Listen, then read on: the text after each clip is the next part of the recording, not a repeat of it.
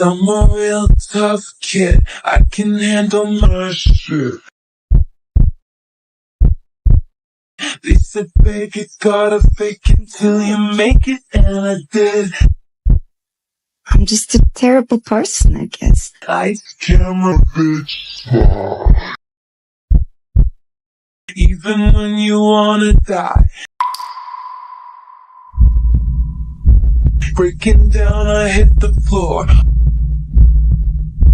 All the pieces of me shattered as the crowd was chanting more.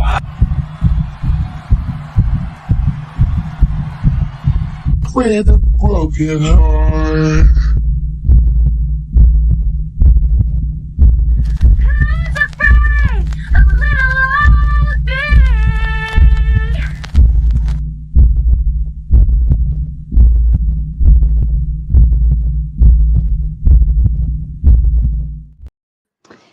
And good evening, ladies and gentlemen. Welcome back to Throwdown Thursday. Of course, you know Teriyaki. We've brought him on because he is now challenging what we went through on Monday. So Monday, we already had no fault divorce, and we had a more secularist perspective. We had the a more I would say left-leaning perspective, non-religious for sure. And so Teriak said, "No, I want more. It wasn't right. There's so much more to this. You don't understand. I challenge. And so here he is tonight.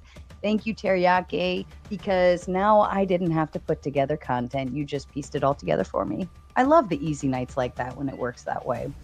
But hello to everybody in the chat. Welcome back. If you're not watching on my end, please be sure to go watch on Teriak's end. We are both dual streaming tonight, and you can feel free to go back and forth, do whatever you want. It makes me happy as long as everybody's being supported around the block. So, Teriak, lay it on me. Give me your whole premise to the no-fault divorce. Should she be forced to stay? Yeah, so like I kind of like mentioned to my chat, so if anyone doesn't realize, like I reserve the right to be retarded. And once you kind of recognize your own retardation, you're kind of freed from like a lot of like these constraints, you know what I'm saying? Because you start to then ask questions, or you should start to then ask questions. So my simple question is, I don't understand why we need no fault divorce. Because I'm not saying that she should be forced to stay.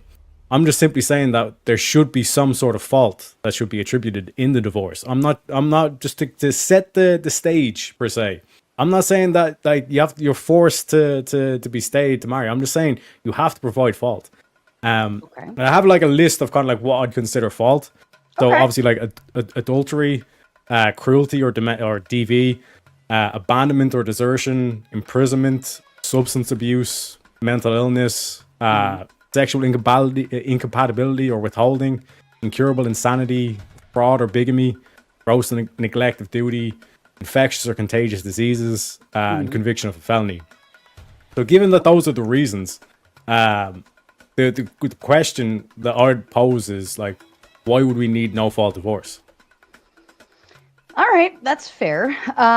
Okay, so let's start just by breaking down the concept of the prompt. And I think that we kind of peeled over it last time without really recognizing the concept of why we're saying, should she be forced to stay? And the reason why I felt the need to go that direction is because the statistics that everybody likes to throw out there that women are the ones who initiate divorce. You know, so not to say that men are not included in this whole concept, but the focus for the evening, or at least for now, will be on her, right? Why should she not be allowed to just say, you know what, I'm just done. I don't love you anymore. I don't want to be married to you, so on and so forth. And a quick shout out to P. Fletch coming in with a big 2. Let's hit the goal and see what happens. My daughter put a very large goal actually on this evening. I'm not going to tell you folks, but she seems to have very big eyes of what we should be pulling in tonight. But so I just put in a small, simple goal in there. All right. So your fault concepts are actually pretty reasonable. I don't find them to be out there. But one that I wanted to focus on was neglect of duty. Where do you stand on what that duty is? So it's like marital obligations. So if the husband starts withdrawing funds from the family, Okay. that'd be an example of like gross neglect of duty, essentially. If he's just basically like not willing to spend any time with the kids, that would be another example of gross neglect of duty.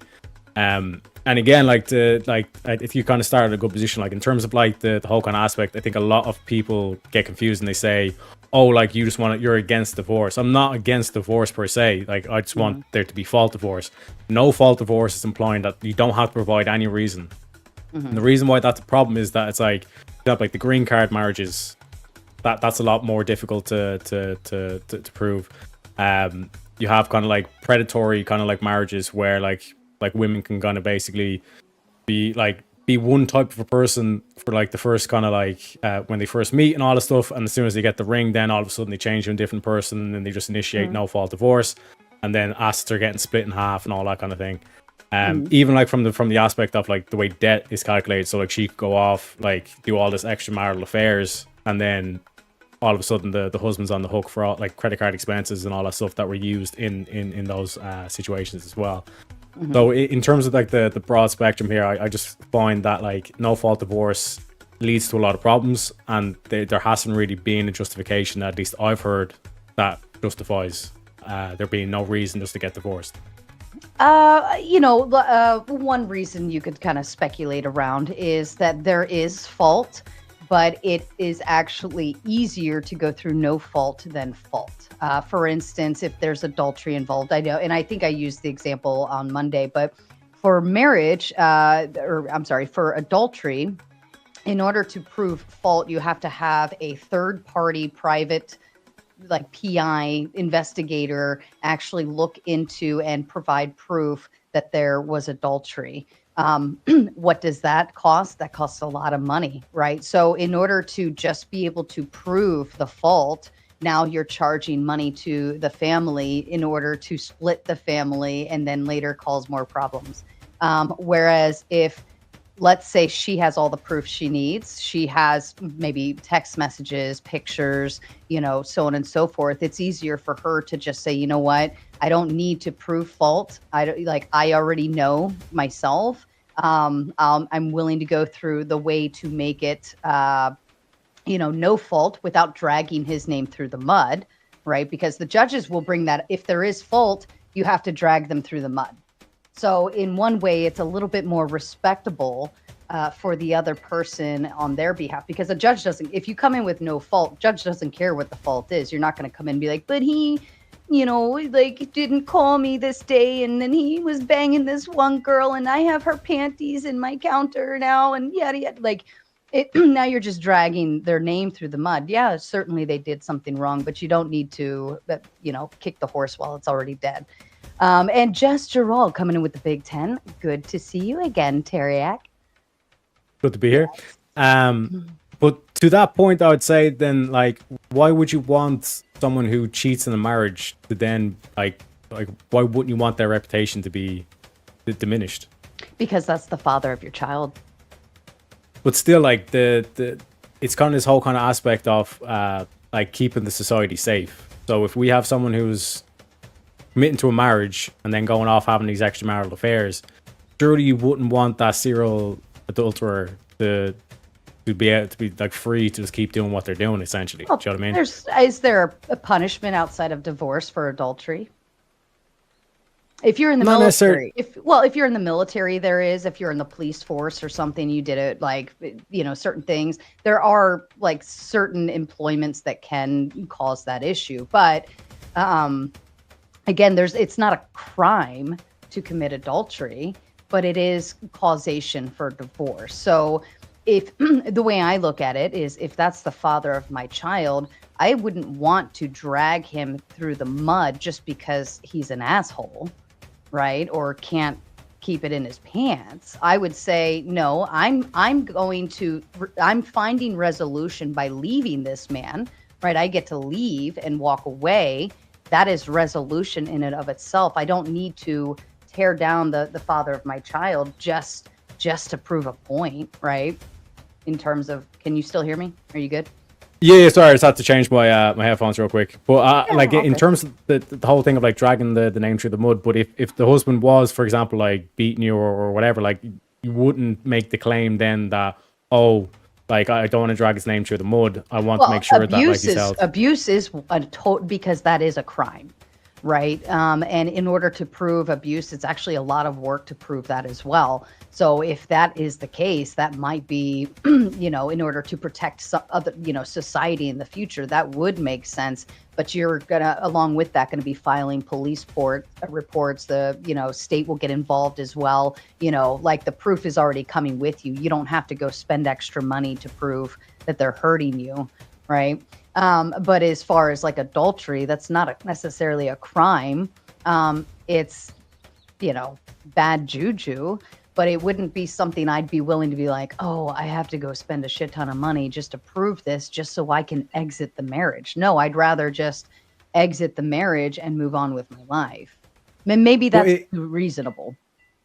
it's holding the person accountable for their actions, because again, like the extramarital affairs, like that's the reason why that the marriage is breaking down, and to try and protect the child from the father being reputation being diminished is kind of telling the child that they can do bad things, but that they don't necessarily have to suffer consequences, which I think is a bad standard to set. Well, wouldn't the consequence be losing like breaking up of your family? That's a big consequence.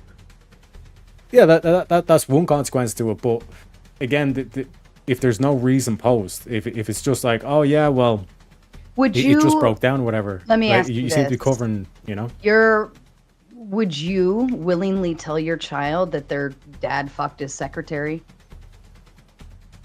if that's the reason why well, I know I look like a lesbian, Would but you? yeah, But would but you? yeah, no, like I would, I'd want the truth.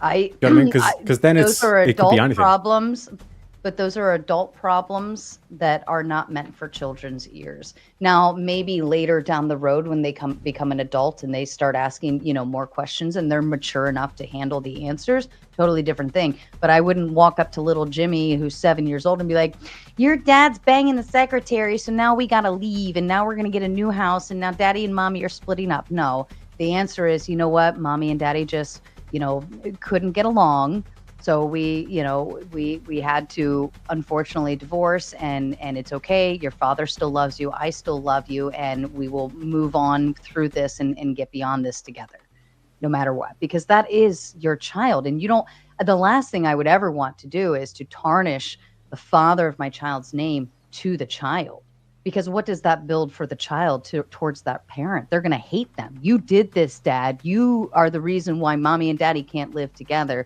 I hate you, dad. Why did you do this? All that does is build up an established hatred towards another parent, and that's not going anywhere.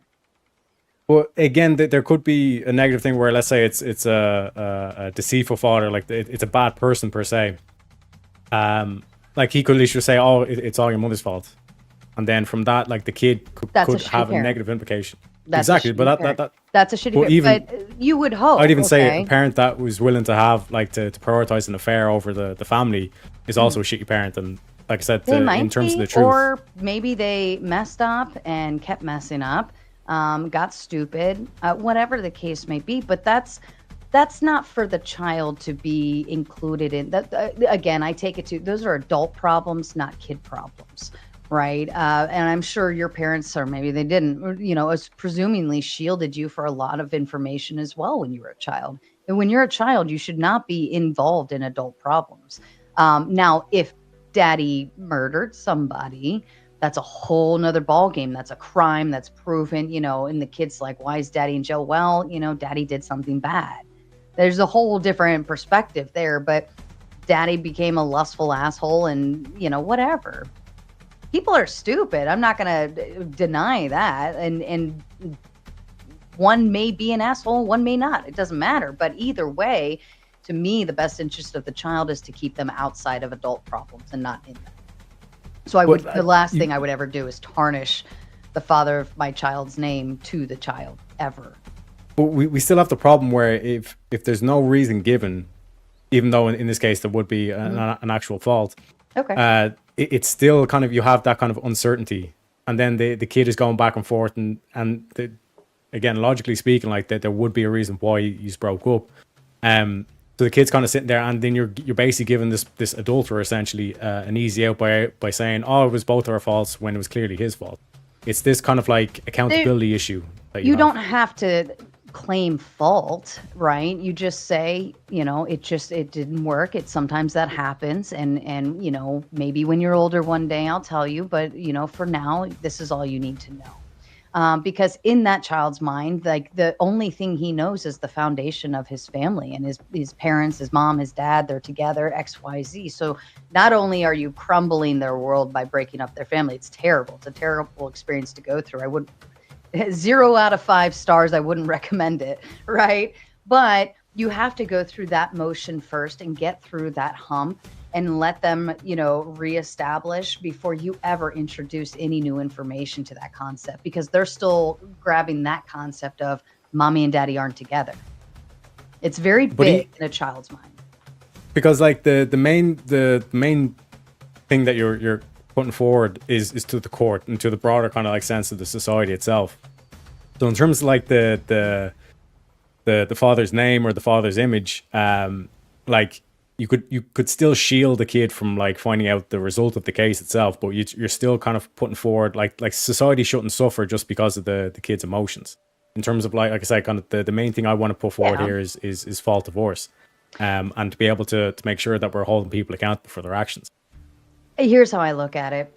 If I go and tarnish my, you know, ex-husband's name, right? If I went and tarnished his name and it affected his work and his social circle and his peer group and his family and all of those things, if I went and did that, there's potential for him to lose his job. There's potential for him to lose his social circle, his support network, his family, his friends, all of these things. And what does that do for him? But if it's justified, for example, let's say I don't care. So what? He hurt me. That doesn't mean he's hurting them. But if, let's say, he's an adulterer, but then he's also verbally abusive, do you know what I mean? Like, would you really want that person to be successful in society? Would you not want him to be held for his actions? Verbally abusive? Well, I don't know. I think you have to. I think you still have to look down at the idea that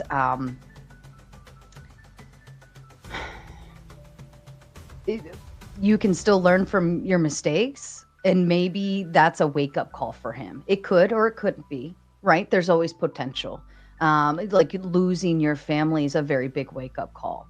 And maybe they change their ways and realize what they did years later, whatever the case, and become a better, or maybe they don't treat other people. If they're, what I use this term loosely, but narcissistic or whatever, or like they treat you great out in front of people, but crappy behind the scenes.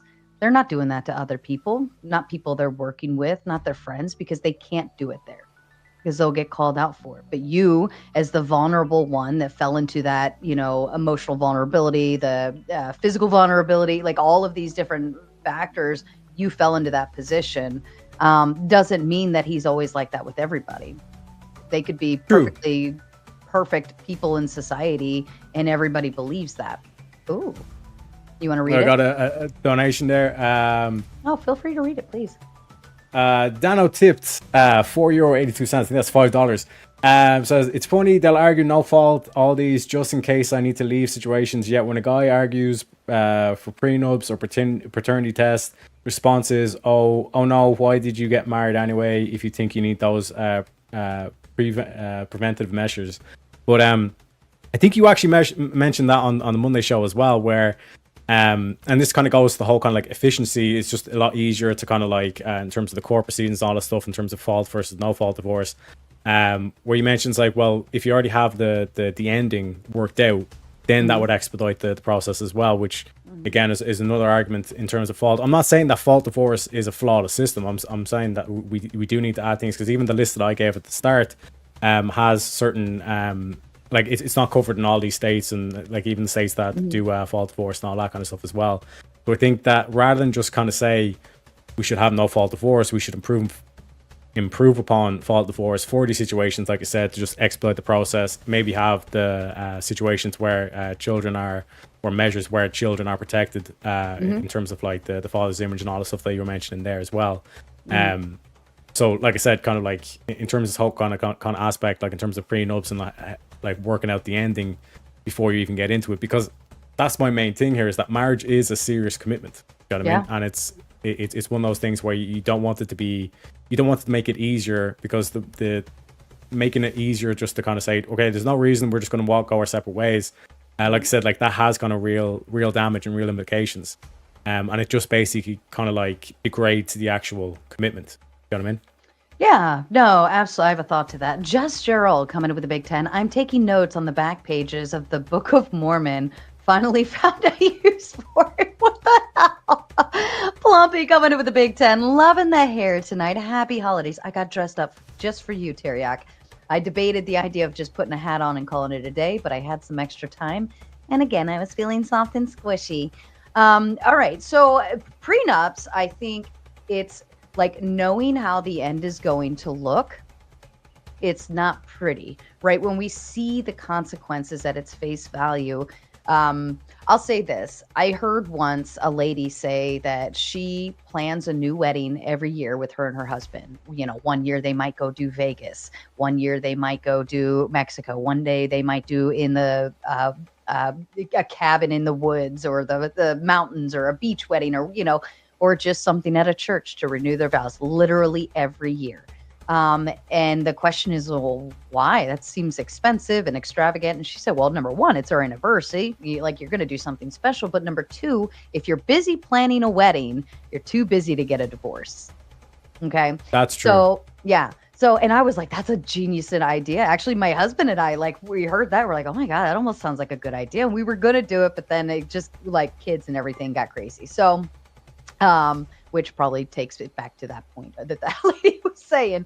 But I think that, you know, overall, if you know how crappy it looks at the end, and like, do I really want to have this schedule with my kids? Do I really want to like split the assets this way? Do I really want to have to touch on all these points? And like, and you see what the map looks like at the very end when you get to it, like, you're probably going to try to avoid it. I think you should make a prenup. I think you should plan ahead and say, listen, like, I'm in it for the long haul, but if for any reason, like, I need to remind myself what it's going to look like without you, you know, this will be a nice, because we look at like no fault divorce, and we look at all, oh, women always take this and do that, or whatever the case may be. I think we should say, well, all right, well, clear the air. Get it done on paper, written as is, and now she knows what it looks like and he knows what it looks like, and it's probably not going to be pretty for either of them. So because the consequences, you can't feel them early on. You can't feel them when you're thinking like, I want a divorce. It's actually a very scary thought, but you can't feel that, you can't see the consequences and what they actually look like. Does that make sense? 100%. And like I said, it's kind of one of those things where a lot of people, it's kind of like the negative stigma around. It's like, oh, why would you like want to discuss like such a negative thing? But my counter to that would be like, if you can't have a disagreement with this person, or if you can't like tackle the tough issues with this person, maybe you shouldn't be getting married to them. You know what I mean? Like, this, again, it's a serious commitment. Exactly. Exactly. Like, if you can't even agree to do a prenup, if you can't even sit and agree to those things, you probably should really stop and think about all of those things. And I'm agreeable to the idea of more counseling on the front end. You know, people, like, maybe if since it's a state issue, right? I mean, I think you should still go through your church if you are religious, and do like a pre-Cana or something, and counseling through them on whether you're getting married or whether it's going to work. But I think the state, you know, something along the lines that would help aid them, so that they realize, listen, if you get a divorce, this is how it's going to look. This is what could happen. This. And as you get married, this is now a legal. I don't think people recognize it's a legal contract. You are now an entity, not just two of you. You are an entity together. And James coming in with the Big Ten, all marriages have some type of prenup. Question is whether written by state legislator or individuals themselves. Are you going based off of like vows, or the concept of we become an entity? That would be my question to that. Because I mean, vows are written as well. Mm-hmm. But we like all that know, do part. right. Right. And maybe that's something to consider, like with the vows, or when you are saying those vows, did you agree to all these things and did you uphold? Exactly, and that's why I think like a lot of kind of nuance gets lost, because it's kind of like, oh, you're against no fault divorce, it implies you're against divorce in general kind of thing. But I think even like from the conversation we're having so far, it's this whole thing of like it is a commitment that you're building a family, you're contributing to society in terms of like building out society and all that, and that's why we're seeing like the birth rates plummet and stuff like that as well, because essentially we've kind of diminished the value of this commitment. Like, Yeah. would you agree? I agree with that. I 100% 'Cause agree with that.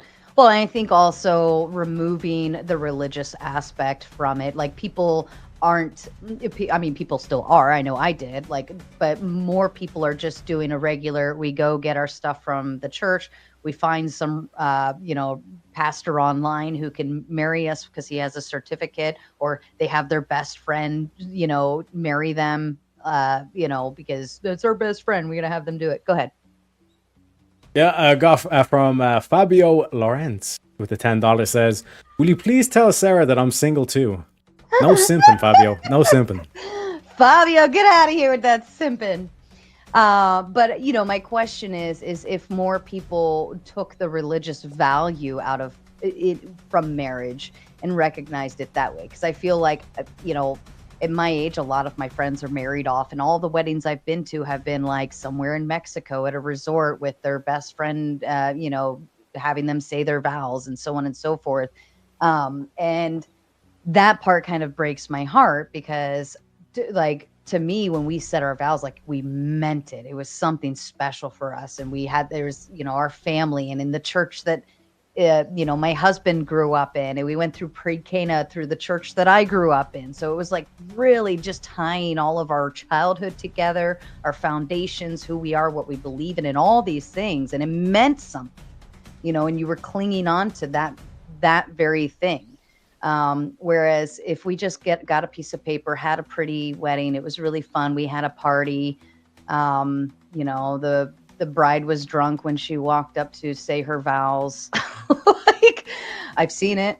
The ceremony was like literally 60 seconds, and she giggled the whole time. She was completely drunk, and I was like, this is almost embarrassing. But then we all partied afterwards. And I feel like weddings are being turned into parties, not ceremonial, and recognizing that there's value in this marriage. And Wrongful Rage coming in with the Big 10. Ask Teriak if he owns a Chalet. What is chalet? A joke, I kid. What is a chalet?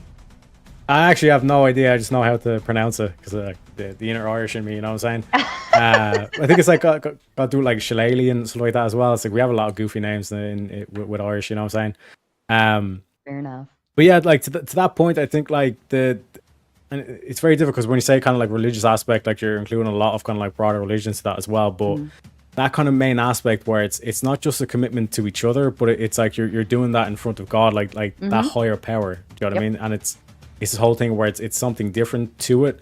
It does lend that aspect that it's like, I'm not just doing it between the two people here. That there's a higher power here as well. And like you kind of mentioned there, it just seems like in modern day, like it's been constantly eroded at, where, like you're saying there, it's just like 60 seconds in and out, and it's just kind of like a glorified relationship rather than actually being a marriage. Yep, and that's all that is. And that's, to me, I think that's the piece where we might be going wrong, or at least a strain of it. I don't think it's the whole perspective. But I don't think we take marriage seriously enough, not because we can just get a divorce and walk away later, but because we took all of the whole concept that stands behind a marriage. You're tying two families together under God.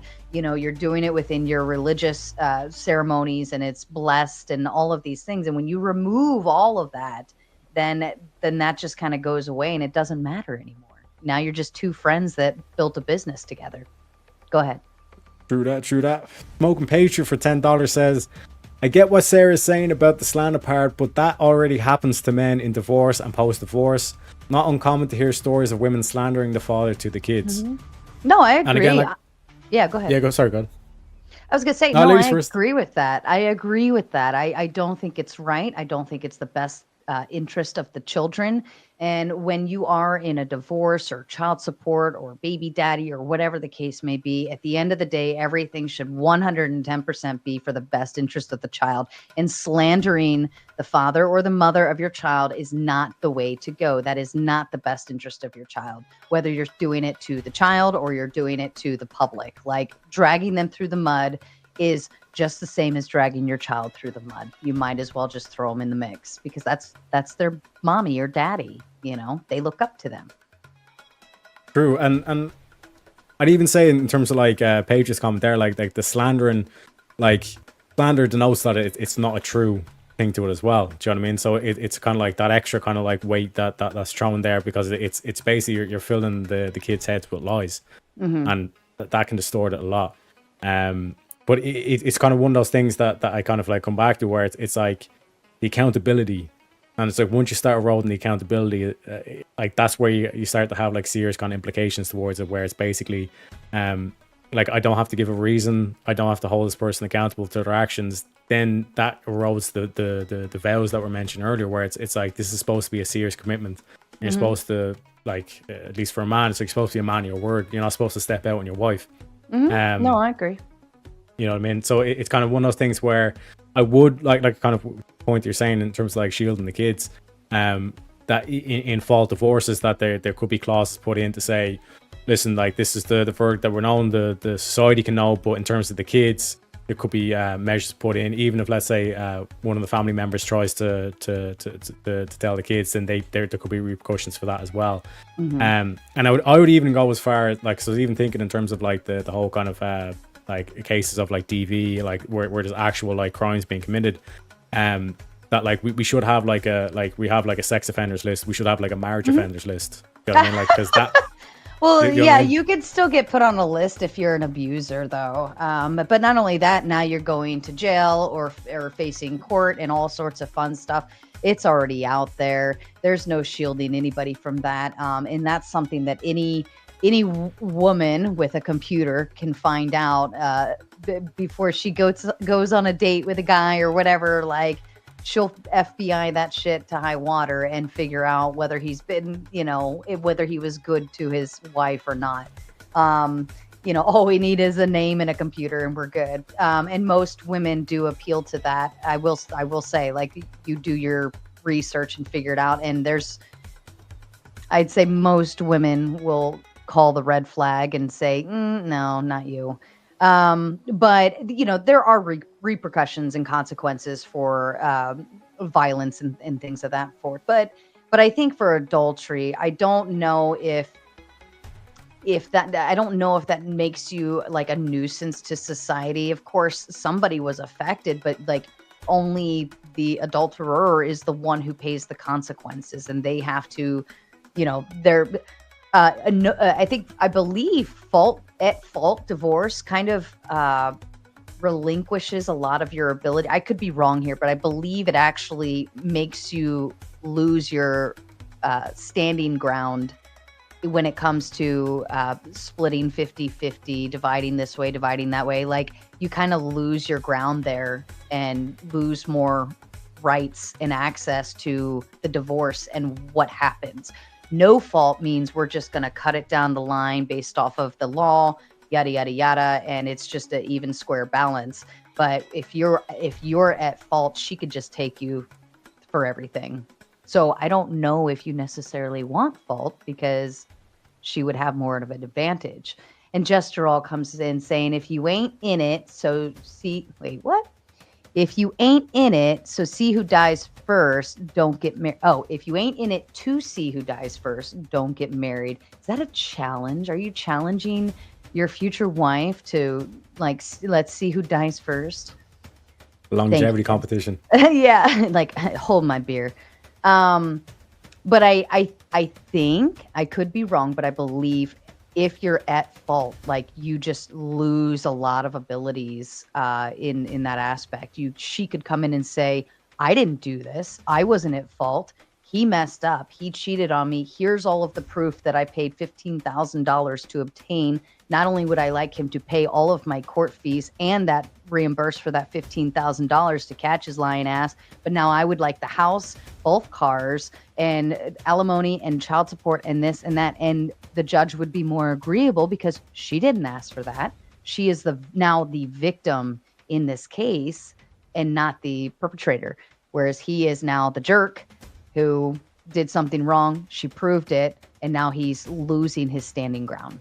So I'd be in favor of that though, Sarah. Like, because in terms of the aspect, I think like in alimony, there may be in certain instances of fault, there can be it can factor into some alimony payments, but in terms of assets, like you're right, in terms of like if he's at fault, then he basically kind of loses the house per se and stuff like that as well. But like my counter to no fault would be that if he goes off and he rakes up like 10 grand in credit card bills because he's off having these extramarital affairs in Vegas and all this kind of stuff, you can actually get that reimbursed. You can actually get that reimbursed because that was for an extramarital affair, and you can clean that. You can clean house if he's caught. And it's, or at least from my understanding of Maryland, I could be slightly off on this, but my understanding of Maryland, and I was just like, I choose no fault because it's just mentally, it's easier to grasp that, and I don't need to take him to the cleaners. Like I just want to be done and have peace, and we have a great relationship because of that. But like that's what I'm saying. Like in terms of the no fault, you could be kind of like. And this is where it's kind of like truth is where like my main aspect would be that if he was a guy who went off and he spent like 10 grand on all these mistresses and all this kind of stuff, it's like you would want to know that, because like that's basically at that stage that's almost like the fraud in your like investors kind of thing. Do you know what I mean? Like you've invested so much into this relationship, and then he's blowing all this, he's basically racking up all these debt, and then essentially if you're doing the no fault and that debt gets split in half, you're basically, it's almost like you're paying half for the affair. Well, I managed. That's a double whammy. I managed all the finances, and he was a cheap asshole. He didn't spend any money. Yeah, no, there are kind of like. I was okay there. There are cases like that. But I mean, if there was something to that degree, yeah, like, and but actually they would want all of any credit cards or any bills, any lingering debts. Essentially, they want you to figure that out in the MSA before you even go to the court. And that's something that's pretty easy to work out. As long as if it's paid off before you go to court, then it's completely scrubbed. You don't even have to worry about it. But if there was if it was at fault and you had to go through this whole process and he's spending thousands of dollars on other women, yeah, 110%. You could really just, it would hurt. But that's what I'm saying is, some of these instances, for adultery, cheating, whatever, is it, was he schmoozling hundreds of women every weekend and doing all these things? If that's the case, then yeah, go to the fault version. But if it's, something that was done here, done there, done, a little, and it's like, you've already mentally moved on from it. You've already moved on from it emotionally. And you're just like, you know what? I just want to be done and call it a day. I think that's fair. I think that's fair to go the no fault route. It's easier on both parties, easier on the court, and significantly cheaper. And essentially that is the best interest of the children. I can get that point of view, but it's still like we kind of mentioned with the whole kind of like it's easier and more kind of straightforward. We can build that into the fault divorce like we mentioned with the prenups and the kind of like already kind of knowing how it's going to end before it even starts kind of thing. And like I said, like in those situations where if he was to rake up all this debt and all this thing, that like you potentially, because if he's willing to lie about his vows, like he literally stood like right in front of you and said he was going to vow to do all this stuff, and now he's having all these extramarital affairs, there's not going to be a way for you to know, because if he's going to like cheat on you, then like lying to you is pretty much baked into that.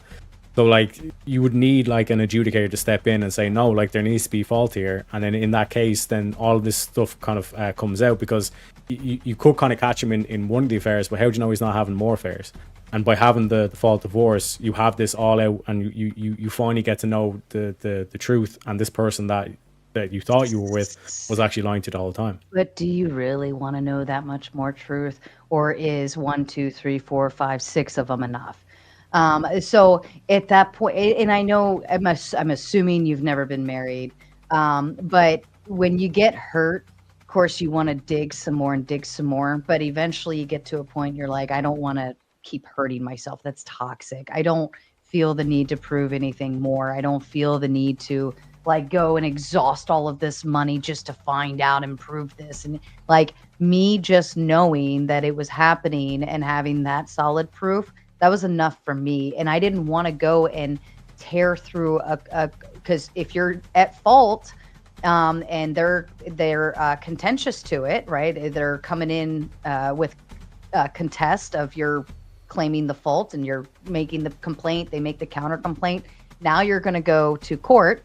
You're going to have like a 3-day exhaustive trial of all of this stuff and your entire relationship with that person being drug in front of these complete strangers. And you're having to basically sit there and say, yep, they hurt me. Here's this. You have to look at the photos again, read the messages out loud again. You have to hear all of that again and again and again and again and again. And is that really the best case scenario? Or can you just say, you know what? I know enough. I'm just done.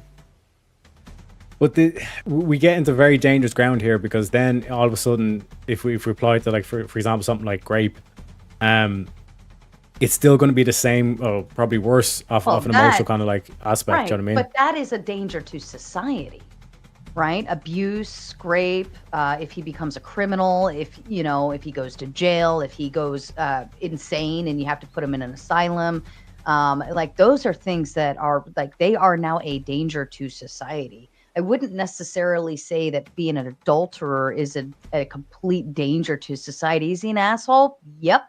But not my problem anymore. Like, okay, the next woman that dates him, good luck. If she's smart, she'll ask me why I left. Well, it's like that's what I'm saying. Like, in terms of when you have the fault, you know what I mean? Like, by saying like there's no fault, you're letting them off the hook. Do you know what I mean? Like this whole thing of like the like when we kind of apply the same logic to other situations where it is criminal, but in terms of the whole kind of like standard, it's kind of like, oh well, like the next wife, oh, like that's her problem kind of thing to deal with. Whereas, like I said, in terms of like this fault thing, even like having it on record, like then at least there's a public list. People can kind of say, okay, yeah, he was a serial adulterer. And like it basically kind of like stigmatizes that behavior from society, rather than just kind of saying, well, like, I'm just going to contest, so let's just agree to no fault. And then he can almost like bully his way into not being held responsible. But he is paying the consequences. His wife is divorcing him. She's taking half of everything, all of the things that all the men complain about when she gets a divorce.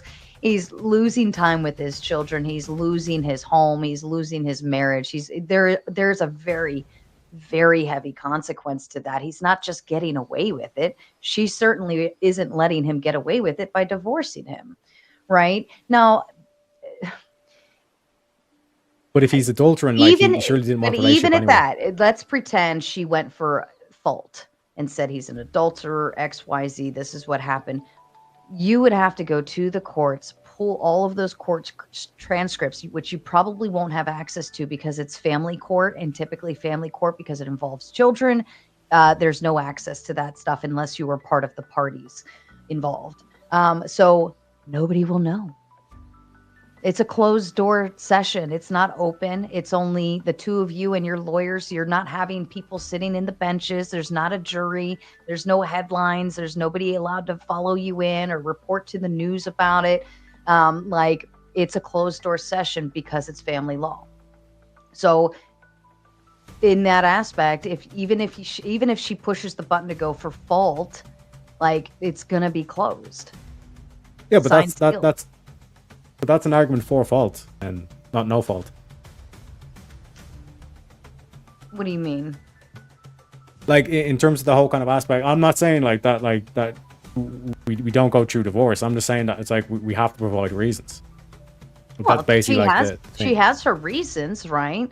It's just that she's choosing not to go through this entirely exhaustive court process just to prove it. She's just choosing to, let's go the cheap route. Let's just get this done so we can both move on with our lives. But like I gave the example of I'm assuming these are rational people too, by the way.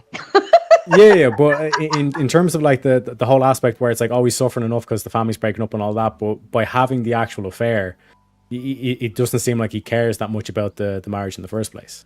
You know what I mean? So it's kind of it's I just see it as kind of like more of advantage of the person, even if it's the guy in the situation, because I'd agree that a guy that like steps out on his wife is a piece of shit. You know what I mean? And I want to have him kind of like held responsible for his actions rather than just being able to kind of bully his way and say, I'm just going to make this more expensive for you to go through this, or make the process more egregious. What additional actions would you need to see in order for an adulterer to be held accountable outside of already losing his wife, his family, his assuming the home, losing money, maybe a car, maybe access to this or that, or whatever the case? What other actions outside of that would you want to see happen?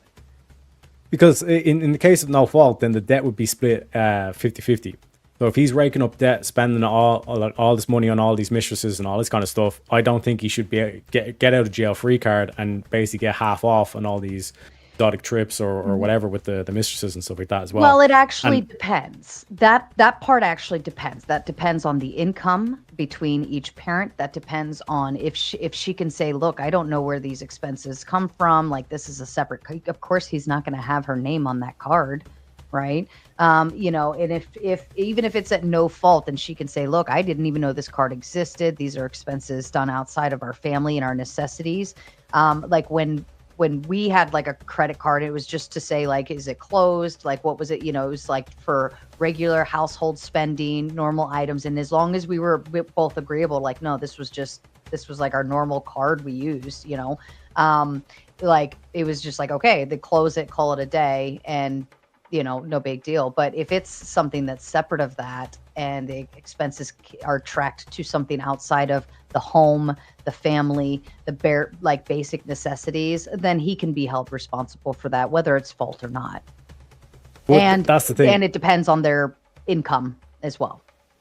Yeah, but like that's the thing where I'm saying, like, we're then trusting adulterers to tell the truth or to be 100% honest in terms of the tracking all this stuff. There's different ways where they can hide this aspect of essentially kind of like saying, oh yeah, I'm going to a business trip, and it's like, oh, we've got to make sure that like daddy is he's doing this for work, wink wink, and then all of a sudden, like, but you won't know that he was actually like that trip, that business trip that he went to was actually just him with his mistress. But if it's truly a business trip, he has a business expense card, therefore it wouldn't be on a personal card. No, what I mean, it's like he's self-employed or whatever, kind of one of those situations. Yeah, he would have, even if he's self-employed, he would have a business card. Totally different world. And then that's his business. He's responsible for, if he wants to keep the whole business and not have to split shit up, he has to keep the debts too. Yeah, but like this is what I'm saying. Like if it's kind of one of those things like Jeff Bezos, where he's in business with his wife and he's saying, oh, I have to go meet a client, kind of things like that kind of situation. But like that's where I'm saying it's like this whole kind of like aspect. It's like, surely you want the like a adjudication to understand what the actual truth, like what the actual relationship was, rather than saying, well, it could be painful to find out that he was actually, he didn't just cheat on me once, he cheated on me many times, and he raked up debt over it and all this kind of stuff as well. I still like to go back to the base question. I just don't see that there's enough evidence that no fault is, because it's just basically given the option of even the person at fault get out of jail free. Yes and no. Wrongful rage coming up with the big tent. Getting married is like being a criminal. If you're not willing to do the time, don't commit the crime. Either way, you might find yourself over the cliff like Bonnie and Clyde. Or in your case, True. You'll be like you'd be like Louise, since you got your girly thing going on there. Yeah, I understand. Like you want feet to the fire. I get it. But put yourself you're not married and you haven't been divorced, and I've been through both of those, and I'm telling you from experience, the last thing you want is anything else. So like you already want them to fry, but like you want them to fry on your terms, not the court's terms, not the society's terms. Like you want them to fry on your own terms, and you want to either place yourself in a position where you have an upper hand, or you utilize the court system to ensure that you're being if you have the upper hand in that instance, you're going to be able to say whatever you want. You could even at no fault, right? All you have to do is dangle pictures and say, hey, I've got this, I can get whatever. You could. I'm not saying you should. I think that's dirty, but like, I don't know. I think that the consequences are already built in. And if he's a piece of shit, no consequence is going to matter to him anyways. But I think for a man who maybe messed around, didn't realize the capacity of the damage he's doing to his family, and then realizes when they're gone, like, oh crap, like it hurts. I'm 100% certain it hurts when that moment of realization, like, I fucked up. And now what do I have to show for 10, 20 years of marriage, building a family and all of this stuff? And now I have nothing to show for it. And you guys are productive creatures. You like to, so you're building something and then you have nothing at the end of it. That to me, that's a big consequence. But even in that scenario where it's like you have the evidence, you're like, why would you? Like what's the logic for like, I just want the no fault divorce? Because if you can prove fault, then why would you want no fault? Like that's my main question. That depends on what you have to gain from it, or what you care to gain most, or at least in my position, it was just like, I just want to be done and move on with my life, and I didn't want to like screw everything up, like financially, time, the kids, all of these things. It was just like, I just know that you don't want to be with me because you'd rather be with these other people. I'm going to take that at face value. So therefore, I'm going to solve your problem for you and call it a day. We'll get a divorce. We'll be fair. And I was very fair. I probably gave things that I didn't have to. I know I gave things I didn't have to, but I did it because that's the father of my child. And essentially, he is the provider of the children. If I dick him over, like what is he worth to his children if I just completely throw him under everything? It's worth nothing. And Robert Demita coming in with the Big 10. Thank you for the stream. Also, Teriak is based his book. Well, like this is what I'm saying though, Sarah. Like it's one of these things where it's like he is at fault, but I don't want to hurt him, but he did hurt me. Like it's kind of one of these things where it's right, basically but I'm kind of not. like I can't envision. Okay, he hurt me emotionally, right, and in a way that essentially trickles down to the kids to a degree, right? Obviously, I had to leave him because it was hurting me, but I just don't find the revenge factor to be beneficial to the problem we've already bestowed upon our children. Again, remember, I'm saying that the best interest of the children is the top priority at the end of any direction you go, no matter what.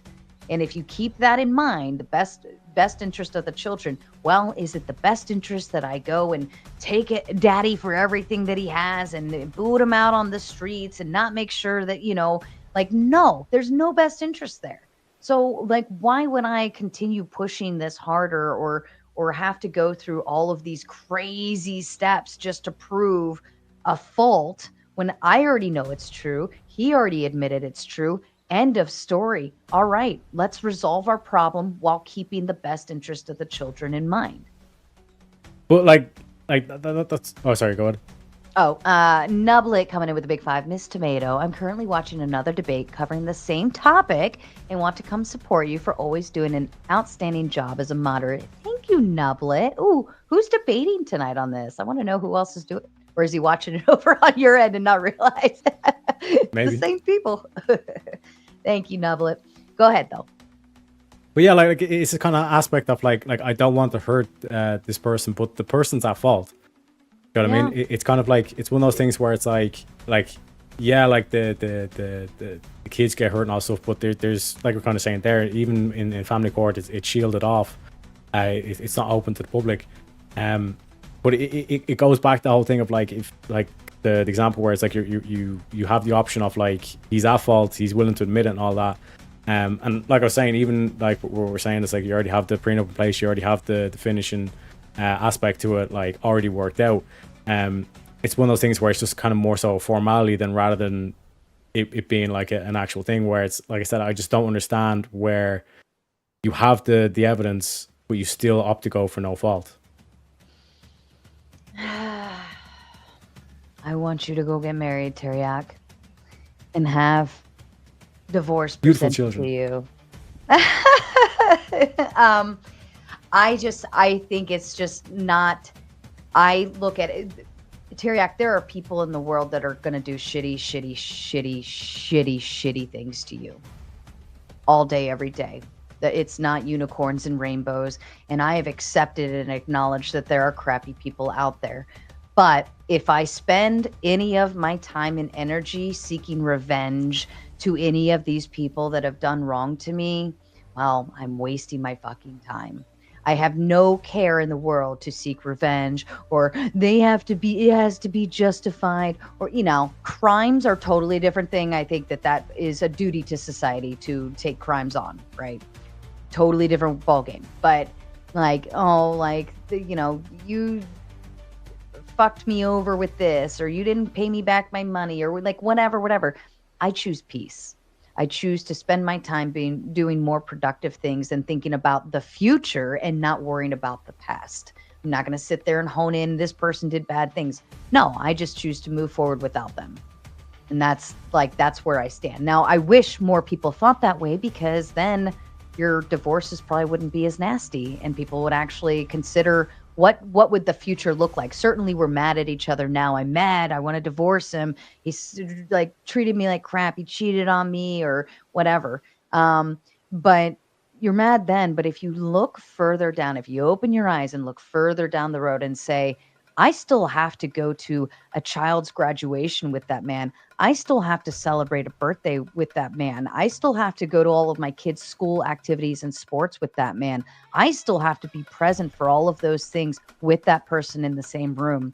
Do I want it to look peaceful and kind for the child? Or do I want to make a big stink out of something stupid right now and hone in on that negative, like, oh, he hurt my feelings? Or I could just move the fuck on and we can get along like peas and carrots for the child. But that just seems like an argument for a more kind of efficient fault divorce system rather than an actual no fault divorce. For a fault divorce? Yeah, it's like what you're saying is, or like what I'd argue is that like we just make the fault divorce more efficient rather than just including this new feature of no fault.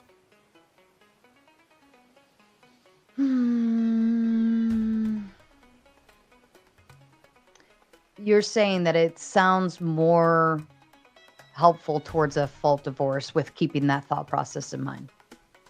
Yeah, what I'm saying is that if like the whole kind of like process like that you're going through, it's like I just want to kind of be done and over with. But that's an argument for a more efficient fault divorce system rather than like basically what I want is like a justification of like specifically no fault. But I mean, like no fault, it's like an easier path. We're speaking exactly to a fault concept, right? Like I know my state recognizes adultery as fault. But you're, instead of like going through all of these hoops and because all they have to do is contend it, right? And now you're in a 3-day court trial hearing blah, blah, blah, and lots of money out the window. And what was it worth? Just for you to make that same thought process that I just shared with you of thinking about the future. And now you've wasted all this money being mad at somebody and wasting money just to prove that they're an asshole.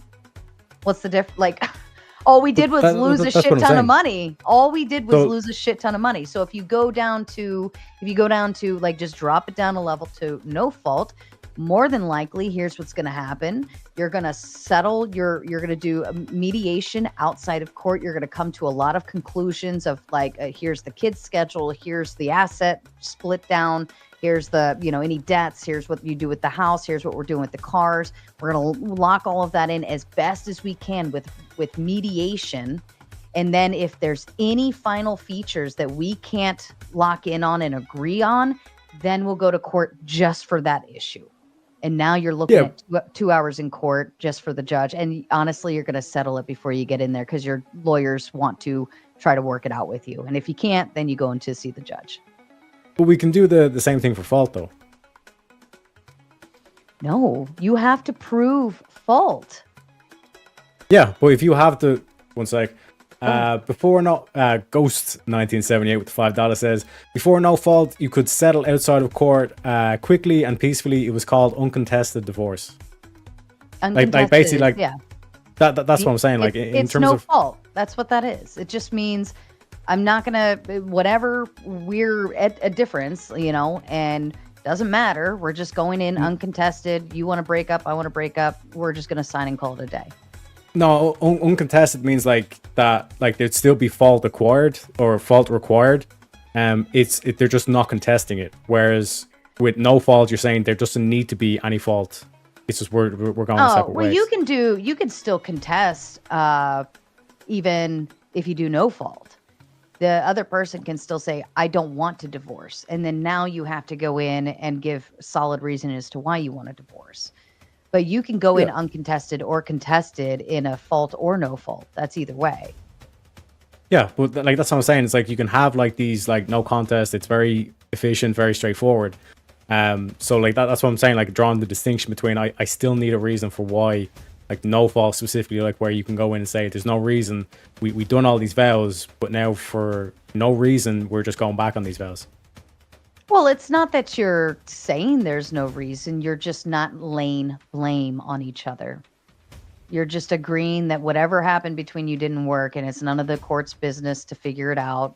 I know, you know, and that's it. I'm not, and again, fault brings you back to like where you're splitting up the assets. And if he did something that was absolutely egregious and destroyed our marriage single-handedly with 50 girls, then now I have more access and more rights and more power.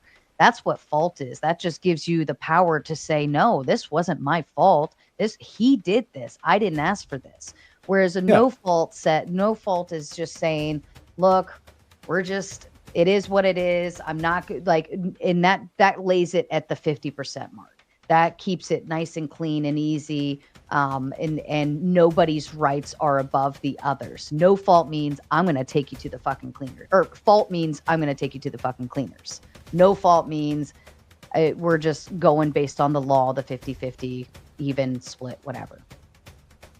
Well, like but again, look, I still don't see the reason why no fault would be there. Like the whole kind of thing of like I'm taking to the cleaners, like you said, like in terms of the test, all this kind of stuff. Do you want all of these women coming in with fault and taking all of these men to the cleaners because they banged their secretary? If they're that's a piece of shit. Like you made a commitment in front of God, what? Like, and you're going back on it. I'm not saying it doesn't mean anything, but that little piece, like, do you know, like, do you really want to do that to men? Because isn't it like men are the ones that bang around a lot more, or at least get caught doing it a lot more often than women do, so on and so forth. Like, now if you have it in a prenup, then it's just, again, we can go back to the prenup. It's easy peasy. Yeah. We can have a good old time, right? And if you do something and I have proof of it, we just take that to the lawyer, sign, seal, deliver, judge signs off, and it's done. But you already know that in advance, that this is the consequence for your actions if you bang your secretary, or this is the consequence if she gains 20 pounds outside of being pregnant. And this is the consequence of, you can put all that shit in there, Teriak. Yeah. That's what I'm saying. That would still be fault. That they would still be at fault. Like, right, like what I'm saying is, you don't have to go and it's fault because you legally signed up to agree that was fault.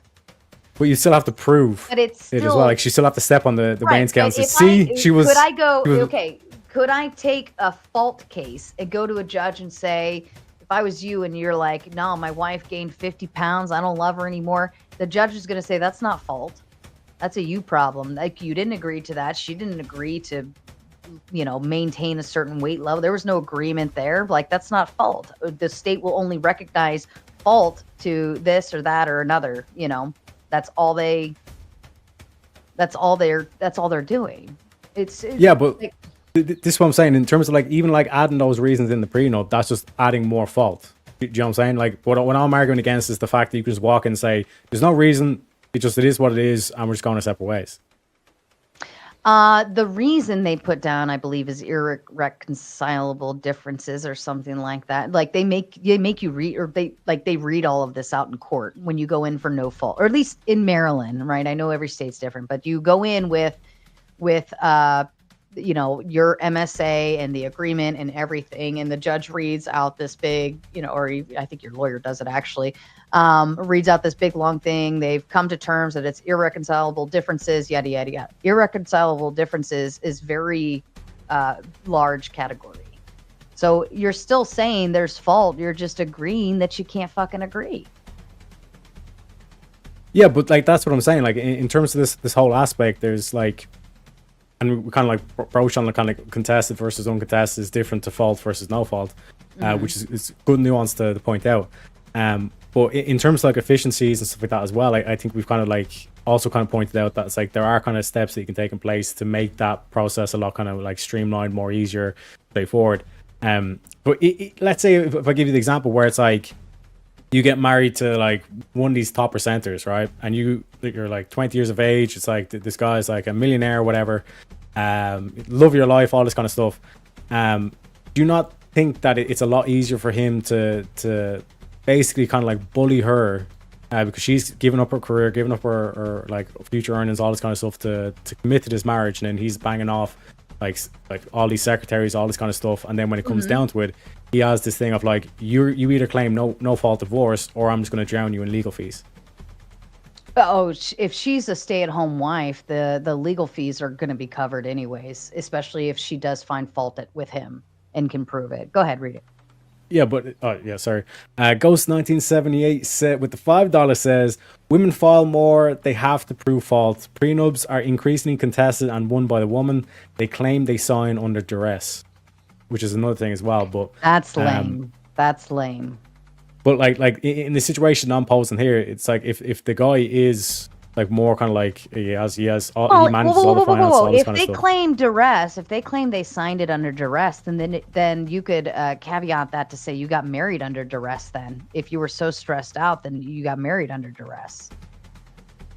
You know, I'm not saying in terms of Ghost's particular example. What I'm just saying is like that could definitely be shut down pretty quick. And then, then if you got married under duress, now your marriage is officially null and void, and you're not accessing anything because now your entire marriage will be nothing. So, bitch, you ain't getting shit. So that would actually not be a good argument to use. You know, what I'm saying is that in the guy, he's a millionaire or billionaire or whatever, he's a crypto bro, whatever. He has all this like financial advantage over the woman. She was the stay-at-home mom, all this kind of stuff. Like he has that option to try and bully her into a no-fault divorce by basically kind of like holding the funds over. And the panel is officially open. I did drop the StreamYard link in the backstage if you want to drop it on your end. Gentlemen, play well. I'm gonna go tinkle real quick. I'll be right back. Greg, what up? The powder divorce. The powder divorcee, yeah. Oh, good. Another wrong person is here. Like, okay. What are you trying to accomplish by forcing divorces to be more contentious than they would otherwise have to be? 1, 2, 3. Not contentious. What I'm saying is that they need to provide a reason. Why? What consideration do you or the courts have in a contract between two parties? Because in any other judicial system, there has to be evidence. There has to be proof. No, because it's not a criminal charge. It's a contract dispute. Like divorce is actually a liquidation. There are two parties to the contract. The court is asked to liquidate the assets. That's what that is. Yeah, but again, like the question that I'm posing is why should you have the option to say there's no reason? Because you're the two people involved in the contract. Nobody else has any interest in this contract. Nobody else is party to it. False. Why on earth would anybody else be able to say they should not be able to have the contract as they made it? Because there's more than two parties involved in the contract. No, there's not. And if you say God, I'm going to shit on your face. It was God all along. I Plot got twist. into it. So, like, for example, like green card marriages, like that's defrauding the state. But if you say there's no reason, Oh, green card marriages? green card, Yeah. Right. yeah. Also, if there's no third party flow, then your state can't get involved either. So it's No, just your you don't feelings understand. versus my The feelings. state cannot get involved in a divorce unless they're invited in to officiate it. Then they can't get involved with the marriage either. What the fuck do you mean? I don't care. You can leave them out of the marriage. That's fine. I'm fine with that. Because you said there's only two parties. So if the state is There one are of the two parties. Yes, there are two parties. The contract is between two parties. The court is never a party to the contract. What it is it's asked to meet or to officiate over the liquidation of the assets within the marriage. Okay, so if there's only two parties involved, what happens when one party defaults? Who gets to decide punishment? It's not a punishment situation. It's like, of course it's like, it is. We have no, rules. it's not. This is what's wrong with you people. We no, live it's in not a punishment society, situation at all. Flo. It's a dissolution of a partnership. You can. So you there can should be no laws and It's no fine. If we started a retribution. channel together, and then I realized immediately that I can't stand you, We could divorce. liquidate the YouTube channel, right? We could dissolve the company we had created together, and it's not. There's no punishment necessary. And if you were sleeping around on me, I should get all the money. Them's the No, breaks. you would be sleeping around on me because I would pimp that ass out. By the way, Teriyaki, since you didn't answer my comment, is there any other reason to get divorced other than adultery? Yeah, Yes, no, I gave literally the reasons at the start. I didn't ask you, stupid ass Teriyaki.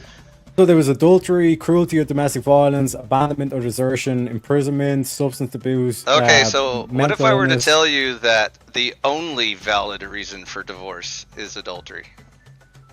What would you say to that? Okay, so like, what if they defraud you? Did I stutter? The only valid reason for divorce. Nobody else on adultery. the panel lives in your goddamn weird paradigm. Teriyaki might. Teriyaki, are you a religious man? I'm agnostic. Although I do theology show Welcome and to stuff the like club. that. Found it. I thought you were like one of those leaning towards a certain group. Look, Teriyaki's coming along He's nicely. been You're arguing lost on on. secular levels all night, so he hasn't thrown any. Oh, okay. I threw the religion in earlier, but he's been arguing on. A Oh, I'm secular trying to drag him standpoint. into a religious debate, but Yeah, but this is oh, not never mind. this is not a religious discussion. Marriage has two components: the religious and the. Well, and then the what meaning secular. does marriage have, Flo? Okay, my God.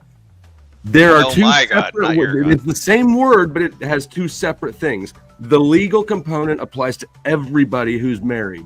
The religious component applies to people who want it to apply to them. But your religion doesn't apply to my fucking marriage. Does your state apply to my marriage? I don't give a Only if fuck. You're If they- within that. I would be state. fine with them not applying. So But, then it's yeah. just up to every couple to define marriage as they please. Sure, if they want to do that, I don't give a fuck. Dude, how I'm not retarded married are to you? them. Then why have a society standard called marriage? Why don't you just call it dating? I don't care what you call it. You can literally call it a double bacon cheeseburger. Because I'm words fine. have meaning, Flo. If you're just dating, Yours that's not don't. the foundation in which to build a family upon. Grid one, will you tell this motherfucker to shut up? No, Grid One's got some. Are you religious, Grid One? I did put a goal in the chat. I generically don't argue from religious standpoints. Are because you religious? that's, Was my But question. do you hate I-Fi too? Yes, he does. I mean, Are- I don't know how to answer Loud. Flo, I put a goal in the chat, $100 to boot I-5 for the night, and he's gonna- Are you religious? Was my question, Grid One. Yeah, I'm Yes or religious. no? Yeah. Okay. So, Grid One and I can actually define marriage and argue it, No, but the Grid rest One of you just- heathens I admitted cannot. through his long ass, loud ass silence that he can't stand you either. That Hold doesn't on, matter. let's He'll still say agree that. with me, though. Grid One, would you agree that God defines marriage? If you're religious, yeah. Yeah. I'm one of those that don't understand why, you know, I don't understand why you would get married if you're not religious. That's what I just asked Flo that, but he ran away because he's scared. No, so he's he getting won't his answer. sunglasses. It's a thing. No, he rage quit. As soon as I come Nah, on I didn't panel, rage. he always rage Well, quits. first of all, I don't think Flo would rage quit about that.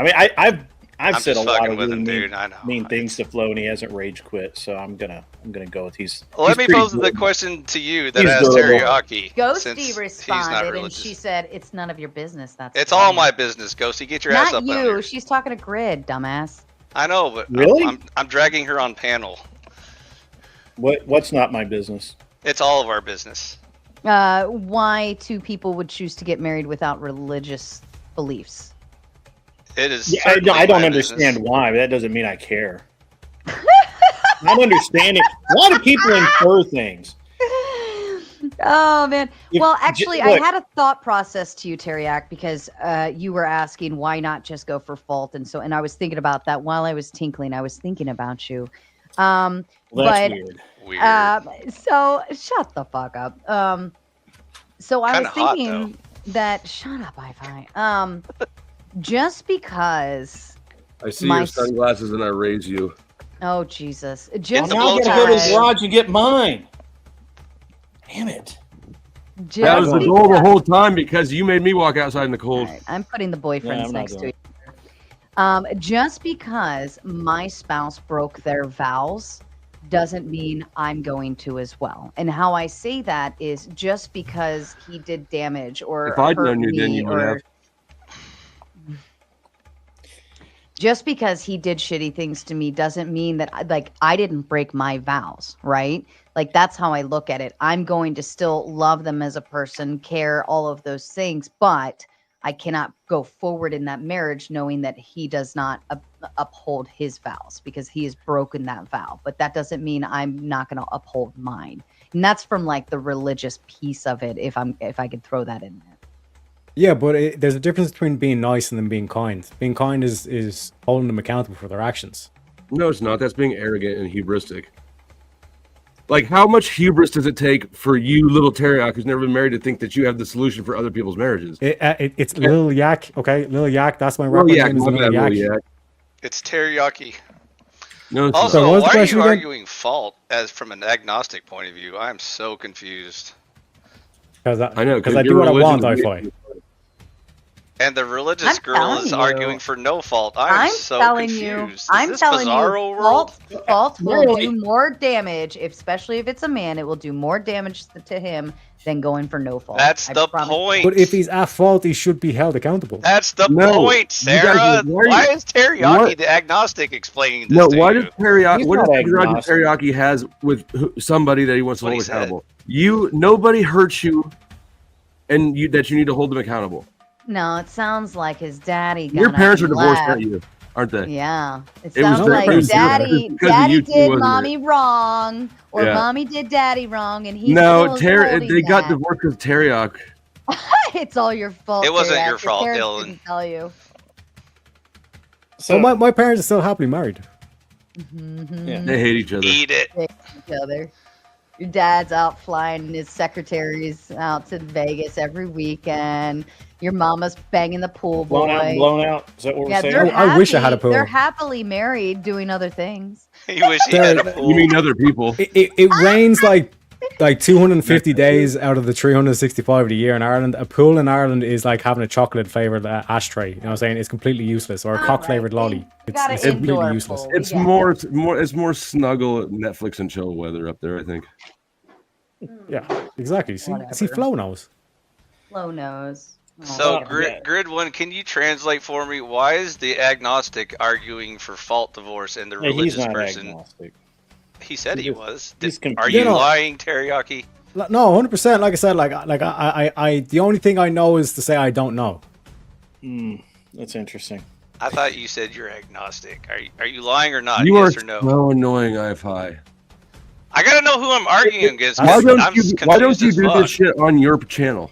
You need to petition. Okay, come over to my channel. chat. You need So- to petition to the chat. I Flo. really dislike arguing this from a religious standpoint because people simply may not be religious. I much prefer my simple position on no fault divorce is if there's no fault, then then everybody just leaves with what they came in with, right? There's no you don't get a paycheck every week from the dude or the woman if the roles are reversed or whatever, because no fault means no paycheck, or or But there are moral The assets was implications to If that were the divorce. paradigm and you got divorced, that might be an issue. Morality. Once you look, if you're looking at a divorce, morality has left the channel, bro. Correct. Well, For the participants. To be honest with you, like if you're doing no fault divorce, then you're guaranteed to be immoral. So that's why we have fault. Here's right, the yeah. paradigm. So why are you bringing up morality in an immoral? Because act? that's the only context in which marriage matters. But the reason Well, but why then if you it can't is trace religious, Volume way down. if it is religious, then you should be seeking guidance from your church. Exactly. And starting there. But you still have the legal factor available to you. Have to go through the legal factor, because if you get married legally, then you have to divorce legally.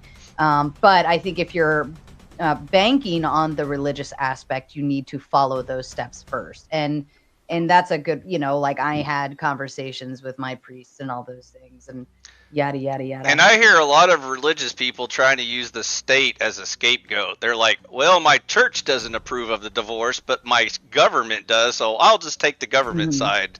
Yeah. Yeah, we'll take it up with them. I guess. Yeah, I mean, That's my point, Grid One. I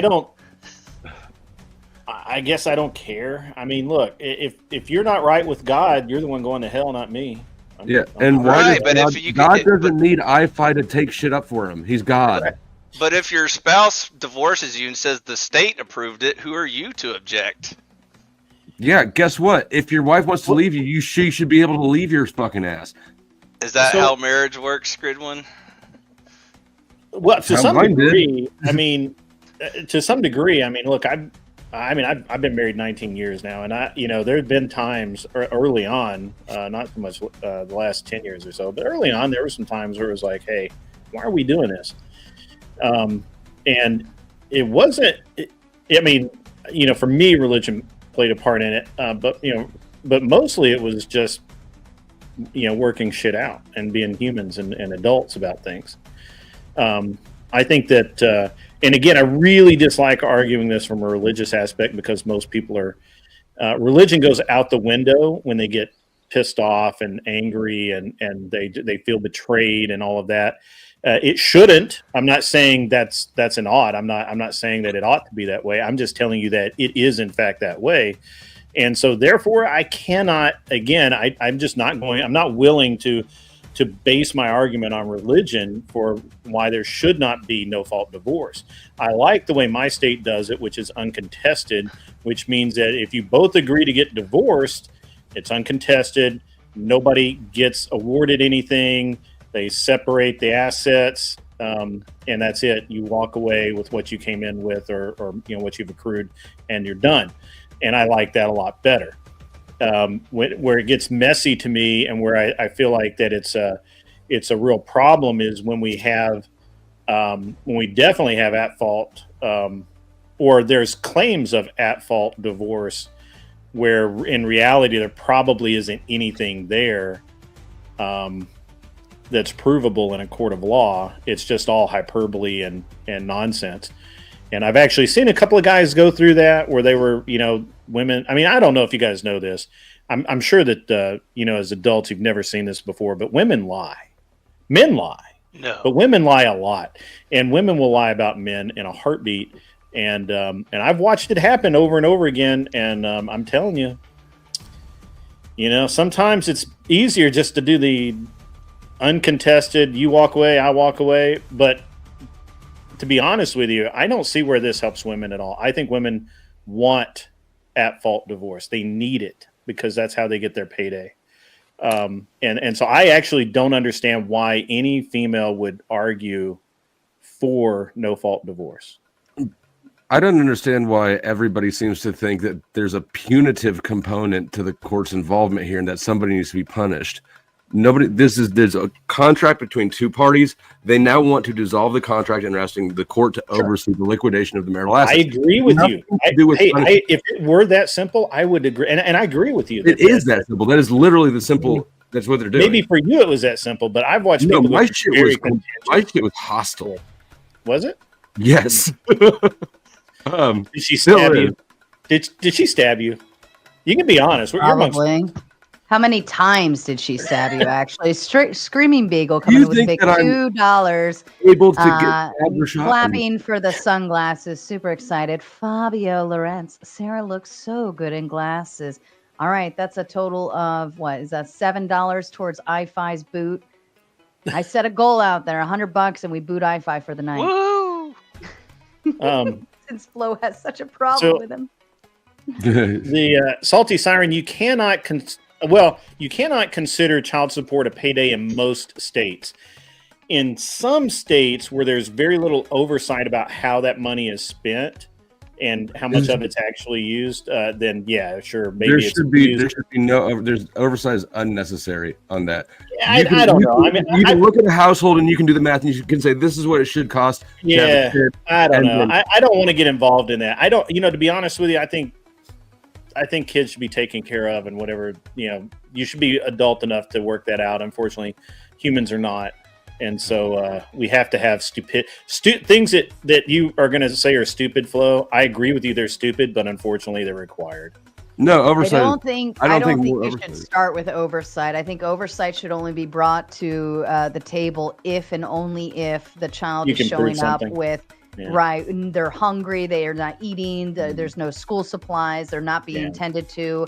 Then I can totally say, all right, would still be oversight, right? Bring some oversight and make them prove that they are taking care of the kids. Yeah. But I don't think that should be the default, the starting point, or you'd have to really, really have some hard stuff to be able to bring that. I see no way in which babysitting people, like parents watching allowance, to make sure that child support is only getting spent in these, like, that's a bureaucratic nightmare, and it serves no benefit.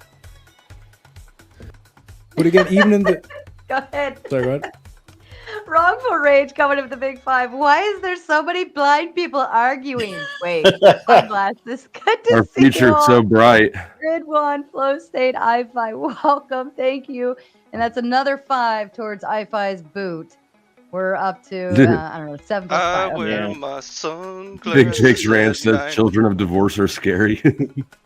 Yeah, I mean, not that my experience is anything to go by, but my mom divorced my dad when I was like 2. Did you internalize that blame? You probably should have. I blame So you for that one. basically, you grew up just knowing mommy and daddy didn't live together. No, I grew up with a stepdad that I assume was my dad until I was about 8 or 9. Oh. Surprise! Yeah, it was. It was kind of like, weird. Okay, it works out. I figured that out though. I mean, like, that makes sense.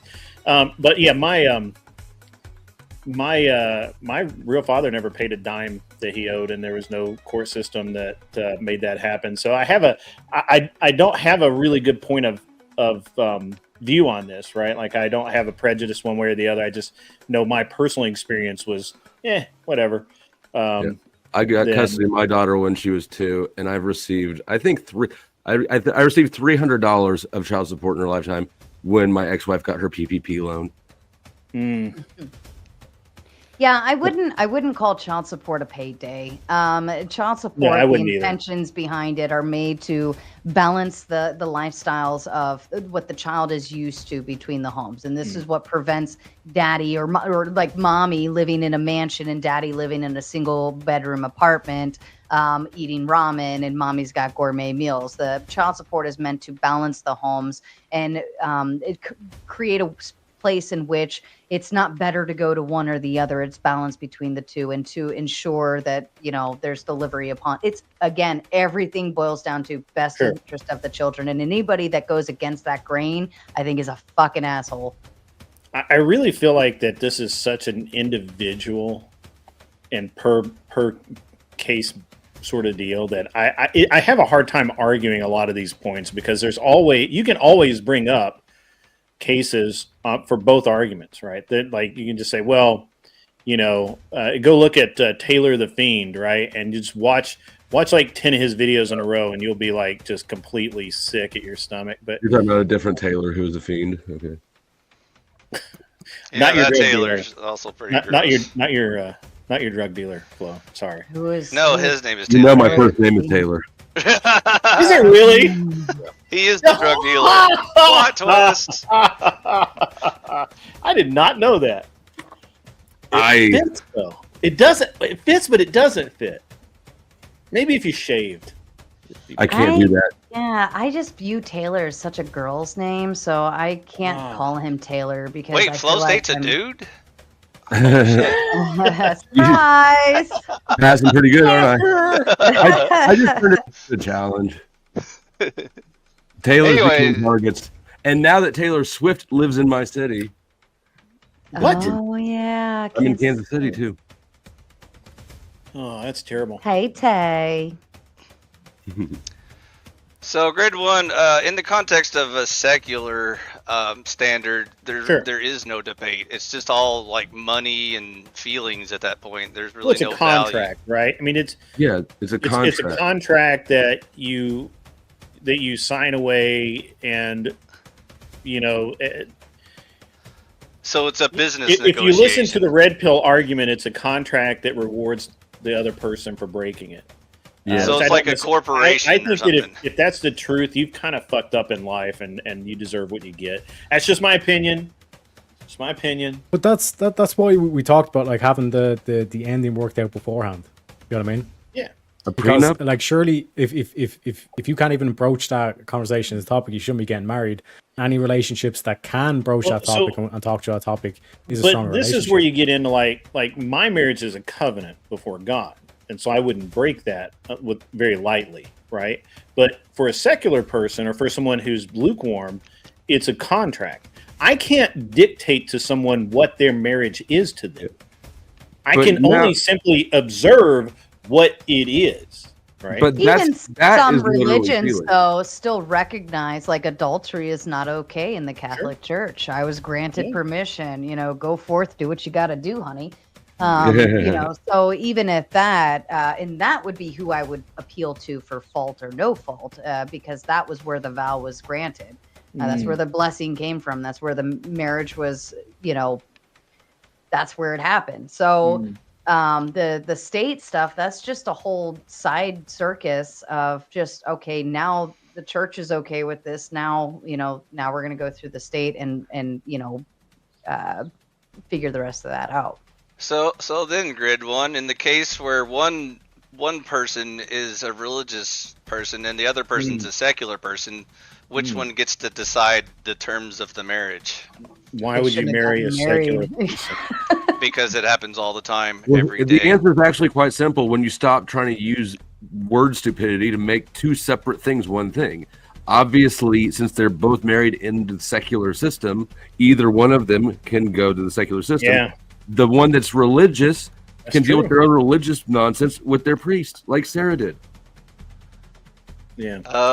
My non-religious marriage defaulted to the religious authority, so put that your pipe I in your pipe understand and that you smoke want it. as many layers There's between multi that sirens on woman fire, and her to be ability to honest. leave you as possible. I would too. It makes sense, but it's I don't know. Did you just say that you would divorce I-Fi?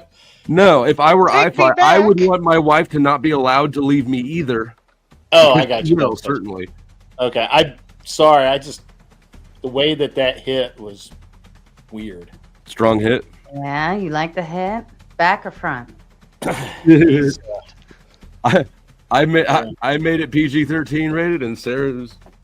I went for the Yeah, kill. right. Like the men are being the good ones tonight. Sarah's got to keep taking it to the She's gut. dirty. Would that comment be grounds for? She pretended like she wanted to spit in Grid One's mouth from up there. Oh, that's just freaking gross. Yeah, it is. No. Oh, there you go. Okay, go off camera. Okay. Now you're thinking about it, aren't you? No. What are you Do we have drinking? a I wonder what your choice? spit tastes like tonight. He's got a Coca-Cola. Nice. You all right, Grid? I'm good. I'm All right. good. Need a minute? No, I'm good. I guess Ghosty isn't coming because she was the only one angry about this topic, but I think we mostly might. agree here. Well, I Right. think she's trying to play chess. She's burning up all the Yeah.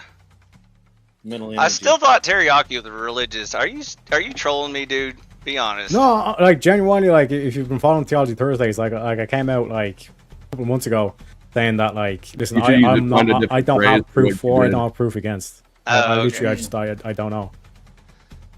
Have you ever like got one foot into religion, or are you just like a full atheist? I fight. Will you let people have their own journey? I want to know where to take this discussion because he Look, actually we has started a really talking change. about we started talking about spit, and now Ghosty's on her way. She's There you go. See, now we got her excited. coming. She's not on her way. She's coming. She might not join the panel. Sorry, I had to take it there. Because Alright. Teriyaki, you made very good religious arguments, which was confusing me all to hell. I had no idea what you were arguing for then, because if you're coming through the agnostic view, that it doesn't make sense. Yeah, because you didn't no, 'cause get married under like a. Because in matrimony, purely okay? legal terms, it really You shouldn't just- even be you a just crime. You just started a It's business. not a with crime, your- you dumbass. It's one of those like no harm things that the NAP people would be like, "What's the problem, bro?" But if you're coming at it from a secularist point of view, you're basically starting a business with your spouse. That's what Right, you're and you're people becoming an people entity. break What I'm up saying- businesses all the time. That's what I'm saying. And so in that case, if there's no religious aspect or no, exactly. then no fault is actually because you can break up a business on no fault terms. Because teriyaki You was can dissolve a including the shame element to it, which I agree. That's the whole point. I never said shame. I never. You you're were you're trying to arguing put words for in my it. mouth. Trying to put Whether or words not in my you mouth, knew Wi-Fi. it, you were arguing for Simply it. put, like for any judicial system, There's there's that going to $20 be more. fault. Where are we at with the And I5 fund? it's not as simple as just saying it's a business, because then that erodes what like marriage is. The Yeah, actual No, content of it marriage. is- But that according to simple, which the is- state, that you become an entity. That's the concept of The getting legal married contract, is- right? Yeah, but it's There's- so much yeah. more than just an entity. The court Yeah. doesn't Family tell getting you how to built. value According your to marriage. the state, I'm not sure it'd do you any good, Teriak, but Jim Bob's got a stream going called Arguments Against Atheism, so you might want to go get some. Yeah, no, Jim Bob's he's taking me under his wing a bit. You know what I'm saying? He clapped me up in one of the debates we had. always clapping. So You, like, don't get me wrong, you like, did all religious better aspects, than still you dealing did with it, better you than know? the social games would I probably led you to realize. Shut up and let me read this. No, I can't Rage. fucking do it now. Wrongful Rage has another sad story, so we went into the sad violin music. God, this is a long comment. I know, and I love it, and I'm gonna read it as slowly and Does as it involve sadly kittens? as possible. All right, go ahead. Wrongful Rage coming in with the big 20. Here's what I'll do. Wrongful Rage coming in with the big 20. My mom came back after 3 years of no contact and expected us to act like she was always there. It didn't go well with me or my brothers. She didn't care, too busy with the new family. My dad wanted her in our lives, though. That's incredibly sad, Wrongful Rage. I already hate your mom, and I haven't even met her. All right, back to you, boys. So, how much did you make as a phone sex operator? Obviously not enough. That's why I'm here. Tree fitty. I'm just saying. That's another 20 to I-Fi's boot. Woo! We're getting closer. Getting closer. Now, be honest. The reason why you're booting me is because TML ruined you. Isn't that what? That is happened? correct. Whatever you want to make you go easier. What is TML? I don't know. Continue I on. was on a panel with him earlier, and he had a meltdown about you. So apparently, you touched him in his no place or something. About I don't me? know. What? Oh, No, Sarah. who am I Oh. touching? TML. You appointments? broke him. He is Next. broken. He is Don't a know who that broken is. man. I'm gonna see if he'll stop by and share with us why he hates you so much. It should be hilarious. He probably doesn't hate me. He's been on this panel before. Go back and watch the last panel I was on and see if you still feel that way. I-Fi, I don't watch anything you send me. Yeah, nobody ever does Okay. that. Okay, Sorry. you're right. It was just him talking about you. That's right. Why are you I such an I insidious little bitch? especially don't care if people are talking about me. Sarah, Trib one, what I did was if you're talk. okay after the High other five, day. good stuff. You're- See, I meant Trib to one? ask you. You were on the stream the other day. You were upset. You had a bad day, or did everything end up working out the way you wanted it to, or close No, enough? not at all. And now I have to go back and do some more to get it to work. Why didn't you do better the first time? Because legal terms could not make things happen. No, because your dumbass was ignoring part of reality in favor of La La Land. Allegedly. Either way, it wasn't. Basically, somebody out there is getting away with being a piece of shit, and I don't like it. I'm very upset. Shout out iFi. I have to be both mom and dad in so many ways, and it just doesn't make me very happy. Hey, as long as it brings in the money. Shout out to Robert DiMatteo with the $20. Says thanks for the stream, buddy. Thank you. Robert. Your other friend is here, Flo. It's everybody who flows. I'm leaving. Shit. I'm out. I'll give you a freebie. Hey, iFi, are you going? Let's go to your channel. Okay, let's go to my channel. Come on. Oh yeah, go have party fun at my there. house. Bring your own beer. Said no one ever. Yeah, it was just a joke though, iFi. So. Oh.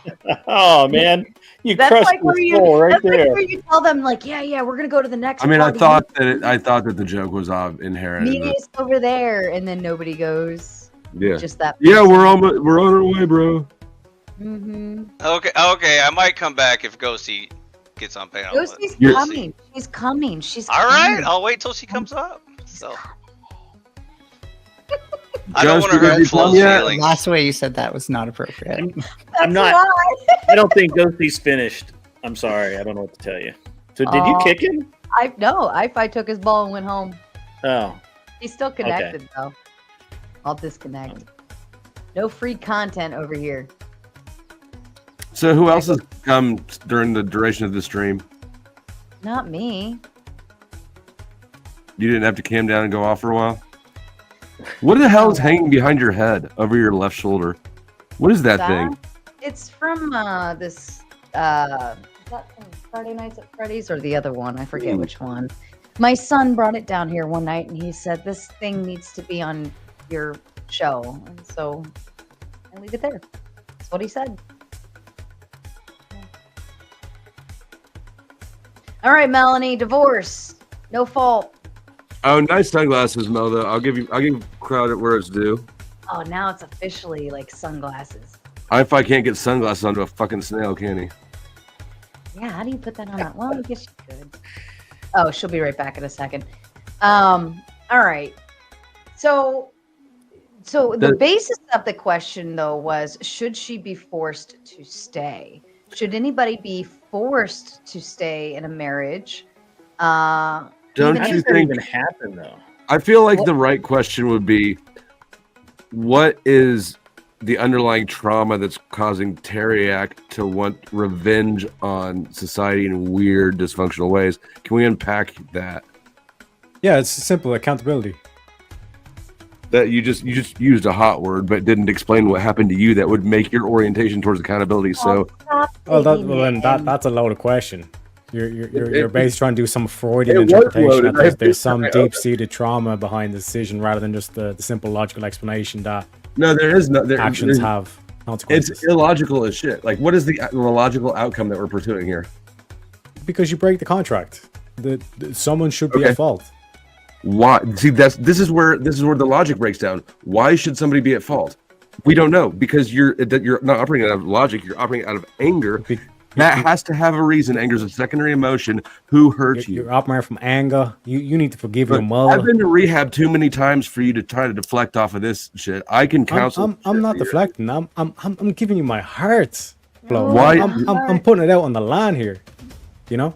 But it's a simple logic where if something breaks down, there's obviously a reason, and you're just trying to avoid not getting to the reason. I think that there should be an actual reason why you're getting divorced, rather than just saying, "I don't feel it, brah." You might. So then by insisting that there be a reason, what you're doing is you're taking two people who don't want to be together anymore, and you're saying the only way we're going to allow you to do what you both want is if you escalate the hostility within the relationship. You have to make it more. No, mon petit chéri. Well, all I'm saying is that there's a reason why, and you're allowing both people to say there is no why. S'il vous plaît. What if the Teriak You get married tomorrow to a stunning, this is just a hypothetical, by the way, stunning, beautiful supermodel. You get Middle-aged married. man Prettier than you, Teriak. who She's flies planes. beautiful. I don't know if that's She's possible. gorgeous. Just, beautiful. He races cars. And then let's say 5 years later, she just blows up. She gets. I thought you were gonna say she's- Flo. She just blew Flo. Yeah. Okay. Pulling a ripcord on a life. Yeah. raft. Right. She just gains all of this weight. So you're saying she's it's like never mind. she got lazy, got into soap operas, got into watching YouTube all day, didn't leave the couch, started eating bonbons, whatever the case may be. Is there fault there? No, Well, the it depends. prenup, there's no fatty clause. Oh, he's That could be one solution, but the other solution would be like, why You not? didn't Like, have a prenup because you loved her so much you could never imagine ever leaving her. that's just Prenup stupid. should be But- required by all parties. Shut up, But do you have I asked inventory? Terry. So even in that situation, like why can't, because I've known what she has been, why can't they not get her back to that state? Do you think a judge is going to allow you to come in and say that, yeah, sure, that's a legal fault? Because the states have guidelines for what is fault and what is not fault, if they have the Yeah, but- variation. Well, what I'm saying is that, like, if that was a fault, then you could pursue the avenue. But I'd even just say that's like, even we're disregarding that aspect to it. It's like, why would divorce be necessary? Why not get her back to what she once was? She doesn't want to. She likes bonbons. She want doesn't give a to. fuck about you. Your happiness. Bonbons and watching the Raging Tomato all day, every day. Yeah. Well, You really just say And you bonbons. say, baby, like, let's go to the gym, let's eat healthy. And she's like, nope, I don't want to. Get your kale away from me, Teriak. I'm watching Springer Yeah, right now. They don't have But kale in Ireland. It's too wet. That's part of the commitment, because No, kale is the boy's name in What Ireland, we're that's basically right. saying Just- is that, like, she I'm getting into marriage with changed. someone who's just flipped the switch and they're just a completely different person. Because I mean, that I shit wish actually that you- happens. Yeah, but like The you issue is that could you've argue never then been that married that's What But you about, don't Teriak, understand- let me give you a hypothetical. Let me give you and I actually, want Teriak to really sit in this one for a minute. She's changed. Yeah, She's a different yeah, person. yeah, I'm going to give him a And chance. What the if only you're, real what if big you're thing 10 is years she got in, fat. Teriak? You've got 10 years invested in this marriage, right? Mhm. And she's you are in theory just like ridiculously in love. Everything's great. Maybe you have a kid. I don't know. Maybe you don't want. I don't know. No They joke. prefer butt stuff. And she just wakes up one morning, literally like, you know what, you suck, and she just starts making your life miserable. Like you can't do anything right. So like every other woman? You know, she's hanging out with her friends all the time. She's instead of working 40 hours a week and like you do and contributing to the household, she decides that, you know what, Teriak's a good, strong lad. He can make it, and so she goes down like 12 hours a week. The rest of the time, she spends hanging out with her chicks, down at the gym or wherever. You have no idea what she's doing all day. I'm trying to make stuff. I'm in foreign territory here. I don't know. So At the club is what you're trying yeah, to at the say. club. Yeah, getting drunk all the time. She comes in smelling like alcohol all the time. And you're pretty like you're like 90% sure she hasn't done anything to void the marriage, but you're getting fed up. You're getting tired of it. Where do you go with that? I'm just curious. Because again, it's a relationship to it's a bond between two people. If you can't discuss or talk through that things, then again, like this would be like what you're trying to say is kind of like along the lines of fraud, like with Sarah's example, in terms of like they're just a You completely ever different even had a person now. girlfriend? And in terms of like the gross neglect of duty as well. Are you offering? Yeah. I have had a girlfriend. It's your Okay, mama. so then why don't you have but basically, Oh, basically, yeah. like what you're talking about there, Grid, is Mama like and gross neglect of duty. Sure. She's Yeah, not actually I participating. get it. I know. But I wanted to go that I wanted to Yeah. go that direction because this is like a common story. Yeah, What if but she then that's what I'm becomes saying. Like that'd be What if literally like the throwing of frying pans is no longer a meme? It's actually happening because I know you Yeah, got but then frying that's pans in domestic Ireland, violence. right? That's how you got to cook your potatoes and whatever it is that stuff you eat. But Basically, That's just potatoes. racist. Terry, I No, can't- racism's part of my culture. It's okay. You said that this But was supposed to be like a essentially, bond. well, the abuse part goes into fault, though. All of Yeah, these that's what I'm other saying, like, things, all of these other things fall under the category of no fault. That's the only way you'd be able to press go on a divorce. Outside of that, if the state has a fault laws, you'd have to be within their realm of what those they count as fault. So But her yeah, letting the- herself go, her going to the nightclub with her girlfriends, her dropping her hours down to only 12 hours of work. Sending She flow doesn't state nude. care. Sending flow state. Well, no, that would go under adultery. Oh yeah. But all of these things are, you can't really, there's no fault legally on a legal It would be a standpoint. gross overreach of the state's role in mediating the divorce, the liquidation, for them to insist that you have to have some sort of fault. Somebody has to be at fault here. We cannot have But this. we're describing the faults. Like, they're not participating in the relationship. They're But doing gross neglect of duty. in a They rather go to the legal- Look, club with look, girls. hold Under on. legal Let me terms, it would not be considered fault. let me In wind current this laws, up. maybe. Let me wind this up. So this actually happened in olden days, where women would just get a little weird and husbands worked all the time. And like my grandparents didn't do it. But friends of theirs, I know that they slept in different rooms. They were only, they basically, they were still friends, right? And they were married. They were a couple, but they were also only, there was no love in that marriage anymore. Do you understand what I'm saying? There was a sense of family, but they weren't, the romanticism had left the building a long time ago because of these actions. And, I'm sure that, and I could go on about the men too, but so what you're kind of talking about is like, hey, this is, marriage. In my opinion, marriage is like, forever. You just don't leave it unless it's just completely trashed.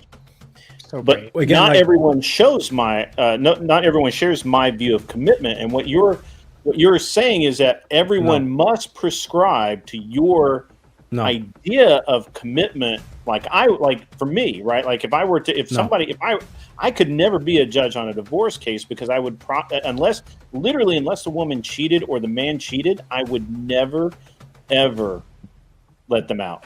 They would never. There would never be a divorce. It would be like, go fix your problem, shut up. And this is basically the nuance that I mentioned at the start of the stream. I don't know if you've seen it as well. It's basically like this whole aspect where it's like, I'm not saying that we get rid of divorce. I'm saying we get rid of no fault divorce. What I'm saying is there has to be a reason. Because religion fosters narcissism, because you convince yourself that God thinks what you think, and that you inject yourself into other people's lives in ways that you don't know where your lanes are. Okay, Freud. Melanie has Sorry, a God. I question. thought that was Nietzsche, actually. I like Nietzsche way better. I'm sorry. I just try to keep pegging down Flo's erraticisms. No, it's a good prattle session. It's a really good prattle session. I have a question for Teriak. You said that it's about maintaining a bond. And so it's really a twofold question. My first question would be, what do you think that bond consists of? And secondly, do you think that the system or like the institution of marriage, whatever that be, whether it's government involved or not, do you think that should reflect how humans naturally tend to have relationships? So again, the first question is like what the bond is. It depends on the people.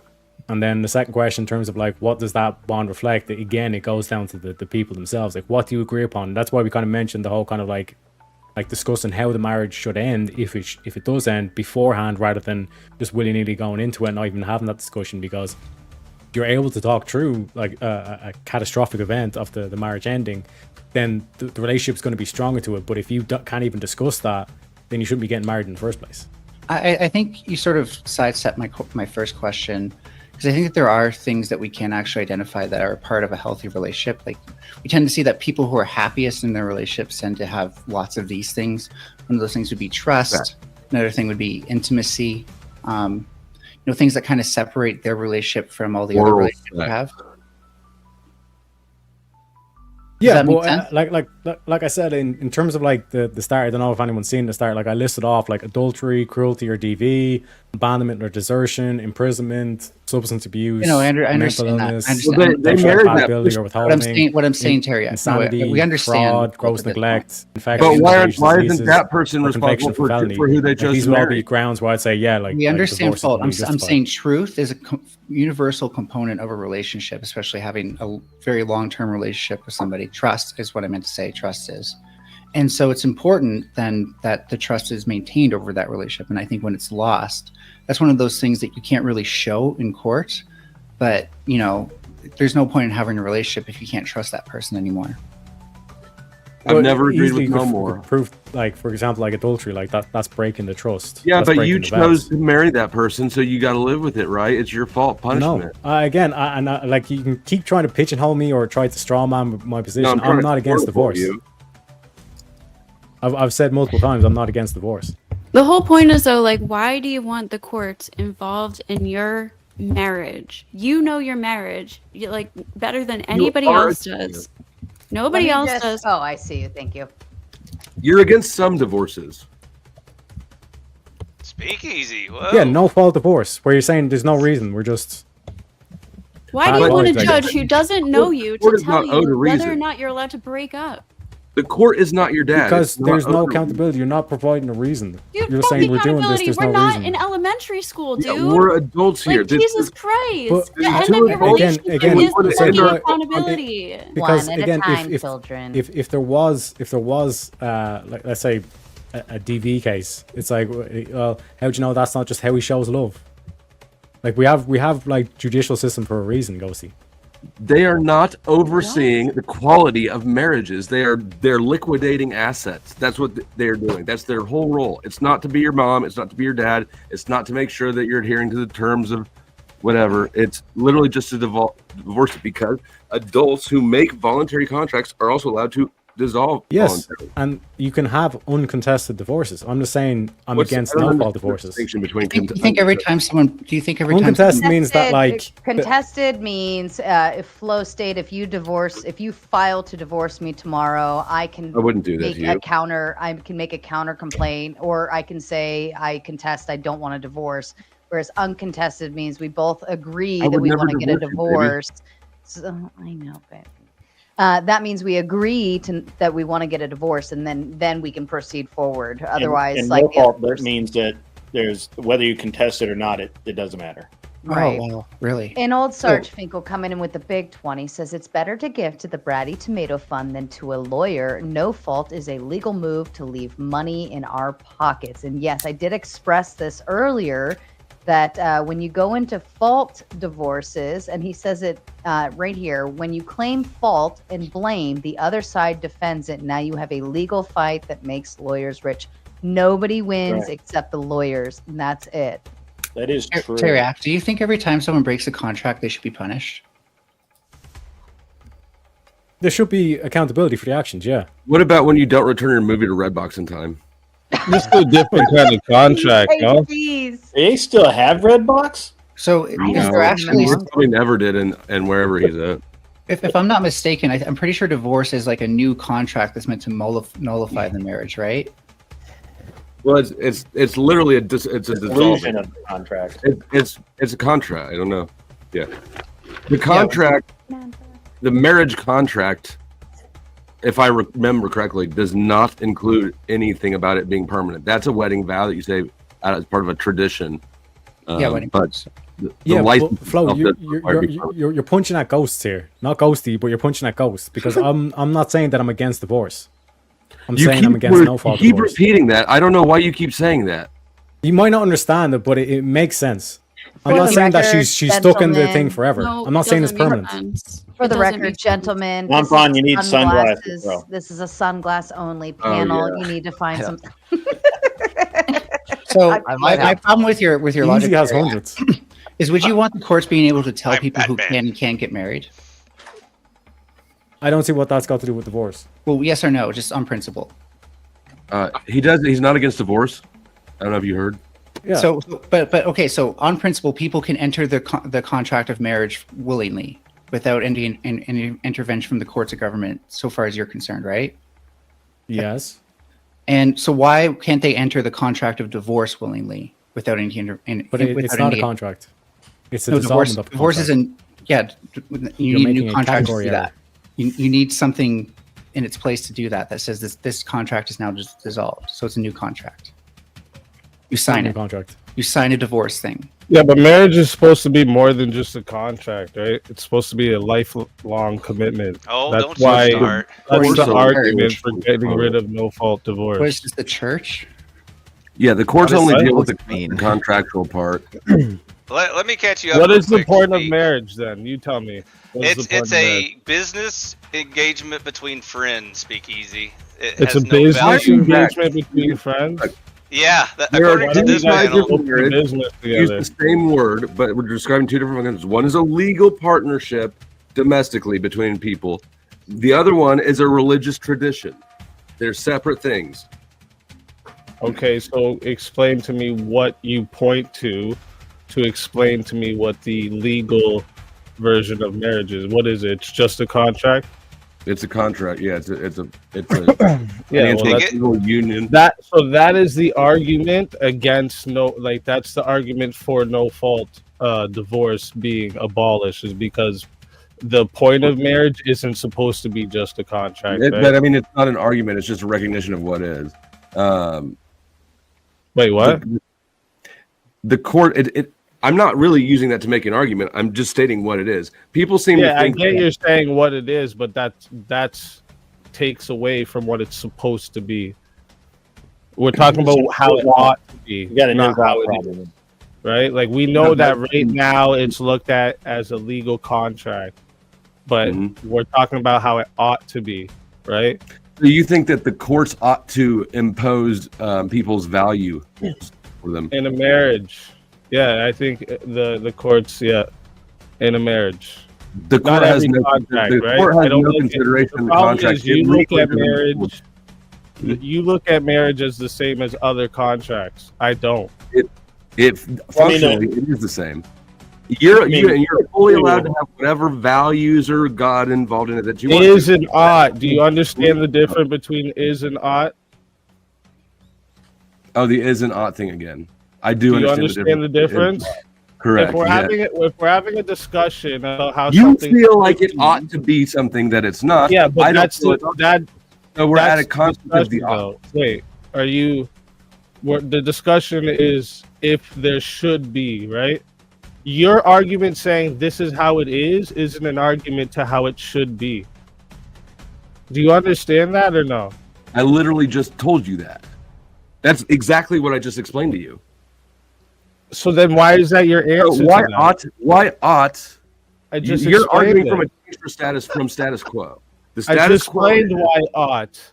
It ought to be no fault divorce ought to be abolished because marriage should be a lifelong commitment. Yeah. And so, in order for us to strengthen the marriage or the relationships within a marriage, you propose that we make it harder for people who hate each other to be separated. Yeah, because by them- extension, because by extension, it would also limit the people that are just going mindlessly getting married too. So it would keep the actual value of marriage. So if people knew they couldn't just get out of it, people wouldn't mindlessly get reduces married. the They would value of actually marriage. make sure they want to have that actually lifelong exactly commitment undermines the before they value of get marriage. married. It removes people's I can't hear you when ability you to talk even at the value same marriage. Sorry, I can't hear you when you talk at the same time as me. So you want to repeat yourself? I don't even remember where that now. Yeah, But you you're just listening to respond. You're not actually listening to my part of the conversation. That's your problem. No, that's your problem. Hey, no, Speak. it's actually not. I'm actually fully engaged in the Hey, conversation. I knew the topic when I came up. You still don't, apparently. Speak easy. It gets worse. They don't think the court should even get involved. It should be between the two married people. They should decide on what the Why value don't you let is, God whether there's decide? fault. I'm talking to Speakeasy if you don't mind. But anyway, I know, so but it's TikTok brain can't listen for more than 30 seconds. He's I used know. to scrolling Why on don't you TikTok. let God enforce this? Then? Why don't you let ADD someone talk Tourette's. and then you talk? So anyway, they're trying to argue no fault to somehow indicate that marriage has no value because we're it's just here. a He's business. explaining what we are here. It's a and business explaining contract Dude, between you're like, friends. you hold it in, flow state. Hold it in for a minute. Write it down. Gentlemen, give too me a hard to moment. remember Let me things? address Write it the down, chat buddy. for a moment. Yeah, To get the your pen and chat. pad. Yeah. Hold on just a second. To the chat, you have 10 seconds to vote on the poll. Either Howdy or IFI. I took the two took the two Avatar gentlemen out to vote to bring on Process because he is cammed up. So Ghosty was an icon. You just exposed yourself. Well, no. Can you read that? Hold on. I wrote it down. Shut up for a minute. No, I left Ghosty on because females. Can you are read that? It significantly says suck I protected over it. here. I know. Hold I on fucked up. Gentlemen, shut up for a fucking second here. You have 10 seconds, chat. 9, 8. You have no 7, choice. 6, Watch this. 5, 4. Also, Furby's not on cam. Just Fair enough. technically speaking. Yeah, Howdy went in their ahead and defense, I jumped. am a bit of an icon. The ladies of the panel, the regulars, always have. But if you're in avatar mode, that's how I made the determination of who. That's to, like in between, right? The icon in the cam up. It's like kind of like in both states at the same time. I'm still demanding glasses from Speakeasy and Process. This is unacceptable. We can have one full panel. Speakeasy, you got shades, dude. sunglasses. Just throw on some shades. And big shout out to. Oh wait, I'm sorry, I missed one. I apologize. Wrongful Rage coming in with Big 5. Oh shit, Furby is back. What is with the banana? Did you miss it after this? What? Oh, that's just At leftovers least- from last stream. Oh goodness, at least Manure isn't here screaming. I don't know. That was kind of fun. I enjoyed putting someone in bitch mode. That was pretty comical. But yes, at least we can have a peaceful, somewhat conversation. Oh, Gerald coming in with the Big 10 for the panel. Should there be barriers to marriage? If so, what barriers do you recommend? I'm guessing that's to get married. Francis looks like he's had a rough night. He needs I was to just gonna glasses. bring that one. How was Hey, Vegas? Formula. Was Vegas fun? It was fun. It was fun. Definitely need a couple days to recover. And now I'm in Austin, Texas. So I'm traveling all about. Very nice. All right, panel. What barriers do you think should be there, if you think there should be any at all? Mel, let's start with you. I don't know if it's enforceable, so I'm not going to like prescribe any ways to enforce it. But people who have been charged with domestic violence, maybe they should go like on a list or something. I don't know. Okay, Teriak.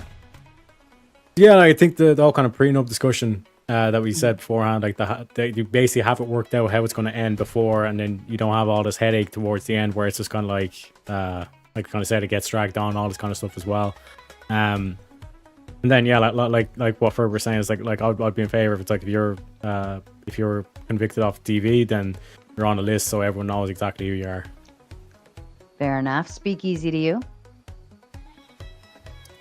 So I'd agree basically with this, where I'd say prenups were mandatory, right? That would be a mandatory thing. But the whole, that's what I was saying earlier about the no-fault divorce being abolished, is it would add this barrier, right? Because people would know they couldn't just get out of it. Fair enough. Ghosty to you. I don't have an interest in controlling people's lives. So if people want to go ahead and fuck around and marry somebody that they probably shouldn't have, then guess what? The accountability is now they either have to live through a shitty marriage or they have to go through a divorce. And honestly, that's none of my fucking business. So I don't care. But you just said accountability, but then you're in favor of no-fault divorce, which is against accountability. I'm saying that we don't have to enforce accountability through the law for people's personal lives that aren't So we harming should just let anyone people else. do whatever they want, murder so people, your own whatever. Or that you fuck up your life. Oh, you're not listening. Okay, cool. We Is enforce murdering accountability on everything. What are you talking about? is murdering somebody something that has to do with your when personal life when we that put doesn't you in hurt jail for anybody murder, else? that's enforcing accountability. Oh, good job. Okay, but that's not something you do with your own personal life that doesn't hurt somebody else, right? Which is exactly what I said. When you marry somebody, Okay, so should we let that's your. people do heroin? Yes. Not the same thing. None of these are. That's the point of. You know what a false equivalency is? Point of, like, You know what a false analogies are? you know what a false equivalency is? 'Cause you're really good at them. Explain the false Can we just equivalent. move on to process so we can just get through the Hold on, I want- Heroin does hurt people, by the way. I want Ghosty to finish her thought on it. What do you mean? I think it's pretty clear there's different risk factors with heroin and getting into a marriage. I think those are definitely different. On that Yeah, I front. mean, like I would just say allowing people to do heroin is not a net benefit, whereas I believe no fault divorce is typically a net benefit. So like that's the easiest. Yeah. But I'll give I an don't answer. think it's something you could compare necessarily, because doing drugs is obviously very, very harmful, not only to yourself but to the people around you. No fault divorce, you're actually escaping a bad plan and essentially, in theory, moving on to do better. Process barriers. Yeah, I'll be pretty quick because I think my answer is pretty similar to Ghosty. Yeah, I think I took a more offhand approach where I think you should be able to marry whoever you want for the most part within normal bounds. Just like if you're going to start a business relationship in America with someone, if you want to choose someone to be your business partner, the government's not getting super involved unless like you are breaking some crazy regulations. So similarly, if you want to make that business relationship with someone really bad who's going to ruin your finances, that's up to you. If you want to make that bad call, that's your decision, and I'm okay with that. That's fair. Non-fron to you. I mean, non-fun, yeah. The only like things I would say it's like basic like soundness of mind thing. So like, you know, if you sign a marriage contract while you're blackout drunk, that should probably be void. Children probably aren't intelligent enough to consent to marriage, and neither are like extremely mentally disabled people. But beyond soundness of mind, I don't think there's any barriers I'd really have. All right, Grid to you. Yeah, well, first, I gotta say that we have the courts and government enforce a lot of accountability on people. If you don't believe it, just don't pay your taxes, and you'll figure that out really quick. However, as far as the subject matter, I do believe there should be a barrier to marriage. This is just my personal belief, and that it has no bearing on reality. But I do believe that a lot of the churches have it right, where before you can get married, you need to have counseling through the church. Make sure that you're thinking this through clearly, and that you have some plan to be married. I do believe that people get married for the wrong reasons, and some counseling beforehand might be worthwhile. I don't know, maybe not. Who knows? But there should be. I don't know if that's a barrier exactly, but maybe a requirement, right? Like, but we hand out wedding licenses like they're candy. It's harder to get a driver's license than a marriage license in most states, and that's kind of weird to me. But hey, everybody gets to do them. And it is what it is. As far as and I'll just repeat for the people who are just coming into the panel, the problem with terming it no, I think that the term no fault is somewhat misleading. If it's no fault, that means that one person can just say I'm out and bail, and the other person has no recourse. Non-contested means that we both agree, hey, this shit ain't working. We're both bailing. We leave, and nobody gets anything. I don't know that I really believe in no fault. And I've heard all of the justifications as far as abuse and neglect and all of that, but that is actual fault. No fault would just mean that I just woke up one morning and I looked over at you and I don't like your face anymore. And rather than just seeing if I change my mind by lunchtime, I just go get a divorce. That seems kind of fucking stupid to me. You think people do that? You think people do that? Me. Yeah. So people don't do that. But all it doesn't. I'm willing to bet that has never happened once in the entire history. It's literally one day, one woman went to sleep loving her husband, and then she woke up being like, I want a divorce today. That has never fucking happened. You sure? Guaranteed. She probably did have these thoughts for months or years at a time and just simply woke up and said, I'm done. But I wouldn't imagine it just happening overnight unless there was some outside factor like a new boyfriend, the Cabana boy, the secretary. I was going to say pool boy, but sure. Cabana boy, pool boy. They're interchangeable. I mean, if anyone can make someone it change. literally happens all the time. I don't know what you mean that doesn't happen. That literally happens. At any rate, I'm done. That's my position, such as it is. Flow state, take it away, bro. Barriers, flow state. Don't go off topic like Grid. No additional barriers. I think that I think that people are waiting too long to engage in family making, and I would not want to put anything in to further delay that. I think that whether you believe in God or nature, there's a reason that people's libido peaks before their frontal lobes develop, and that in the big picture, a little bit of reckless behavior, a little bit of mistakes along the way is good for people as a whole and individually.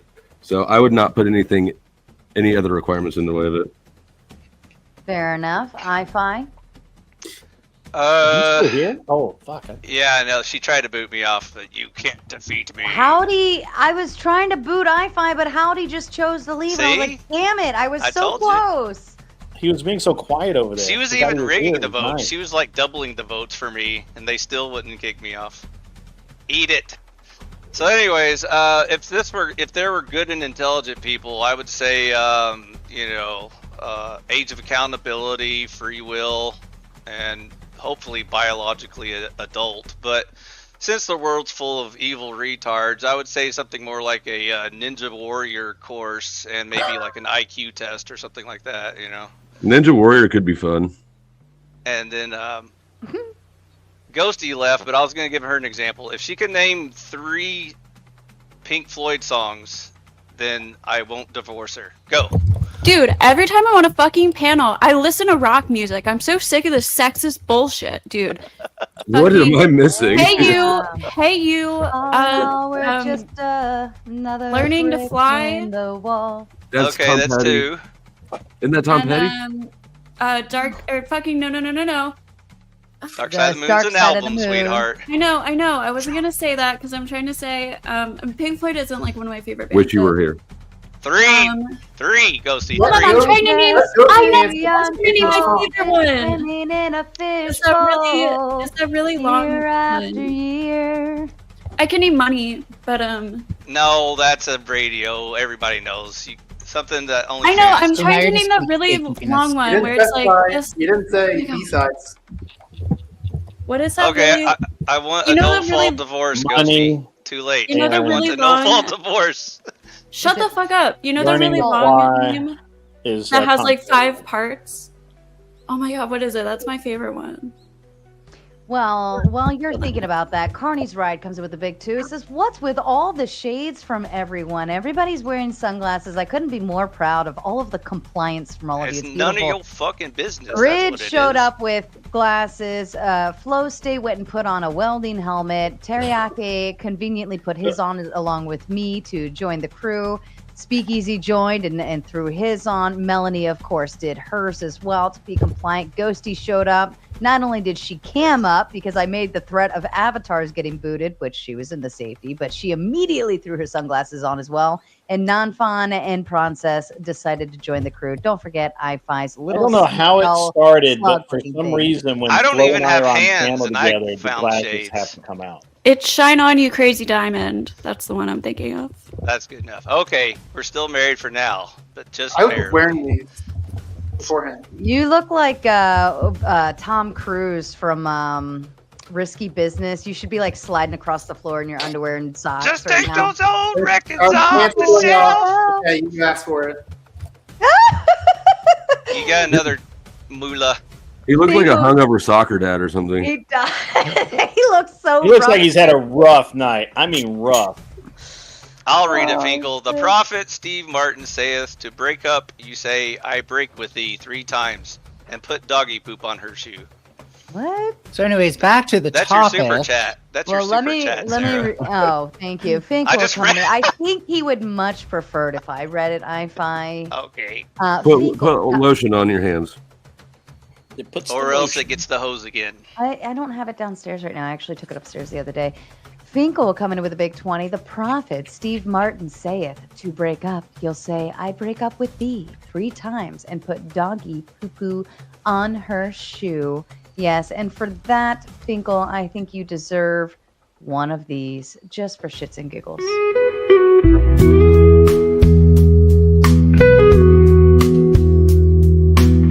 This message is sponsored in part by... Thank you, Finkel.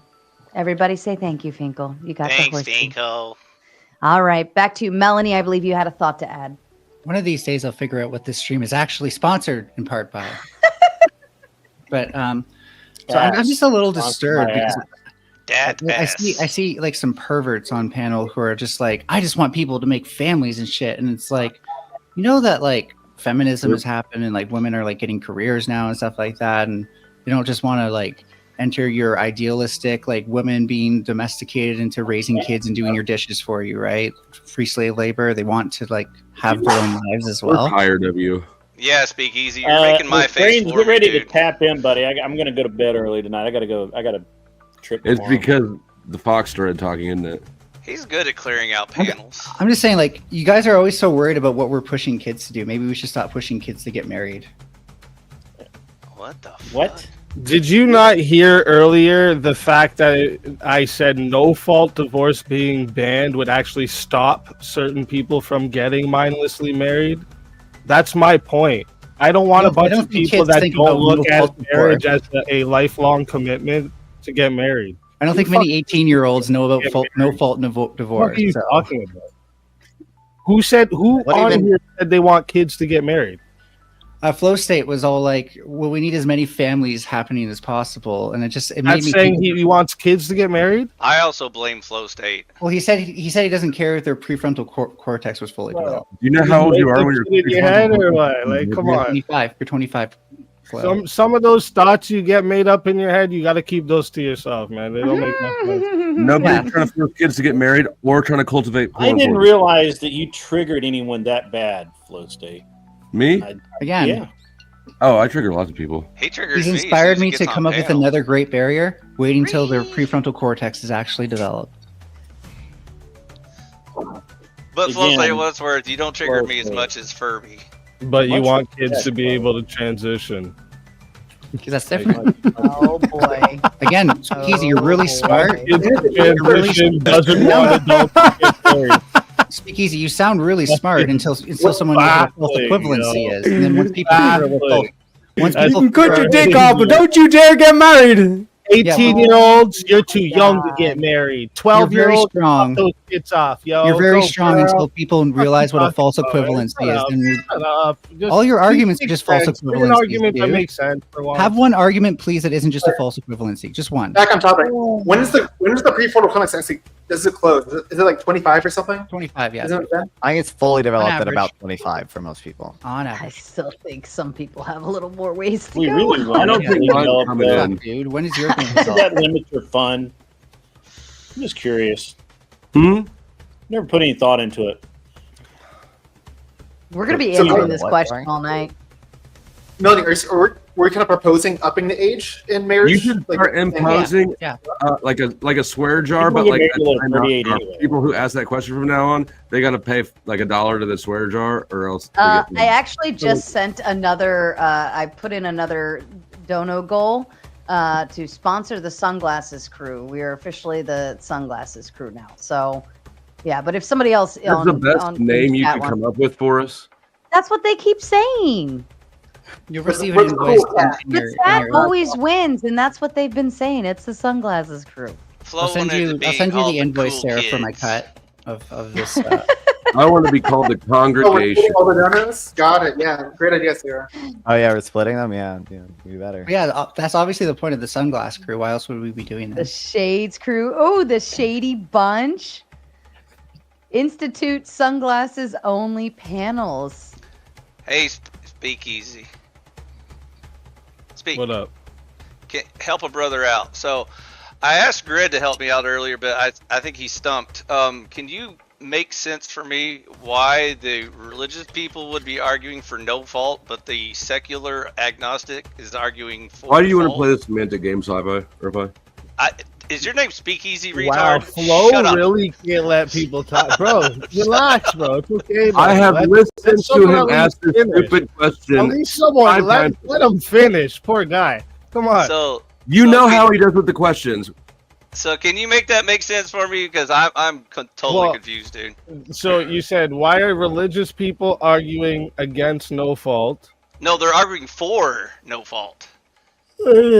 And the non-religious person was arguing for fault. Do you see how we're in bizarro world now? Everything's opposite. It's like I don't up or know. down. It's called reasonability.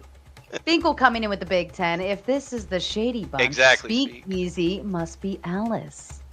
Wait, is that even true? Because Speakeasy's talking about the religious context. I think like me, Ghosty, and Melanie are giving. I think we're kind of atheists. We're talking about we want no fault divorce. It sounds like He was speaking earlier. You missed the earlier panel Harriac. process. Harriac He's and I, speaking of because- me because he asked me if I was religious, thinking that I would back him, but I don't. The This whole is why- no fault thing is garbage to me. See?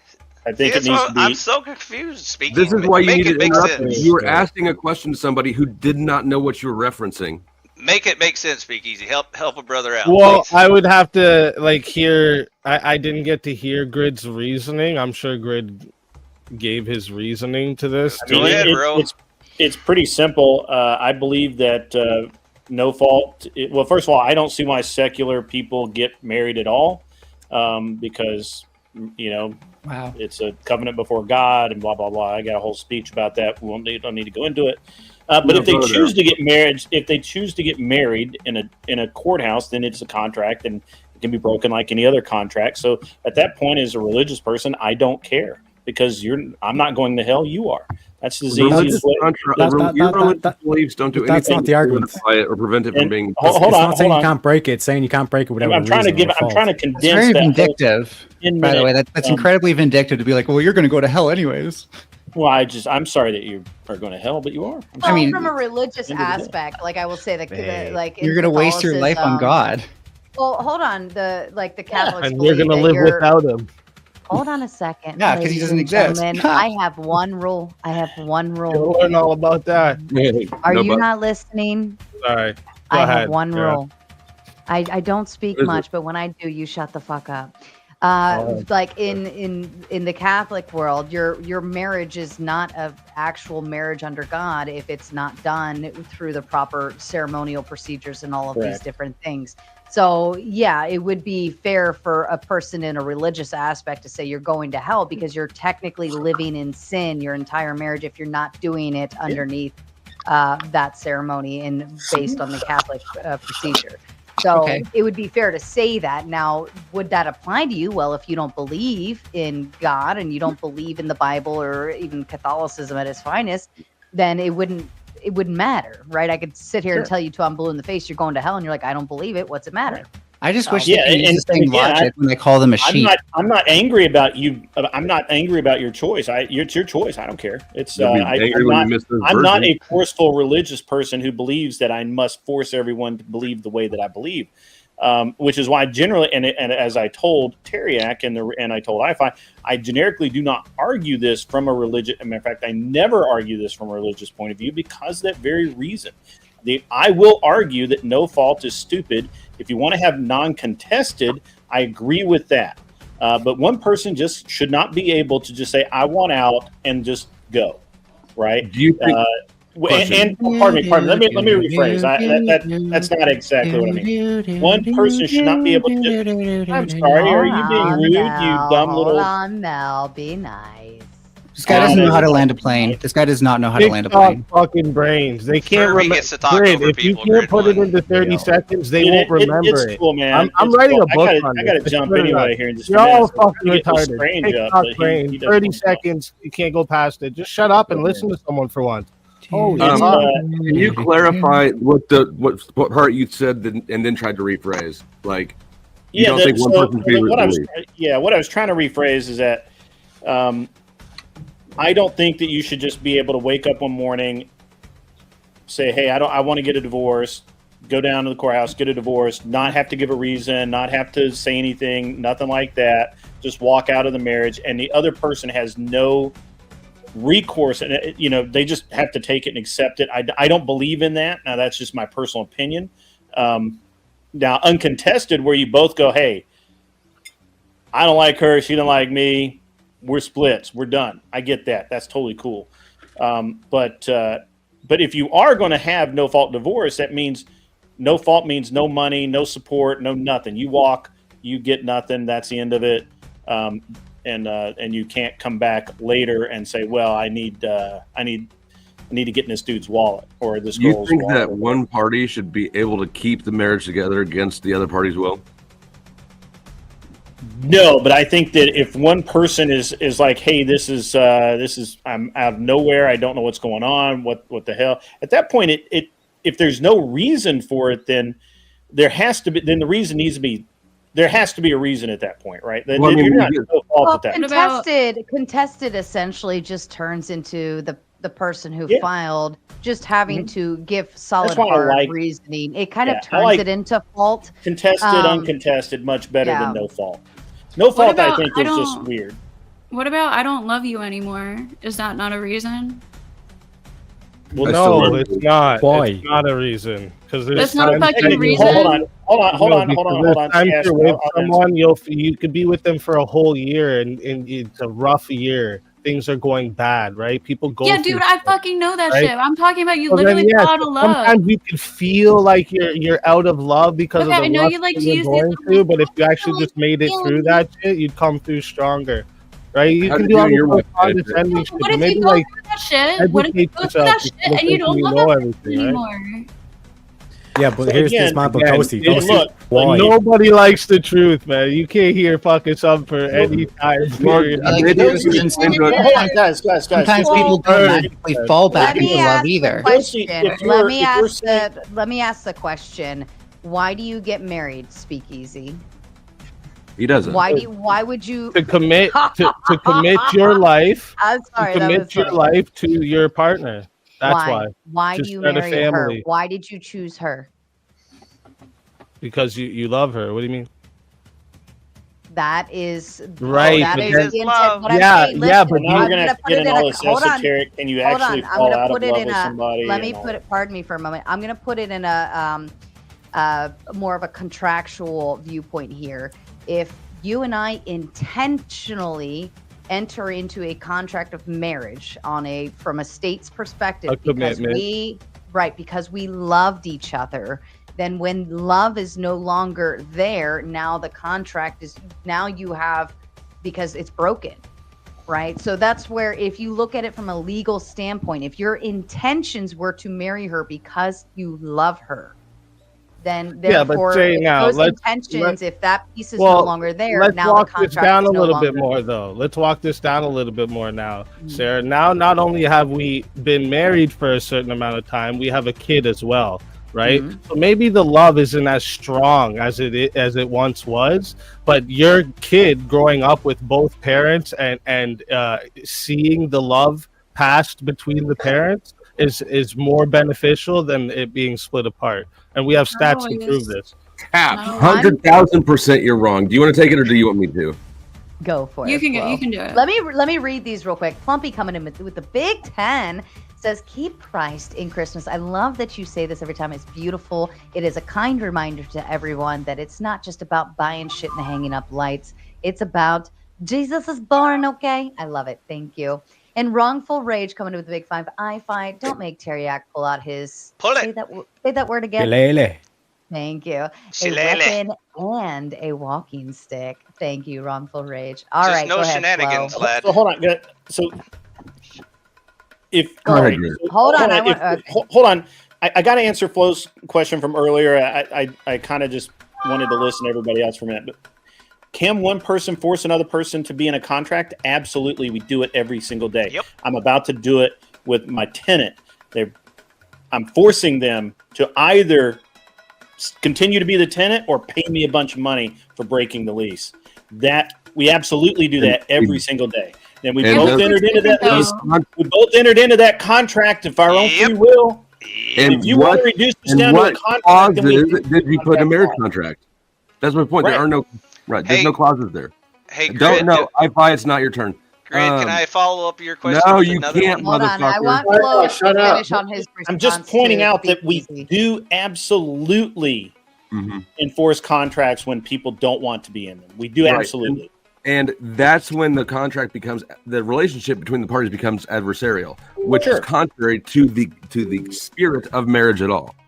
I don't disagree with that. I'm just pointing out that if we want to actually enjoy the logic train, let's feast on the whole thing. May I ask Grid one question? No, I-Fi, you can't yet. Sarah, may I ask Grid one a question now? No, you can't. I've got to jump off. So if anybody wants to get at me, they got to get me quick.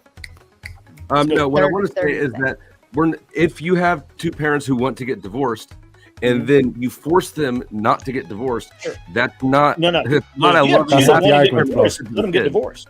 Huh? If you have two that want to get divorced, let them get divorced. If you have one that wants to get divorced and one that doesn't, that becomes a contested divorce, and then there has to be, then they go back and forth about it. But the argument is fault versus no fault. The problem with no fault, and I'm going to say that most states don't operate this way, and this is one of the issues. Most states, you can't do like you can in California, where you just walk in and say, "Hey, I'm divorcing this guy." You just write out the paper. Maybe they serve him with papers, maybe they don't, or her with whatever. And you have to get served. You have to get served. Yeah, most states, I think, have a waiting period as well. There's a cool down period. I don't think in California do. So I think a lot of the problems that we have with, or a lot of perceived problems with no fault divorce comes out of very interesting states with horrible laws that need to be reformed, and they just haven't ever been. So like I like my state. It's weird a little bit, but not too bad. I don't know about Kansas. I've never 30-day cool down period, and yeah. And see, that's kind of reasonable. Maryland right? has a year. You have to be separated for a year. It was a little bit awkward. Really? Yeah. Some We had to, specifically because I went no fault and not fault. I had to go through 1 year of separation before we could proceed with it. And it was kind of like I'm not in a hurry to get anywhere, I could have gone the fault route and been divorced in 30 days. But it would have been a big mess. It would have been super expensive. It was just, in that 1 year of separation, you're working on kind of like separating all, and you're getting used to it. And then by the time you get to the divorce, you've already kind of like grieved the marriage, and they've been out of the house for the year and all of that. You've already rebounded 3, 4, 5, 6 times. Oh God, Paige coming in with the big 5. Didn't get to it Monday, but I would never divorce a man unless he cheated on me or was abusive. Fault. Religious marriage for the win. Well, it sounds like for the loss, sounds like you're trapped in something that you don't want to be in because you've got a belief system that mandates it. Yeah, I didn't know about the year thing in your state. That's interesting. I do have to jump off. I was kind of hoping Chris Lestrange would jump up, but he ran away. Hey, Grid, before you leave, can I ask you a quick question? Dude, what? Hurry up. Are people allowed to make contracts that include a lifetime of agreement? I guess. I don't know. There's a billion-year contract. Lawyer. The Scientology people have a billion-year contract. You were talking about like a lease, which is obviously a temporary thing. Could I make a contract with you that I can live in that house for my entire life? Not you, no. Oh. You have no consideration in anyone else's marriage, so it's not. I was trying to give you a way to explain your point, Grid, but you missed it. So no, I've literally I'm fresh out of care for the subject. Yeah. Flo beat you. Just go ahead. You can say final thoughts from you, Grid. Oh, final thoughts, guys. Have a great night. It was fun. I had like an hour to kill, and I just wanted to get up here. And unfortunately, I really didn't get to hear much from Proncess and Non-Fawn. They're two cool dudes. Speakeasy, always good to see you. Teriak, we'll argue another time. Speakeasy, unfortunately tomorrow night I will not be around. I'm traveling, so I won't be able to come beat you up again. And so I'll cover for you. I'll tag There's in. always next Friday. Yeah, next Friday I'll get you. I-Fi, you can't beat Speakeasy like I beat Speakeasy. Oh man, with ease. Oh, what are we doing over here? We love you, Greg. No homo. No homo. It's just look. It was a good argument though. You gotta understand that was a great debate. I really enjoyed that a lot. Flo, we'll see you. Sarah, stay cool. The rest of you, Ghosty, I don't know you. I'm sorry. Ghosty's cool. She likes Pink Floyd. She's an honorary member. Bye, Grid. It was a great debate. They call it a master debate, Actually, Speakeasy, with the shades you had on earlier, I'm going to go full homo, so I hope you don't mind. Oh, goodness. And we do have Grumple Stiltskin backstage waiting as well. If anybody wants to bypass Grumple to the front line, pay to boot somebody. Or how much is left on I-Fi's permanent ban? Boot the seashell. He's always right. We didn't make the goal to boot. I put a new goal up. But we're not done with the... Yeah. How... I know the sheep in chat think I'm worth $5. Come on. Can I rephrase this question in a different way? You can put somebody backstage for a time, and then we can bring up Grumple within that amount of time. But then you'd have to, once that time runs up, he'd get switched back out unless somebody else paid again to continue the process. So we can play the fun booting backstage game, or we can just get a whatever. We know that he's there. Nobody cares about him. Yeah, I tried, Grumble. I tried. By the way, Teriyaki, Speakeasy's carrying your torch for you, dude. You need to put some more effort into it. Wake up.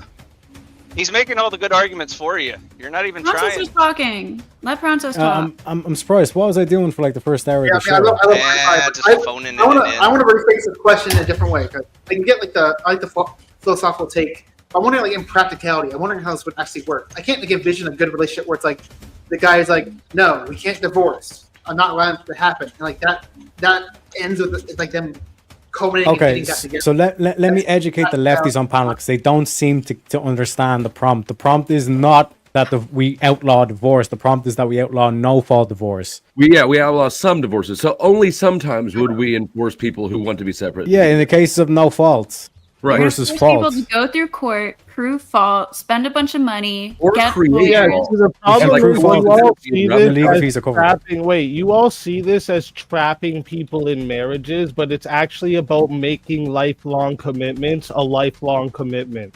That's what it is. If people are again, it's about adding a barrier to the fact that if you're gonna get married, in your head you can't just do this and be okay. You know what? One day, if I feel like things aren't going the way I wanted it to, I can just dip and find someone else. And what is the point? If a richer How is that a net benefit? Why is it I can just ditch this guy. What's the point of it? Right? Or if my friends talk me out of it because they're all single and they get to party and I don't get to do that as a married woman. Why is that bad? Why is that bad? You're saying we should not force an relationship. Why? Yeah, so because you brought up the contract. Saying, you know what? This chick's younger. Fuck this bitch. I'm out. Right? It takes away these things. Don't you get it? I love the kind of contradicting narrative there, that it's not a trap, but it's like you're stuck in this lifelong thing. Kind of sounds. You like need to value this thing. We're gonna give you. We've said that fault divorce is a You thing. make the willing choice to get inside the trap. How is it a trap? Can you predict the future? Can you predict that you'll want to be with that Do you person understand what a life? trap is? A trap is unknowing. You wouldn't know what's gonna happen. What That's is a trap. the point of non-involved It's not a parties? trap. You guys are People- just fucking deluded. So if people aren't Why does committed it- to the why is it- relationship, if people are not committed to the relationship anymore, then how is it still a commitment? That's why they have to reduce it to a business relationship, and that's why they only care about the money. But this is the thing I find. Even in the business relationship, they would all like you sign a contract with your cell phone carrier. You can't just say, you know what, I'm not feeling this contract. There's repercussions. That's because they don't want accountability, teriyaki. Yeah, there are consequences. You have to prove fault, otherwise you can't get out of it. To kind of reset the panel What's a little the bit. only You we have guys are consequences for being a dumbass. hold on. You guys are starting to talk over each other, and it's actually becoming very scrambly, and I get irritable when that happens. Wrongful rage coming with the big 5. Reason for loveless marriage. An alliance between two families, which used to be part of the marriage contract, so others are involved. That does make sense. Initially, marriages were uniting families together, and families were more involved in the marriage in and of itself, and there was a big support system. But I did make a point a long time ago on another panel that our support systems are no longer living in the same neighborhood as us anymore, where families used to live really close. They're like right down the street within the same city, so on and so forth. We no longer have that. So now the family is left to tend to itself with a very limited support system around them. And I think that does make a difference. 1JP Belly 1 comes in with the big 5. Men want to stay married. 80% of divorces are filed by women. I thought the number was 70 something. It's 70, and then when you get into college-educated women, it goes up to like 80 to 90. But I will say I asked my husband to file for a very long time, because I thought, like, if you want to do all of these other things, then why am I, why do you want to be married to me? And he refused to push the button, and I was kind of put in a place where he wasn't going to stop doing what he's doing, but he also wasn't going to let me go either. So I had to push the button. I was kind of caught between a rock and a hard place. And I think that might be the case for other people. Men are actually more content. Before I get my quiet time, can I respond to that last super chat? No, you can't. That's what quiet time Shut means. up, Hi-Fi. Go ahead, Mel. Like when you actually look at the research on this, it turns out women are at much greater risk during a divorce, at like poverty, not being able to get jobs, peer support, all sorts of things. It's often worse off for them, which often shows that they want it more, which also kind of makes me wonder, like, maybe not all women want to be like laborers for men in the household for free, no less, so that way they can go and live out their dreams and shit like that. Well, laborers for men, so they can go live out their dreams while they're slaving at work for women are essentially You're an idiot. You're an actual idiot. Do you under the patriarchy, before you say them? What about not being able to listen to people? So what's the dude when he needs to fucking take out the trash, fix parts on the car, fix parts around the house? And I will find some disagreement there as well, Mel, because she doesn't have to be divorced in order to get a job. Now if he is restricting her from being able to do things that she's legally granted those rights to, now that is an actual reason for, that's look how many red pillars on this panel probably would.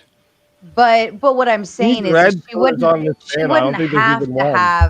she wouldn't have to get a divorce in order to go and pursue college or a job, or she could still be married and do those things just the same. So I think that ideally, thank you, Hi-Fi. So I think that inevitably, like, that's not necessarily a button pushing issue. Now, if he is restricting her movement, and that's a legal right that she has as a person, then you're talking something completely that goes into an abusive realm. So that's a little bit different. All right, folks, I'm going to go for 10 minutes. Just remember how many men on these panels tend to say women belong to men. Oh, it's more than 10 minutes. Wait till she's done reading the super chat. Oh, Go ahead, Sarah. Oh, okay, sorry. Read your super chats. Real quick. Shut up. All right, we got Grumplestiltskin coming in that place. We got 10 minutes for Mel, 15 minutes for Mel. Good evening, y'all. 20 minutes for Mel. Thank you, Mel, for sacrificing. I will set the timer now. Can y'all hear me? Lots of people. Yeah, we can hear you. I sound like a 20 pack a day for a 30-year smoker currently. I'm still getting my voice back. I apologize. She said. Look, if you stop putting dicks in your mouth, that won't happen. I mean, Sarah, can I ask you a quick question? Yeah, just to make sure, because I thought I heard that too. Did you say that it would be abusive not to let your wife work. If you're like in a place where you're actually constricting her and telling her you're like, no, you're not going to, in an abusive manner, or like not letting her leave the house, or like other things, that's where you mean like physically holding her. But like if she wanted to No, go you be don't like have to physically hold her down for it to be Hold abusive. up. That's what I was gonna say. Ghosty, relax for a second, chill.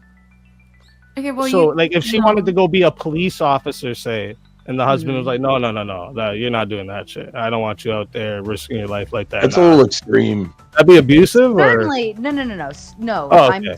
What Okay. I was saying is that's you're not just saying if it was like a necessarily- physical holding of. Yeah, what I'm saying, you're missing the point. I was disagreeing with the Furby, saying you don't have to divorce your husband just to go find yourself and find your dreams and get a job or go to college or whatever it is you want to do. Okay. What I was saying was, now if he is restricting her by like a way of saying, no, you're not allowed to work, you're not allowed to leave the house, or like in a way that like forcing that upon her, then that's a whole nother concept where you are limiting her rights that she legally has. But it wouldn't be a reason that I would say like you had to divorce him to go get a job. That doesn't make any fucking sense.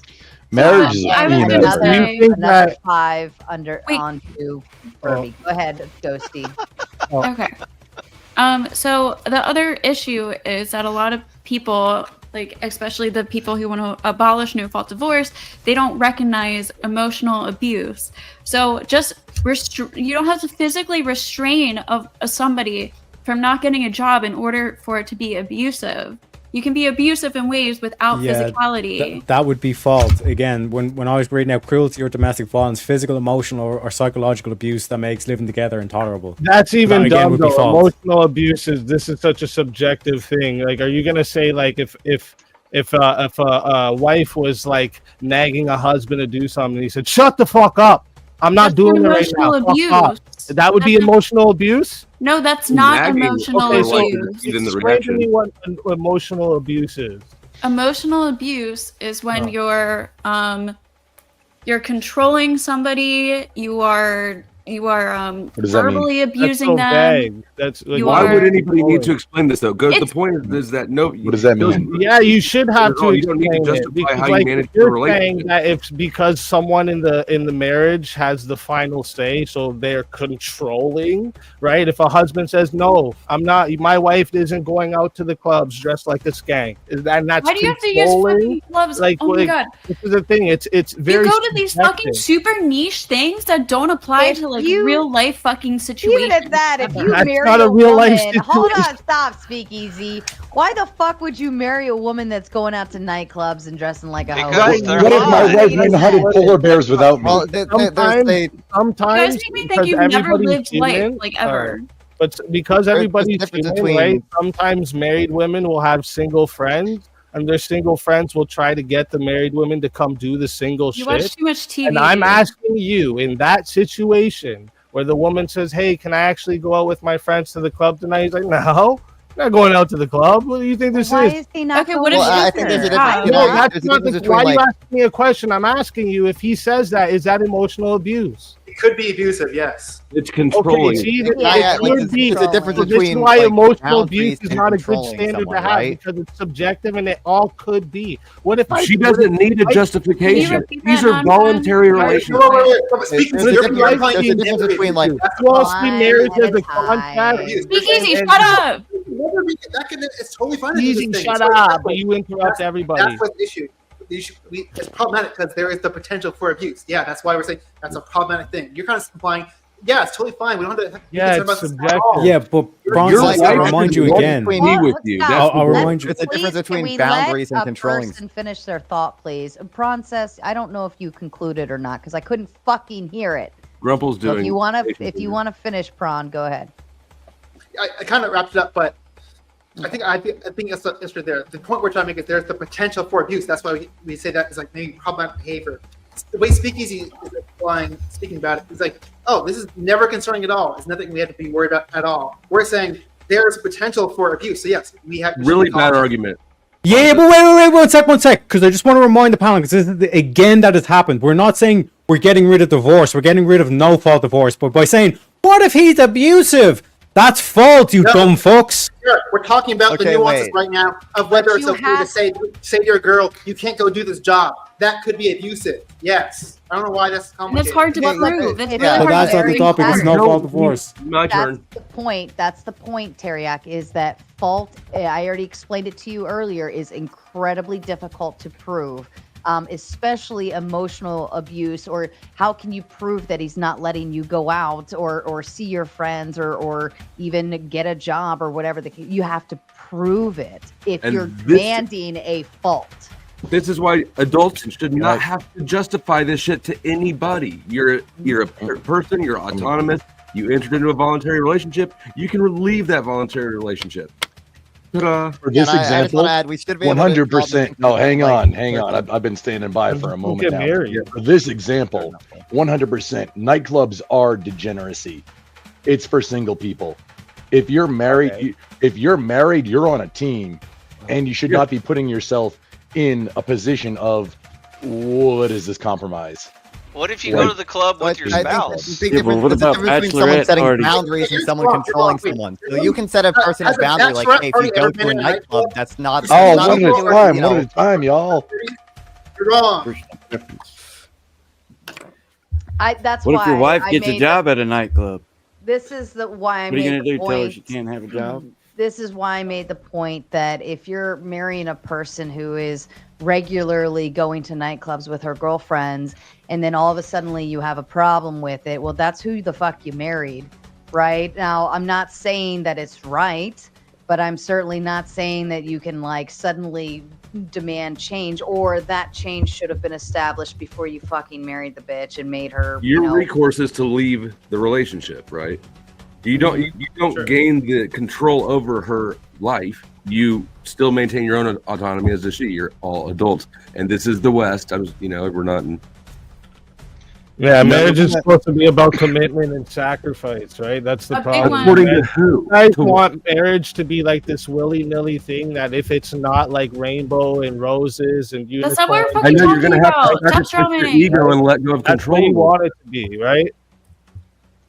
It's a business contract between friends, speak. Yeah, that's what you want it to be. You want it to be that if marriage isn't this like wonderful thing that you exactly pictured in your head, it to be perfect. Nobody's saying that at all. At any time you want. Nobody's saying that at all. Literally, nobody is saying that. You just said that you should be able to leave for no reason. Anybody should be able to leave at any time. I understand. Don't get married. What's the point? Pardon me for just a moment. Ghosty, you got 5 minutes backstage, okay? I'll set a timer for you. Don't worry, I'll fill in. There's lots of points of getting married. It's cultural. It's legal. There's all sorts of benefits. You may not think it's as good as God. I don't give a fuck though. They are reasons, nevertheless. So people get confused, and I just for the benefit of yourself. If I may, just for less than a minute. This is why we argue against no fault divorce, because it takes away what marriage. Easy. You have never been married. Three mamas. You're not in a. Ooh, and what? And what? What does that have to do with this fucking argument, you retard? Okay, so here we go. Hang on. Y'all, give me just a moment on this one. Okay, so marriage. Speak easy. I'm on your side, brother, man. You gonna bring up my baby moms for, you fucking loser? Well, okay, the argument there. Hold on. The argument there. I will give you the argument, Speakeasy. And this is, and I'm not attacking you. I'm saying as the argument, here's what the hypothetical would be to that. If you go out and let's pretend you have 3 baby mamas and you're making babies, right? There's a moral effort there that needs to be instilled on. You've knocked a woman up. You should have married her to begin with. Yeah. I made mistakes in my past. That has nothing to do with this argument, Sarah. Okay. That has literally nothing to do with this fucking argument. Stop there. Listen to what you're saying. You made mistakes, okay? And it has nothing to do with this argument. Do you get that? Does it have anything to do with this argument? You married somebody. This argument? I'm trying to answer you, Speakeasy. No, it doesn't. You're talking over me. I could be right now married, cheating on my wife, blowing hookers, and blow every night. It still wouldn't take away from my argument. Attack my argument, not me. You fucking pussy. I said I to bring up your argument. Your argument doesn't argument. It's easy What to bring I'm up personal saying is attacks when you have no fucking argument. And I'm trying Yeah, to be hypothetical. Listen. Fucking loser over here. And not everybody wants to be a weekend getting nudes from everybody on the fucking internet. Sarah, before you do the hypothetical, may I engage in just defining definitions? Yeah, bro. Sure. Fucking googly-eyed bitch. What we have glasses, bro. My gosh. Just a moment. Easy. Chill. Let the panel. Just a moment. Chill. Okay, It's funny. It's chill. If anyone brought up your Definitions. fucking shit about your personal life, it'd be chill. I wouldn't take I've it. been that divorced far. too. You wouldn't take it. Come on, Okay. man. Well, I I've been openly divorced too. discuss. I'm trying to listen to you. It's easy to bring up personal I attacks when you have appreciate no that, man. fucking argument. Oh my God. So marriage. Let's just define, because see, here's the confusion. I think because there's You conflation. never talk like that in my face, though. Is Oh yeah, You'd eat those. yeah. Oh yeah. Stop. Oh yeah, you wouldn't. Oh Before I yeah. put you both You're backstage. old and brittle marriage. now, buddy. You're long past. You're like the 107 pound little eating Shut today. your I stupid fuck ass you up. up. so.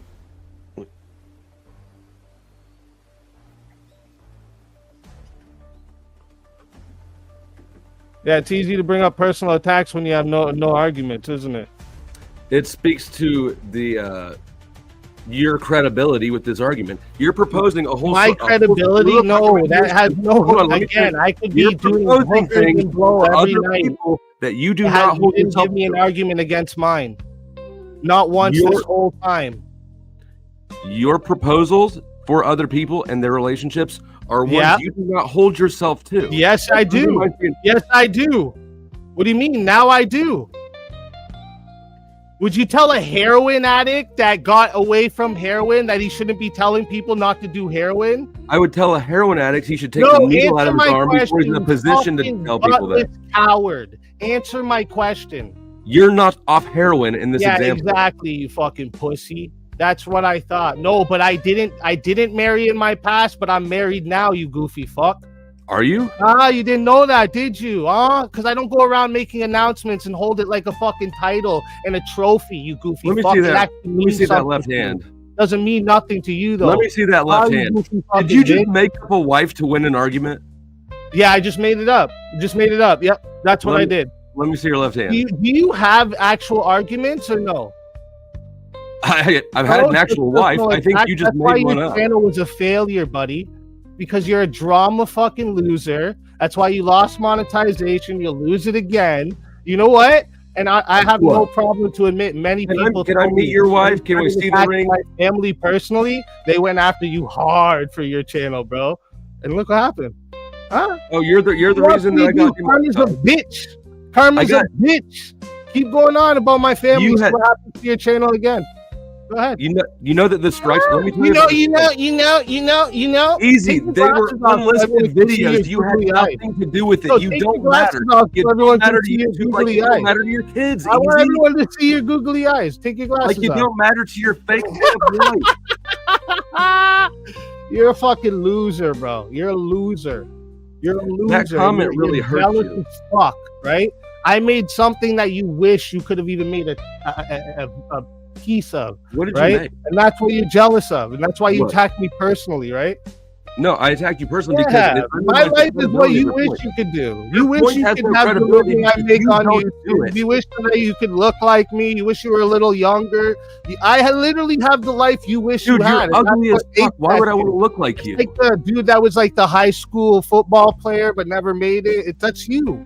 You're washed up, bro. You're a fucking loser. You got no arguments and you try to debate people and then you go to personal attacks every time your arguments get backed up. All You're I a bitch. pointed out was that You're your a fucking points- whole bitch, your dude. You're a points- waste of fucking Hold on. space Stop guy. ad homing. You're a Stop ad waste of homing. space. Let me explain this to Stop ad homing. Stop ad homing. What was it when you brought up my baby moms? What was that? An ad hom? you. You're really emotional. Can Oh, I you're explain really this to you? emotional. Why? Maybe 'Cause if I'm you not letting you talk? understood what I was don't trying give to a fuck what say, you have it to wouldn't say. hurt your feelings. Nobody really does, actually. Nobody really does. They go to your channel for the drama that's on there, not for you. You don't have a personality. Weird, dude. Can we get back to your wife? You then? understand that? You don't have no personality, no branding. There's no theme about you. There's nothing about you that stands out. Your name I'm is good at even triggering people. not your own. There's a bigger channel that's I'm really good at making Proceedings. people angry. This fucking guy. Come on, show I have your, good show your shorts. googly My eyes shorts for are everybody. funny. People Show love your my googly shorts. eyes for everybody. Come on, show them. Show everybody your. I'll do cross-eyed. it when you show me your Go. wife. Go show everybody your lazy eye, bro. Let's. You get your wife. I'll take off my sunglasses. Go get and yours. We'll do that. Go get yours. You made up a motherfucking wife to try to Go win an get argument. yours. Go get yours. Where's yours? She's been on all the time. Go get her.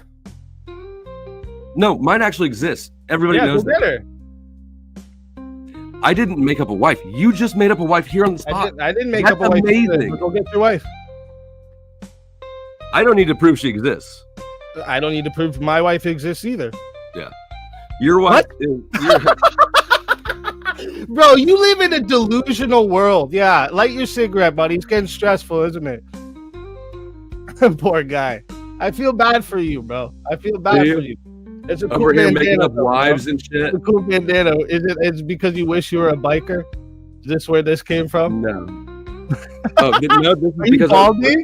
because Are you balding? Is that why you've been wearing the bandana? Are you balding, bro? Let's see it. Let's see it, bro. I haven't showered since I got off the job.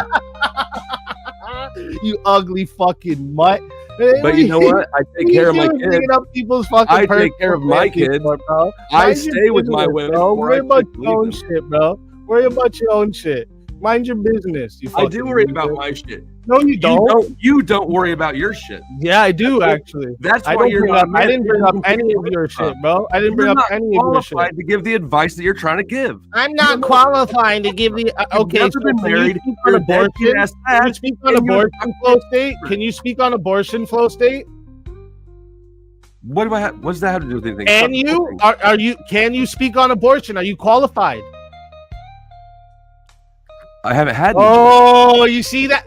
You see, every time you get backed into No, something, here's the you difference. can't Hold on. answer. Here's the difference. Here's the difference. No. The You don't have difference a is womb. You are so don't talk about actively abortion. doing. You're You not are qualified actively to be doing arguing. everything that you Shut say the not to fuck do up, is bro. you. Get a life. You're preaching Get a against life. yourself, Stop and then you sucking get on mad my when I fucking point it nuts out. like You or me, bro. Why did you a get so life, mad when I bro. pointed out Get that a you're life. That fucking envy's leaking out your fucking ears, bro. That envy's nobody wants leaking out your Nobody fucking wants to ears, be bro. you, man. That envy's leaking out your ears. We Nobody can wants all to be see you it, with your bro. Timu chains, He your even weird changed puffy his beard, background and lights angry to ass red. earrings. Do we see this right now? He even changed his backlight lights to red. You literally do everything like me, you fucking loser. What You a- started doing the things that I do on Verbal Combat. I did You kill even Verbal tried to run Combat. a Verbal Combat show. You literally try to beat me. You're a loser. No, I just You're a stole verbal loser. combat from you because You're you a were crying fucking about it so loser, much. bro. I Go might get as a well life, kill- bro. Do you Go realize get a that that's life. not a creative idea at all? You didn't All invent it. right, boys. you The can't dick come up with an measuring argument, then don't contest debate is people. All you done. got is a personal attack. Don't debate people, you fucking idiot. Y'all need to get counseling, marriage Hey, guys, counseling. Oh, Wanna there's do only one this. person speaking here Only that has one of us has logic. been married, so only one of us could All go to right. marriage counseling. Stand by. Ticky tack. Come on, buddy. Ticky tack. You had a point. You said it was going to be fast or whatever you want. Go ahead, Ticky tack. Bring up your. I have definitions as soon as that. Yeah. Go I for it. only want to bring up a story on the abuse narrative around no fault divorce. Now I understand that the counter arguments everybody's bringing up is that, well, it would be a case of, well, at fault divorce. There would be a fault to play out. But in my given situation, the only evidence that would have be able to present against my father was for myself or my brother to testify in court in order to follow through on the divorce. That was the only thing that was holding it back. He was really sneaky. He was really smart in being able to hide a lot of his abuse. Whereas if there was just no fault divorce, we could have just ended it right then and there and just walked away from the situation. Yeah, but the counter argument to that is in the case of Grape. What do you mean? Understand? No, I don't. So for example, what is the only way to convict someone of rape is if the victim actually gets on stand and actually talks about it, and that's a difficult thing. Yeah, and essentially that burden was on myself and my brother as children. Yeah, so And that's a difficult thing for children to go through. yeah, just because it's difficult doesn't mean you shouldn't do it. Okay, try explaining that to a child. It doesn't matter because either way, what you're doing is you're offering protections for the abuser.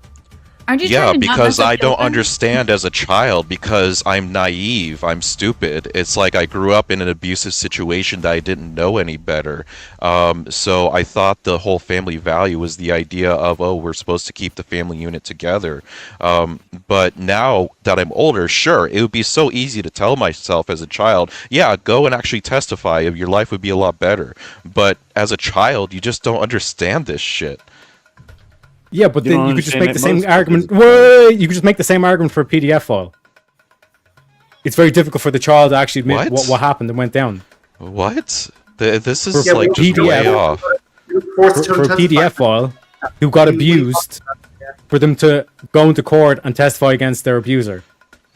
And you do realize that a lot of convictions go off to the side for PDFs because the child has the inability to actually testify on it because of the trauma. Yes, and a lot of abusers PDF files get off scot-free. That proves my point that children don't have the mental capacity in order to do these things. Because it should not happen. It does. The statistics does. Because what you're doing is you're offering protections for the abuser. Because it's different for the children. So what's the counter evidence to my counter evidence then? Seriously, come on. You're just stretching here. You're just stretching here. You're just being a contrarian at this point. No, I've disproven your point because you've tried to say, because it's difficult for the kids. But in the case, your logic would entail your logic's entailing that the kids shouldn't testify against the PDF file. Absolutely not. Absolutely not. You strawman my argument right there. No, that is because not you said that your father was an abuser. You strawman. You strawman. How am I strawman? You just said your father was an abuser. No, you strawman. Yeah, I could tell you if you shut up. All right. So the straw man is that I am recommending that children do not testify. No, that is not what I said. What I said is that the rational abilities of the child, they're incapable of doing it because they're so freaking fragile in the mind. They don't understand what the fuck is going on. So children never testify against PDF files. Not all the time. Yeah, what you're saying is what you're arguing for. What you're arguing for is that the kids shouldn't testify against, and that abuser should be protected. Literally, I just got you a counter. What the hell are you talking about, Teriak? You're just so far gone. I'm pointing out the flaw in your logic. No, you're not. You're just presenting flawed logic to prove my because I want the abusers to be held accountable. Yeah, shame on Teriak. Shame on Teriak for wanting abusers to be held accountable. Treated the same as adultery. You're strawmanning my argument. In the other case, you're just I'm not strawmanning your argument. Yes, you are. You're doing strawman.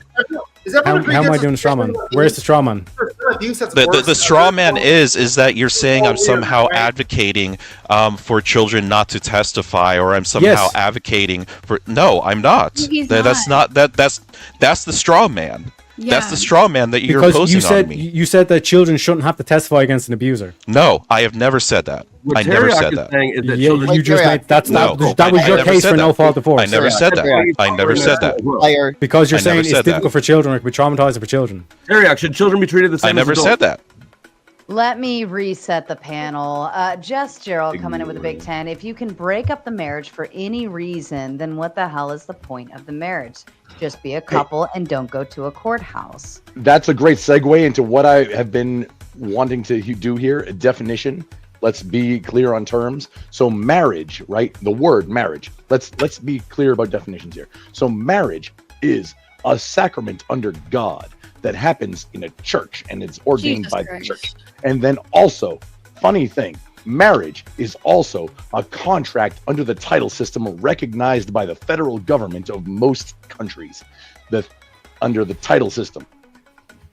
Only if you file for a marriage. The super funny thing, and the point of contention, is that these things are spelled and sound exactly the same, but they're not the same thing. And I think conflation is happening when these discussions happen. Correct. Yeah, I agree with that. And then Christina coming in with the big three. Booyah, shakalaka, makalaka. Pardon me, I'm reading these. Christina coming in with the big three. Speakeasy is 100% correct here. That was during your speed date. Plumpy coming in with the big five. To err is human. To forgive is divine. Thank you, Plumpy. Wrongful rage coming with the big five. Speakeasy went straight. Speak harshly. Got really really speak upset getting over called out of everyone. hypocrisy. Yeah, this is true. Wrongful Rage coming with the big 5. Andrew. He's been invoked. That was not on my doing, but I believe he showed up in the chat. And then the Trib one coming up with the big 5. The assumption is kids wouldn't know better, so it's up to the adults to follow through as it should be. Thank you, Trib. Exactly. I do agree with that. Yeah, so the adults should convince the kids to actually give evidence against the abuser. Sometimes it's not that easy. It doesn't matter if it's easy or not. Should the kid do it? Yes or no? Should the adults convince the kid to testify? Yeah, it'd be treated. Okay, so then your argument against no fault divorce is null and void. Thank you.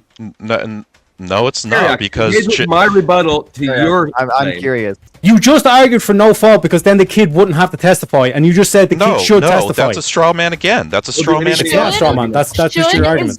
No, it's not. You don't even understand. Steel man my argument and just tell me. I'll tell you whether you're right or it wrong. would be easier for the kids if they don't have to testify because you could just claim no fault divorce. Nope, not at all. Not even close. Okay, then what's your argument again? Okay, try to come up with a different argument then. So my argument is that the children are incapable of understanding the situations that are in front of them, so they don't even know how to testify. They don't even know how to build emotional strength to go up there. They don't know how to understand what is abuse or what is not. Children are so incapable of handling these extreme traumatic situations. It's just. That's how. And the thing is that I'm just literally talking from experience here because I was one of those children that was abused. So should they testify? Yes or no?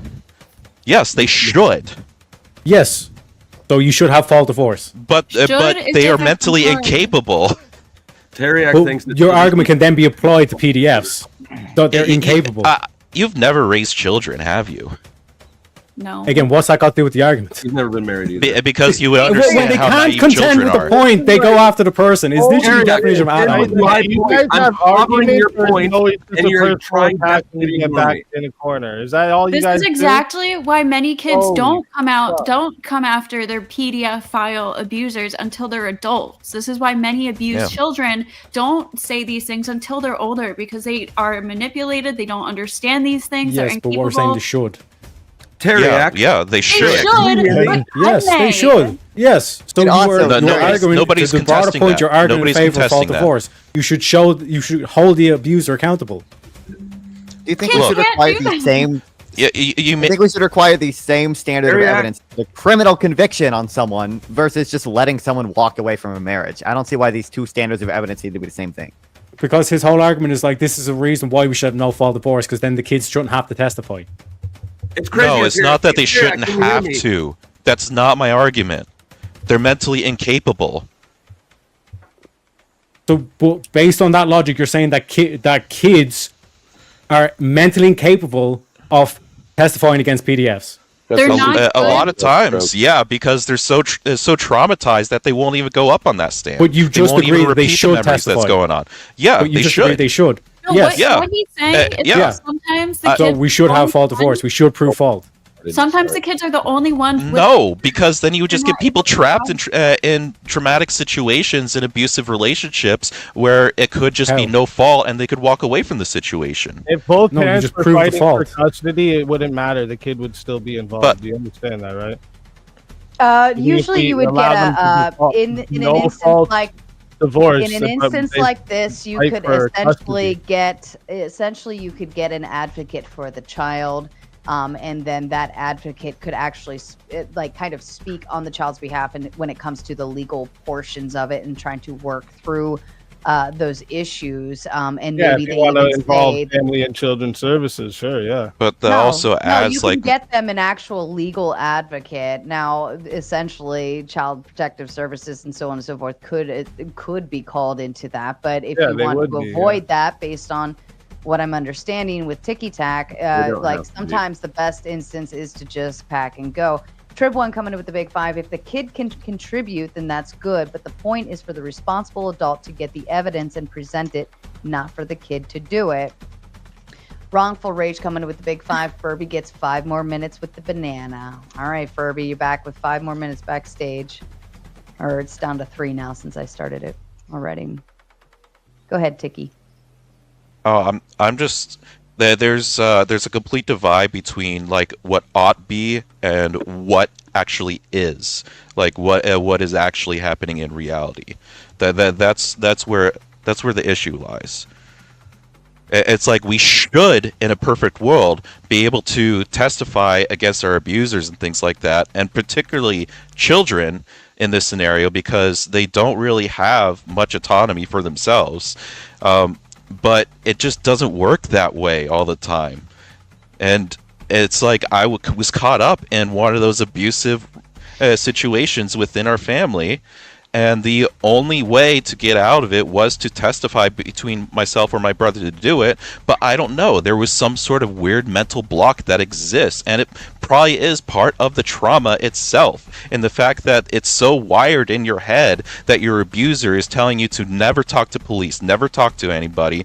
That is just you're broken. You are a broken kid. Well, nobody and should you ever won't talk be to able to police. testify. Yes, but the caveat here is to say, okay, well, I'm just going to take no fault, and then the abuser gets off scot-free.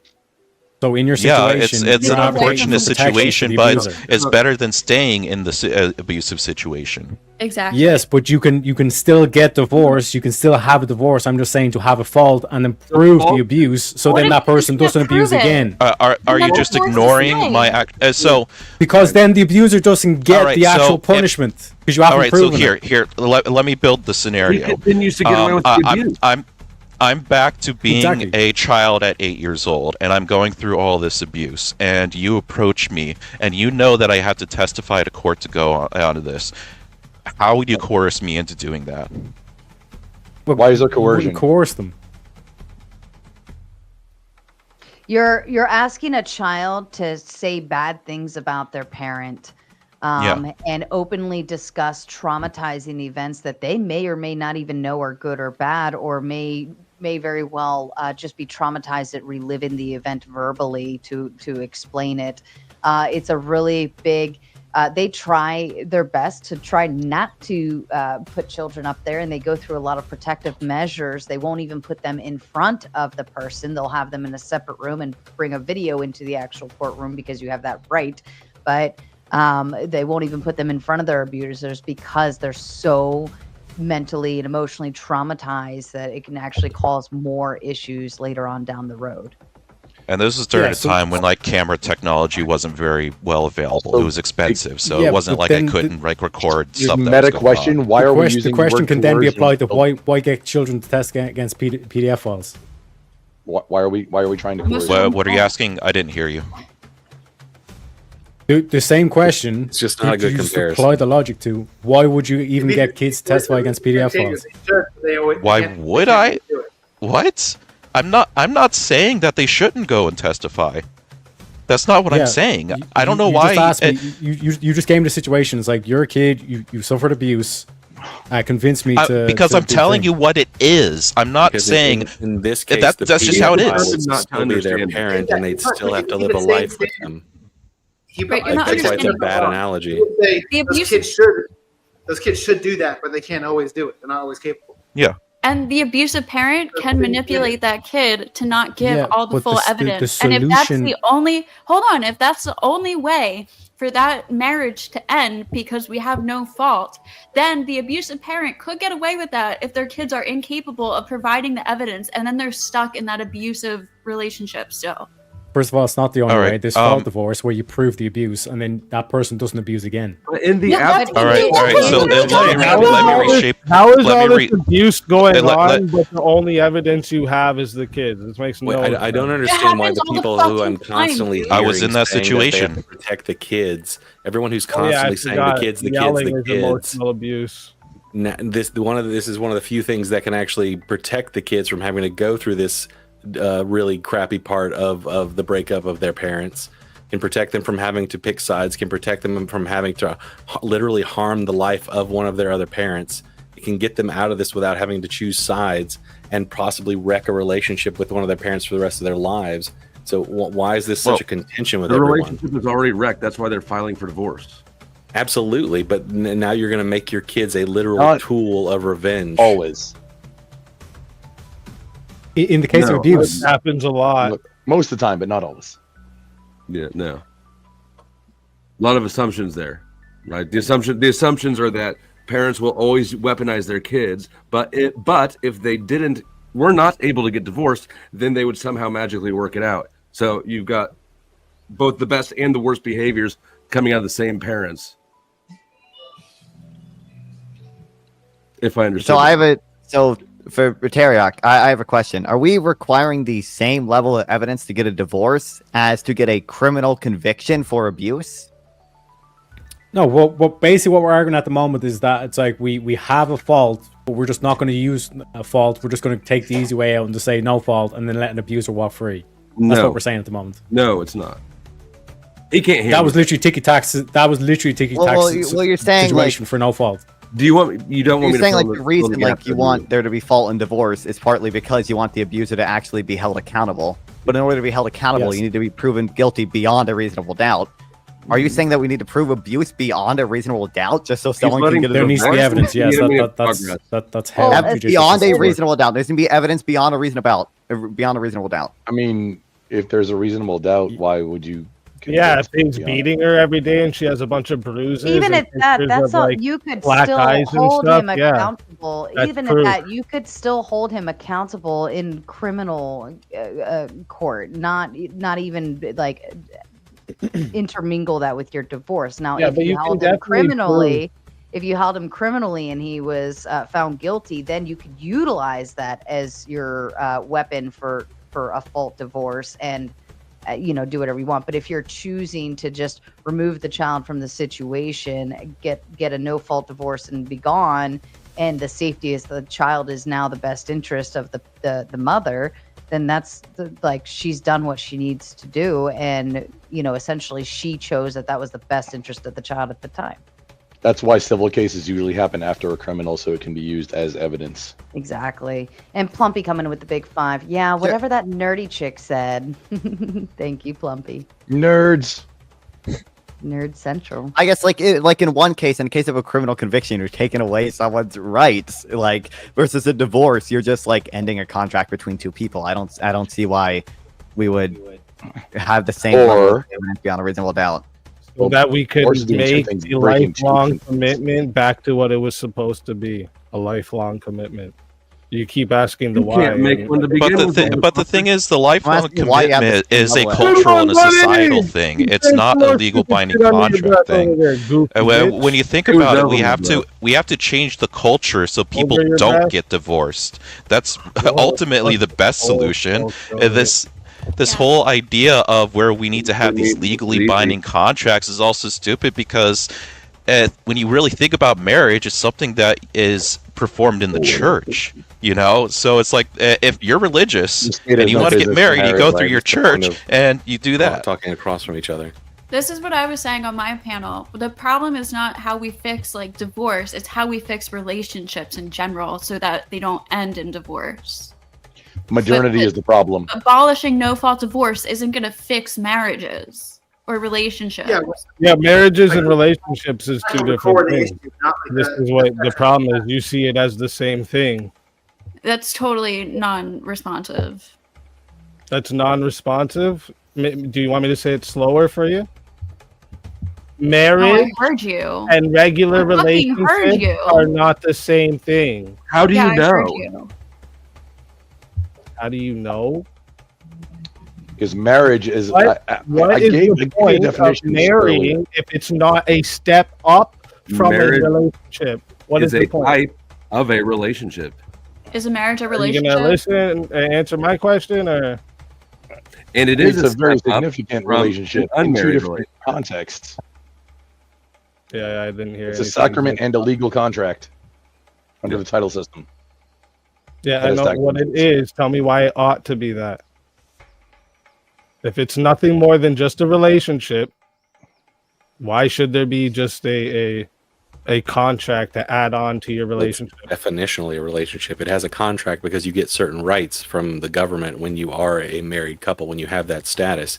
And this is basically just and what is wrong? What is wrong with you having a requirement of a lifelong commitment to be entitled to those rights? That's between you and your religion, or however you view marriage. That has nothing to do with the actual contract. Tell me why it's wrong. Because it adds burdens to a situation. Different definition. Everyone hopes their marriage lasts forever. Never going to agree, right? Wait, again, you're all answering at the same time. I can't even understand what you're saying. Because y'all are talking about marriage with different definitions. I defined them just like 5-10 minutes ago. And religious people intentionally. You're talking about the one. Yeah, I agree with Grumple. I'm sorry, I can't see your name. Picture with glasses guy. You're talking about the other definition, which is like a contract under the title system that gets tax benefits. These are two different things, and they have the same name, and that's where the confusion comes in. So you're going to always talk past each other if you're talking about your thing and he's talking about his thing, and they're the different things, and it's never gonna meet up. All of us though deal with the secular one. Right. That seems like the logical. One. Yeah, I think the overall concept that we're deferring to tonight is secularism, and I think we've all agreed that if it is based on a church or religion marriage, that would be held within the church on what to do, and and then go forward legally. Nephilim coming in with the big that's where why? We're at. I don't think Speakeasy's on that same page either. Hold on. Nephilim coming in with the big two. Why is it the government's business to enforce it? That's a good point. Austin Martindale coming with the big 5. Yes, beyond a reasonable doubt, you must prove abuse, or it's then just hearsay. Hearsay. Ruining a reputation of someone is way too easy with no fault. It's government's job to ruin it because that's what government does. It expands into every part of your life. How do you ruin anyone's reputation? Not be done without. That's a silly statement. That's what government does. Also, just because something isn't beyond a reasonable doubt doesn't mean it's hearsay. That adds a specific definition, but okay. True. I just don't see. My point was just that for ending a marriage, I don't even with fault divorce. I actually don't know the way it works in family court, though. I don't see why you should have to prove to the standard of getting a criminal conviction, because the consequence of getting a criminal conviction is that person goes to jail. The consequence of getting a divorce is just no longer being married and maybe like some alimony payments. These are different levels of consequences, and therefore should probably require different levels. Maybe some alimony payments, he says, totally like washing out alimony payments. If there's 10% of marriages get alimony. Yeah, in a civil suit, you can be paid millions of dollars in damages, and a civil suit is still based on preponderance of evidence, not beyond a reasonable doubt. Yes. Right, but that was his point, that the evidence would stem heavier to the fact that there was abuse rather than there wasn't, for it to be a fault divorce. We're talking, what is the burden of proof? Like, is it a criminal level of Well, it depends what the claim is, right? Well, like a divorce is a family court matter, which is probably going to be closer to a civil matter than a criminal matter, right? It is a civil matter. And so the burden of proof shouldn't be like up to a criminal standard. So you should be able to just be like, yeah, I don't want to be with him because he beats me. And they say, okay, he beats you. And that's it. Well, no, with fault divorce, you'd have to prove that there's a 51% chance. I love how this guy, dude, I know you want my attention. Maybe I look like your dad or something, but like, I'm talking to Ghosty. Shut the fuck up for a minute. We're all on a fucking panel. Yeah, my bad. Okay. But Non-Fun was talking the points. He was arguing the points. He was the one bringing up the subject. Yeah, I was responding to Ghosty's question, and this guy always has to, every time I talk, has to say. All right, I can't read your mind. Guess what? It's a panel. Welcome to a panel, Speakeasy. I started talking already, though. That's the difference, right?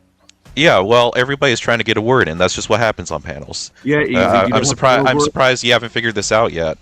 You run a bunch of panels. Yeah. Especially blood sports, where everybody's talking over each other. Okay, well, that's a whole different setup, the way I have that, right?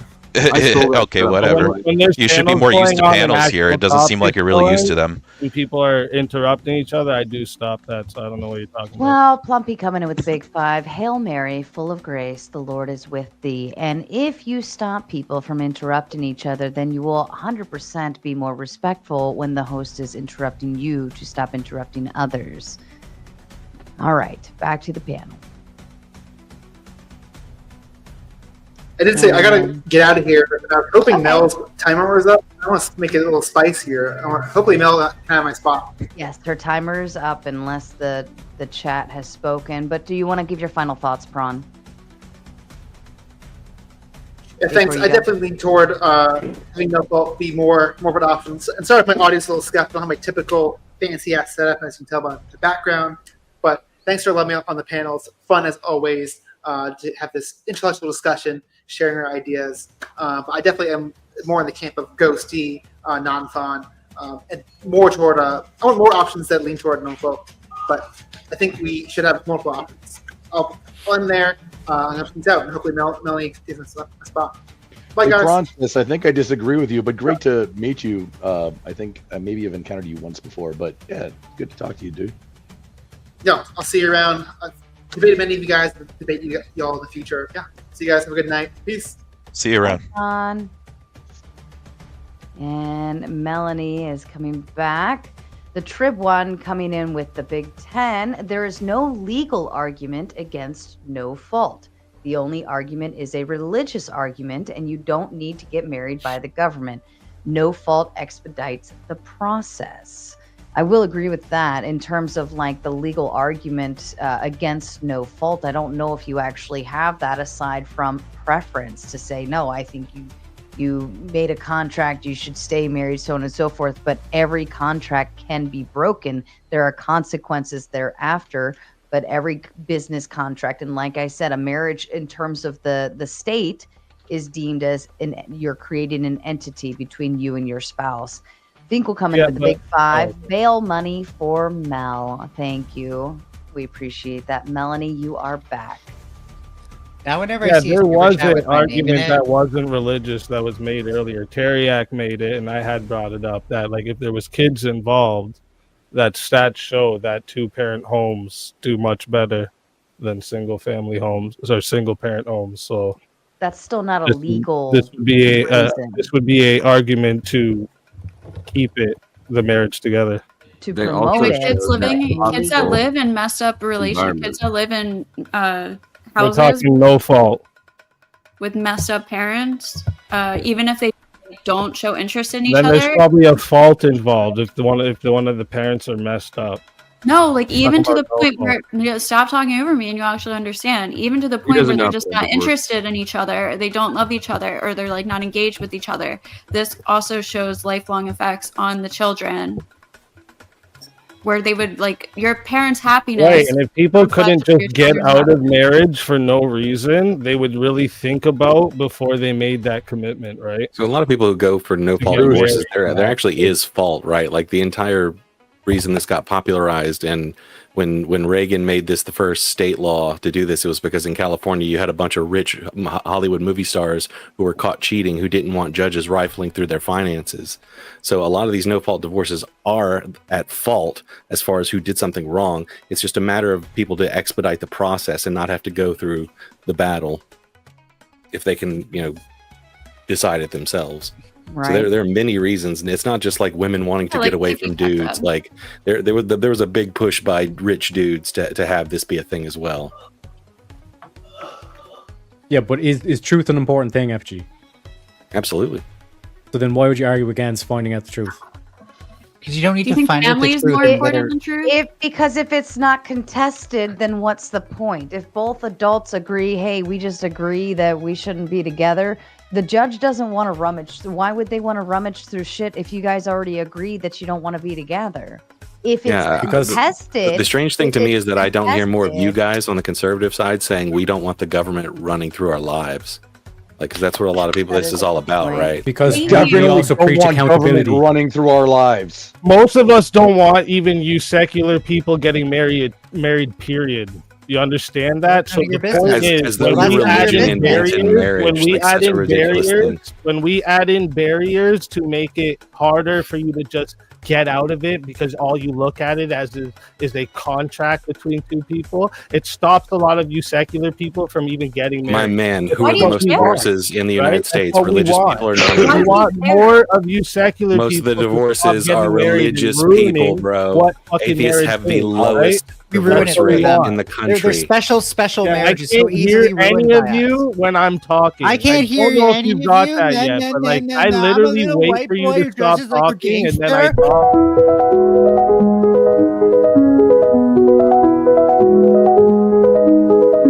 This message is sponsored in part by. Goofy as fuck. You speak easy. How long have you been in Wait, the where's the rest of it? You know, in the 1930s, that would be illegal. Good. That was ballet. It was beautiful. The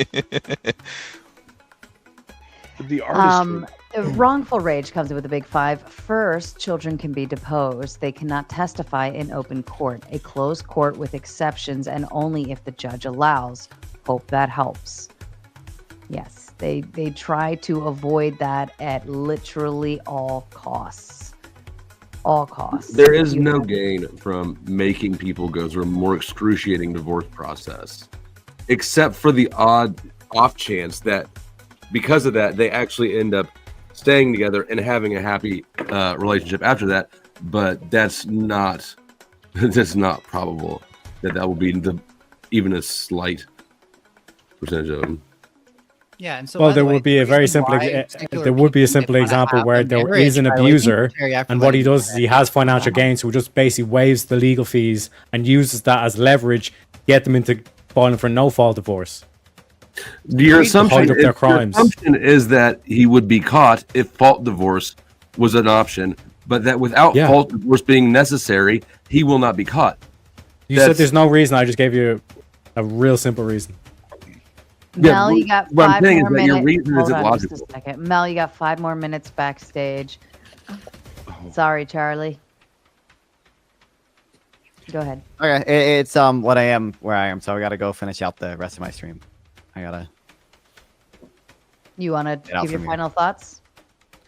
I mean, yeah, like this is not my topic. I care more about economics and political stuff. I don't, but I'd say intuitively, it just feels like no fault divorce is typically going to be a net benefit on a societal level. I don't see a good reason for not having it. Yeah. Also, I stream on YouTube at Nonfont and everyone, and Twitch at Nonfont420. Go over to my stream too. Anyway, see you guys. Love chatting to all you guys. I'll see you. See you, Nonfont. Bye. And Finkel coming in with big 5. Since I am divorced, I will make my own sandwich. Be back soon. That's pretty good. All right, panel, go ahead. But Tarek, you're making a false assumption that fault divorce would then root out crime.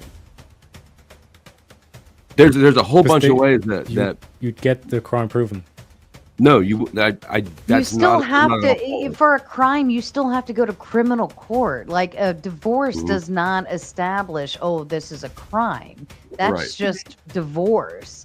You know, you have to go and actually file if it's like abuse or they're crazy, they're harming people. You have to get like all this stuff belongs in a totally different court. It does not come together. Flow state, you got 5 minutes. We'll see in a little bit. Yeah, so Flow's original statement was that there's no benefit to not having no fault or whatever. And I basically said, or there's no case where making them go through the excruciating pain, but there are advantages to it because you get these people, these abusers, held accountable. No, but that's what he's trying to say. The process is difficult. If you get granted a divorce through fault for abuse, it's not like that person is now charged with abuse. They're just divorced. No, but that goes back to what Sarah's saying, is that there would have been criminal proceedings beforehand. No, that's a whole separate thing. You have to. The criminal the come state first. has to. You have to go file if there's abuse. right? In this instance, if there is child abuse going on within your household, you have to go to the police station, file charges, get a whole investigation. The state then has to decide if they want to prosecute and hold those charges. Then it becomes a court case, and all of that happens completely separate of anything else. Filing a divorce is something outside of that. Now, you could essentially wait until the abuse case with the police and the state and all of that is done, so that now, if assuming you have a guilty charge at the end, you could then take that and use that as a fault divorce reason. But if you want to just divorce them off the bat in the beginning and file the other charges later, it's easier to just go through no fault. Just say, we're just done, I'm done, and then later go, if you choose to file charges later for abuse. But the same mentality would be, it's like, oh, I just don't want to deal with this, I'm just going to run away. I'm not actually going to hold anyone accountable. That's their choice. You can't be virtuous. Yeah, but you're not holding an abuser accountable. Okay. But half the time, you know how difficult it is to prove those cases? You have to have a lot of physical evidence that leads up to it. Your testimony has to be exactly the same every single time. You can't miss a beat. And if you miss so much as a little inkling of 5 minutes within that testimony, it's just all shattered to hell. So yeah, and rape is difficult to prove. We should still prove it. Exactly. But so is abuse of all sorts. And it's just, it's kind of like, do you want to relive that trauma again and again and again through a corporate? Do you know how long a court proceeding to go? And then if they you get an answer and then it's appealed, whether it's one way or the other, you have to relive it all over again, and it's a whole nother year before that process is coming to fruition. So yeah, you're only hurting the abuse victims more. You're trying to say we want to hold like the abusers accountable, but really all you're doing is granting them a divorce in the end. So if the abuse victim in this situation can just get a divorce without having to prove all this shit, it's the same outcome in the end, except in one case you're making it harder for the abuse victim and the children than in the other case. But you would not say the same thing about a rape case. These are two totally different things. It's about abuse.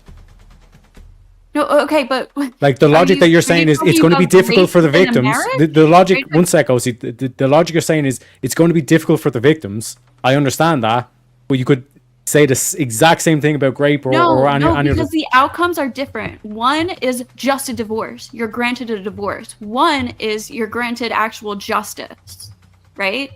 So like proving a rape victim going to testify and go through all this, they're getting justice. Where in the other case, they're just getting a divorce.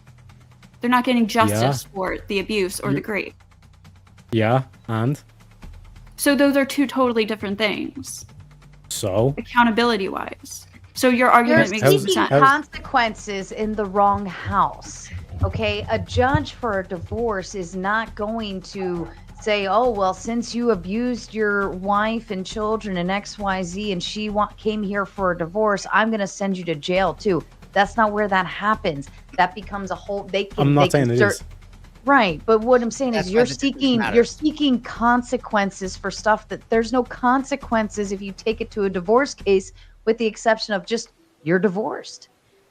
Yes, but what I'm saying is the mentality to have no fault is that there's no accountability, there's no nothing. It's just we've bad vibes. Teriak and Speakeasy, how come there's neither no of you reason that has to be provided? There's no evidence, no proof. Against you? How come neither of you can figure out differences when it's an argument against you? But as soon as somebody else has an argument against you where there is a difference, you need to call it out like you're the master of identity. Okay, so what's it's totally selective sophistry bullshit. Okay, so like learn the difference. Rape is not the same thing as a divorce. Do we need to explain this to you like you're a child? I have a meta question. You're a fucking child because you act like a fucking man-child. So maybe we do. Breathe in. Sarah, I have a meta question when this is ready. And also, CT live. Had sex with somebody without their consent. A divorce when married people get separated. I'm waiting for him That's to step in. Difference, Teriak. Figure it out. Nice mic, by the Andrew way. Starr coming in I with a love big how five. Oh, there we go. Yeah. Pardon me. Melody Andrew brought Starr my coming name in with up the. because how obsessed you are. Hold on, please. not talk Andrew over the Starr host? coming in with a big five. Reliving something is your duty if it gets an abuser off the streets. This whole argument is from the angles is stupid. However, look at the percentages of taking an abuser to court and seeing how easy, or actually in reality, not easy it is to get that conviction. The stats are incredibly low, and you're going through a lot of painful things for an outcome that's more than likely not going to happen. Grumple to you. And well, that I just want to step Yes, in real ma'am. quick So on that. the- Well, that was what I was just trying to prove. It was just hold on, Pat, hold go on. ahead. Grumple did ask. Okay. Okay. So the big picture question that I think all of this entire conversation needs to be tested against, which just everybody personally, you don't need to answer. If you want to say it, cool.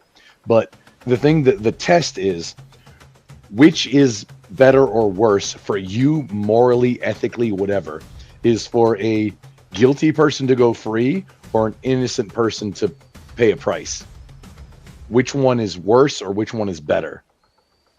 And that's I think the test of this conversation about, and I'm not trying to make excuses for anybody or anything. Bad things happen and it's horrible. Abuse happens and it's absolutely horrible. How does that get dealt with? And Because where are we okay? Where are we okay? Because the example was given earlier, I think it was one of the commenters that highlight this, is that they can just claim no fault, and then if they're a bad person, they can just go out and start like talking shit, saying, "Oh yeah, like I was getting abused, but it was just the easier way to just claim no fault." And then the guy has nothing. He's like, "We agreed to no fault. I didn't abuse her, but she's saying I did." Do you know what I mean? The fault function is not a criminal. It's not. It's a prerequisite to attaining a divorce. It has nothing to do with enforcing punishment for bad behavior. Yeah, nothing is going to come of that except for maybe the judge would determine that an investigation needs to be kicked off.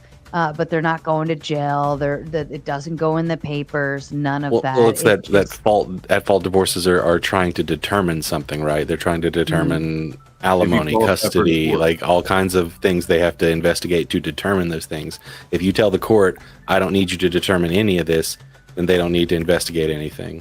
Mm-hmm. Paige I'm sorry, let me back it up one. Austin coming with the big five. They go hand in hand. What are you talking about? Time out the fox. That was the first 5 minutes have been added. Paige coming in with the big two. Mute the fur ball. Doing God's work, guys. And I've added the extra 2 minutes. Wrongful rage coming in with big five. Whom is more likely to commit? I love that you said whom. Whom is more likely to commit emotional abuses, moms or dads? I vote moms, but that's my experience with my mom and my baby's mama. Sounds like, I think it all comes down to your own personal experience. I don't know what the actual numbers are. Sarah, you want to know? Yeah, sure. Whom was actually incorrect for that grammar. Whom? It was opposite. Yeah, who was the correct one for that? It wasn't a direct object. To whom would we? To whom? Andrew Starr coming in with the big two. Testimony consistency isn't a problem for honest ones. Thank you, Andrew. All right, so roll with the idea of you have to, obviously, like I would say you've never been in that experience if you don't understand what it feels like to be in a traumatizing event and having to relive it. And I will say if you've never had that experience, then you can't speak on that concept. But outside of that, there is a separation, there's divorce, and then there is criminal law and abuse, rape. My husband started selling drugs, all of those things. You could even go in for a no-fault divorce if your husband started selling drugs. You don't have to go through fault divorce, but that's still illegal activity. But that judge during that divorce is not going to persecute. He's not Yeah. going to send him to jail or anything. You would have to go the criminal route. There's a huge. You have to separate that, and I Yeah. can't get you to Okay. get it. So let me explain how we got here, Sarah. Real- Because Sarah, basically you the bring up arguments, church the arguments. comment about the who thing. That's correct. Yeah, so basically the reason why we got here was that we were basically asking what would be a valid reason for no fault, and then you gave the reason that okay, what about in cases where they are at fault, there is some sort of abuse going on, but it's just easier to be no fault. It's But not a then valid reason. one sec, let me finish. Then what I'm saying is I'm extrapolating that logic and say, well, it's just easier not to hold any abusers accountable, right? That's the same logic, right? And you would have to bite the bullet there and say, yeah, no, it's just easier for people not to testify, which is what some people actually argue tonight, which I'm fucking baffled by. You forcing a victim to hold their abuser accountable is you being an abuser all in the same breath. No. Because you are forcing them. No, because I can flip that back on you, Sarah, and say you just you don't want the abused to be held accountable. You want protections for abusers. But it's in a different court Teriyaki, system. it is It's not getting the same. divorced. It's the same logic that you are applying. Yes, it is. It's just easier not to report it. It's just easier not to report the crime. It's just easier not to report the crime. But guys, it's just easier not to report the crime. You can't. That's what she's just saying. He might, at first, I thought it was being difficult, but he might not actually like have a brain. Yeah, how many people and how many ways do we have to explain this to you? Yous are making the case that in the situation of a fault where someone is actually abusing in the marriage, it's easier just to do no fault, which is basically the same logic as saying it's easier just not to report the crime in the first place. There's What no we're saying. consequence Because they don't have to deal with the emotional trauma. Stop. Listen to me, Teriyaki. There is no consequence. If you and I are married right now and you beat the shit out of me every night and I just go choose to do a fault divorce and say he's been abusing me every night, there is still no consequence for you except maybe Yeah, I'm not saying I that. would still have to prove it with police Yes. reports, but Yes. maybe the only way you would lose is because you've been beating the shit out of me, so then I'll have rights to your Yeah. house. You have no money left. That's the only consequence. But the true consequence would be Yeah. criminally. That's where the society Well, as a what I'm whole saying is- holds Well, they that can also issue. Yes. Well, I wanna wait, fit they in on can that. also issue protective orders, and if I'm not mistaken, for just specifically domestic abuse, they can issue charges for this too. So, Well, know you guys I don't are want to covered. get too. I don't want to get too far away from the point. Well, that is the point. So when it comes to my certain situation, where it was my mother against my father, essentially, and so it was just her word against his, and ultimately it came down to what myself and my brother would say. But we've been so like abused and so like programmed in a certain way where we wouldn't even talk about the abuse that went on, and that is the psychological turmoil that hits the children. It's not about feelings. It's not about like, oh, I don't want to go back against my dad. It's more like there was something beaten into my head and my psyche where I just could not even compose the words to describe what was going on. Yeah, but what I'm saying is, and this Is anybody else here one second. I just want to clarify. Basically, like what you're I don't saying care is, about if you what hear, you're saying. if you heard that a guy was beating on his wife, you would tell the wife, just get a no-fault divorce and run away. That's No. what you're saying. Yes, No. it is. No, Yeah, Like, that was your I'm whole reading premise for right no-fault. I now. didn't say that. I I'm didn't say that. reading right now. How about you try again? That does I'll not give you another mean- shot. Try again. That And doesn't the- even hold on. That doesn't mean that the mother cannot later, after she's left and now in a safe place, now she can file charges and now he can criminally deal with Yeah. that. That she may have to do it in a way where she can just, I don't want to be with you. It's not you. and It's that was- me. That was And one of then- the problems, and that was one of the problems because since my father and mother, we both had custody. They both had custody of the children. The father had the right to see the children, so it was like it didn't matter if we moved and separated. He would still have a right to go into the home and see us. And Which that's is, kind of the which weird. is, yes, that was a bad outcome. But if she had a Yeah. proved fault, then he would have been taken away from the children. He wouldn't have had custody. Correct? No, he would not. Well, that's the thing, is that it was up to myself and my Alhamdulillah, we brother. finally got there. It was up to myself and my brother to break that barrier of the he said, she said barrier of the husband and wife. It was, if the children testified, being myself and my brother, it would have been obvious that my father was conducting a lot of abuse. He wouldn't have got custody of you. Yeah, I know. Yeah, exactly. You're right. So it would have been better to do fault divorce. Yeah, so, but what is the other problem that I described to you? What's the problem with being able to achieve proving that fault? So, can you repeat it for me? Okay, can you tell you what I've been describing the entire time about the psyche of children? I'm clearly not getting this. No. What did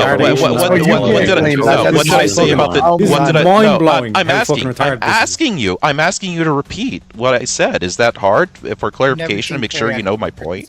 Because like here. So the simple thing I'm asking is that what was I just trying to describe on the psychological turmoil of the child and why they're incapable of being able to testify? Well, we just heard from the commenters there that they wouldn't testify. No, I'm asking you for what I just described. Are you saying I'm asking you to clarify what I said? Because of victim status or because of age and brain development? Which one? No, neither. What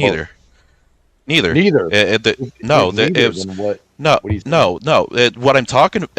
Apparently, people just aren't listening. What I'm saying is that when a child goes through so much trauma and essentially like brainwashed from their abuser, they psychologically think differently, where they can't even like talk about the shit that's going on in the house. They can't talk about the trauma. I understood what you said. It sounds like you didn't understand what I said. Are you saying it's because of the victim's age, or because of the trauma, or it's both? not? It's from the psychological It's abuse both. and manipulation. Yeah. I imagine if somebody grew up in like a normal home, became an adult, and got into an abusive situation, they would at least have some sort of baseline of normalcy to know that they're in an abnormal situation. But if you throw a child into a completely abnormal abusive situation, that's all they understand. So they think that's normal, and they think that's the normal way of responding to things, is the brainwashing and the abuse. More importantly, after the age of 10, what you can observe is that children use adults as references for morality and ethics. So if they see adults doing something, they're not really going to have a strong basis to disagree with it. It's not until they get into their teenage years that they start to actually think that way. That's how kids learn. They mimic. They're literally especially in the first 10 years of their life. Yes. Andrew Starr coming in with the big 5. Hard disagree. Trauma is a shield women use to hide from their duty or to protect their lies, even if it's just embellishment. And you wonder why it's so hard to prove shit in court, because of this thought process right here. And this is kind of going back. I'm not even talking about the trauma of the wife. I'm talking about trauma of children. Right, but that's what it was based on, what I was speaking to earlier, with how difficult it is to prove either rape cases, abuse cases, so on and so forth, and why people choose not to.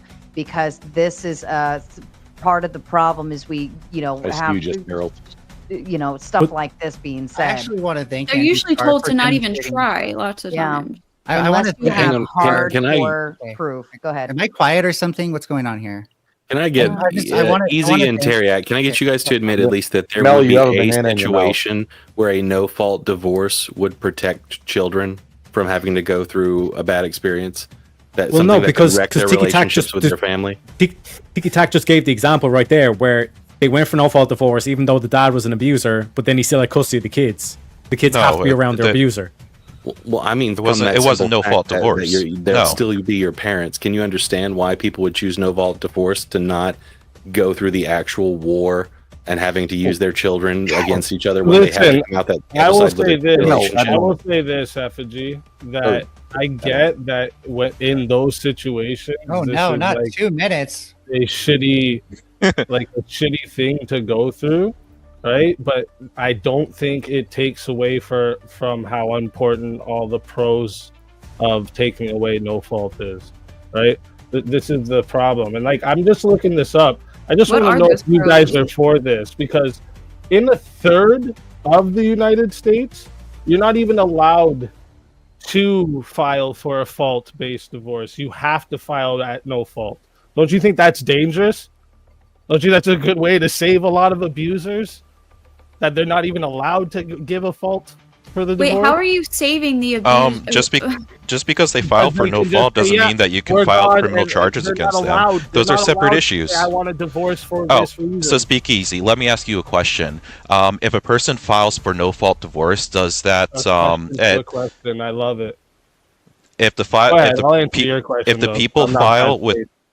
if people file for no fault divorce, does that mean that you cannot throw criminal charges at the opposing spouse? No, it doesn't mean you cannot. No. So what is your? This is a step to protection to apply said charges. As you guys just said, a lot of people. So what's the protection? Hear my answer, what's the or did you just want to talk at me? Okay, thanks.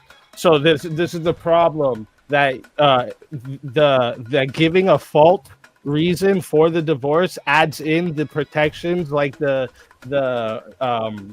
giving the protective orders, issuing more payments because you're gonna have to probably take them to court to give charges, so that shit's expensive. So to help you with taking them to court is an important fucking thing. And also, if it's property, if you have kids, leaving a mother with no property, that's little gish gallop thing. So I think little that woman should get the property if she's with an abuser. You just described expensive. You just described because it seems like you're answering. You're saying that. You're saying with fault divorce. For more than 30 seconds. I'm replying to you. I'm replying to you. You said with fault divorce that people would be able to put pending criminal charges on it towards the investigation and put in protections between like custody battles. And let him finish. Which. Yeah, but you didn't let me finish. How come I'm I did. getting cut off? Literally, so here, here's my problem. Only when I talk, I'm fine with just going to the point and continuing the convo. Now you're telling me to let him finish when he didn't let me finish. The one thing that you brought up in your response about the expenses. So yeah, so the expenses and time works on both sides. Both parties have to put time and money into it, and sometimes those resources do not exist. So you're just essentially delaying the process of being able to prove any sort of fault, whereas it's like we just need a separation now, and that's what no fault is for, is to make the separation now. No fault actually extends the process. How? I understand that, because you have to wait a certain amount of time to even actually you don't have to prove it in court. You don't have to go to court. One of the main arguments for no fault is that it saves everybody money and lessens time in court. No, it doesn't. No, it doesn't. Yes, no, it does. Did you guys not just hear Sarah earlier? Did you guys not just hear separation Sarah earlier period, saying but you're not that battling in court? Divorce is what made it take longer than it could have? Did you Some guys states not have hear that? Some states have a Did separation. you hear it or not? I'm answering you, bitch. Some Can you states have answer a a fucking question? separation period. Some states have a separation period, but you're not battling it in court with money. Man. Answer a question. I am, dude. Did you hear her say it? Yes or no? Yes. There's a cool But down there's a period. difference. Not all You would states. shut up. There's a difference. A separation period is not the same as battling in court with money. Yeah, and not all states have Yeah, that. and if there was a fault, guess what? Whoever was the abuser would be forced to pay that money. You have to battle in court with Those money. separation periods are being enforced by people like you who want marriage to stick around. They're the ones who put those caveats in place, as opposed to all the no-fault states who automatically do it. Wait, like what? my state, when I had went through my divorce, we had a separation period that was enforced on us. Like that's one of the things they use to try and stop you from getting divorced. You had separation too. In Kansas, we just had a waiting period. So, like, I just kept secret for a month that I'd filed for divorce. A little awkward. Andrew Starr coming in with the big 5. If you instigate fights and probe for an overreaction, then hide behind trauma, you are a terrible person and the actual abuser. Nobody was saying that one bit. Like, we're literally talking about child abuse, bro. Nephilim coming in with the big 2. If the crime happens again, are you an accomplice? And I think that's in reference to your situation, Ticky Tack, in regards to the mother. if she knows the crime is happening and essentially is kind of allowing it in a sense or something, would she then be an accomplice? Possibly. But she is a victim of the situation as well, so I don't know where that delineating line is. You come down to being the victim, therefore you're like afraid to, or like you're put in that same position. So it's like legally, I wouldn't consider it accomplice. Paige coming in with the 2. Can we talk about coercive control? Mute Furby. She did get her 2 minutes. And then wrongful rage coming in with the 20. You should be quiet, Furby. So 20 minutes to Furby. Backstage. Good night, Ticky Tack for the win. Thanks a lot, Wrongful. Flow State coming with big 2. Bail Furby. Okay, so that's 2. Yeah. Is this 4? I don't like Furby worth $20. Test. So to bring her back or keep her back there? No, I missed the 20, and I thought I was just paying off a 2-minute timeout. So, and then that's negated by Naomi. And then, so I'll take down 2 minutes there. Finkel taking 2 minutes math. back. It's 4 minutes down. Yeah. So now we're down to 11 minutes backstage total. There's math. So let me drop off the 4 minutes. All right, Furby, you got 11 total now. And then Nephilim coming in with the big 2. I dub the Spurgeezy for the rest of the stream. You are kind of extra Spurgy tonight, Speakeasy. I'm a little disappointed. I literally talked the least. You literally only did those little thought videos we played. You only that's why you're laughing. The you don't fact want to that hear you're me even call you out. spurging at that cracks me up. I'll wait till I get a chance, and I'll call you out. Ghosty needs a timeout too. Ghosty, you got 2 minutes backstage. I'll set your timer. Meow. Stand by for a second.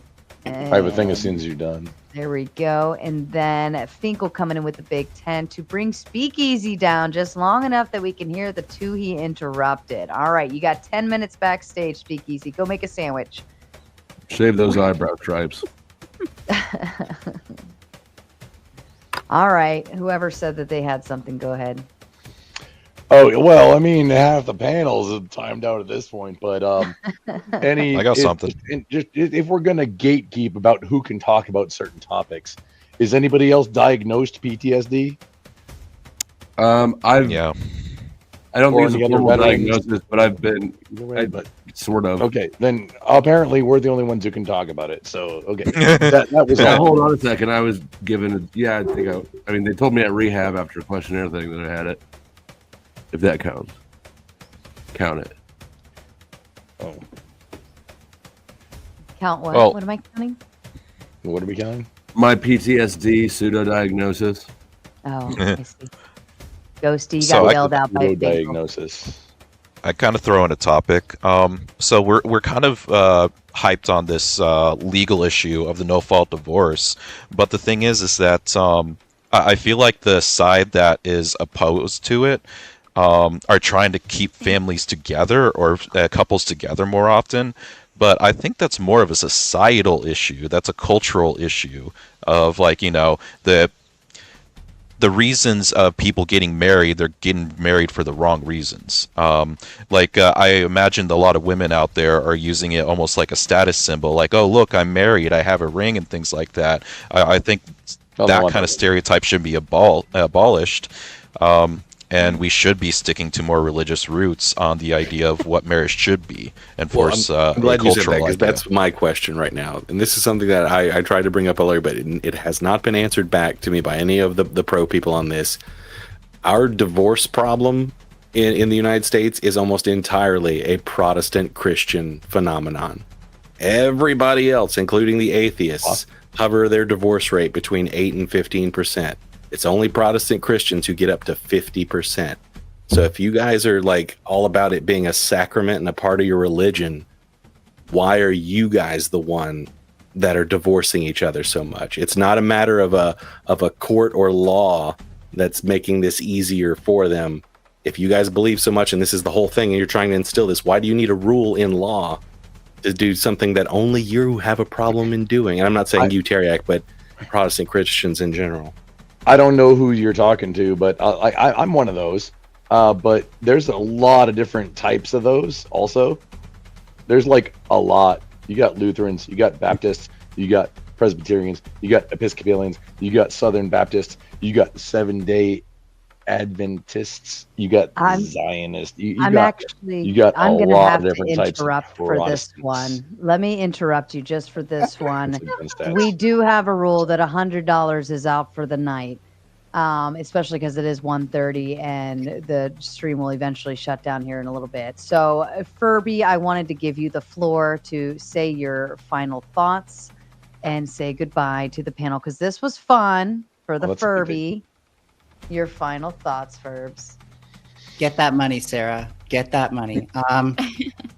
Yeah, I think Ghosty and Tiki Tack and several people have already done a good job demonstrating why we should keep no fault divorce. So have a great night, everybody. Oh, See you, thank Mel. you, Furby.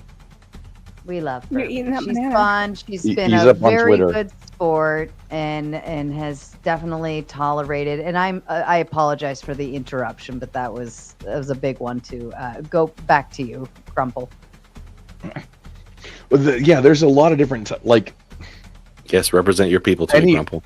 just everybody who's okay. So just everybody who's not a Catholic, unless you're Orthodox, is which I'm not even sure if Orthodox is Protestant technically. I don't think they are. But everybody else is all other Gentiles is anybody that's not Jews or Muslims is Protestants. The statistic seems a little bit stacked because you're talking about everybody who's not Catholic that is Christian identifying, I guess you'd say.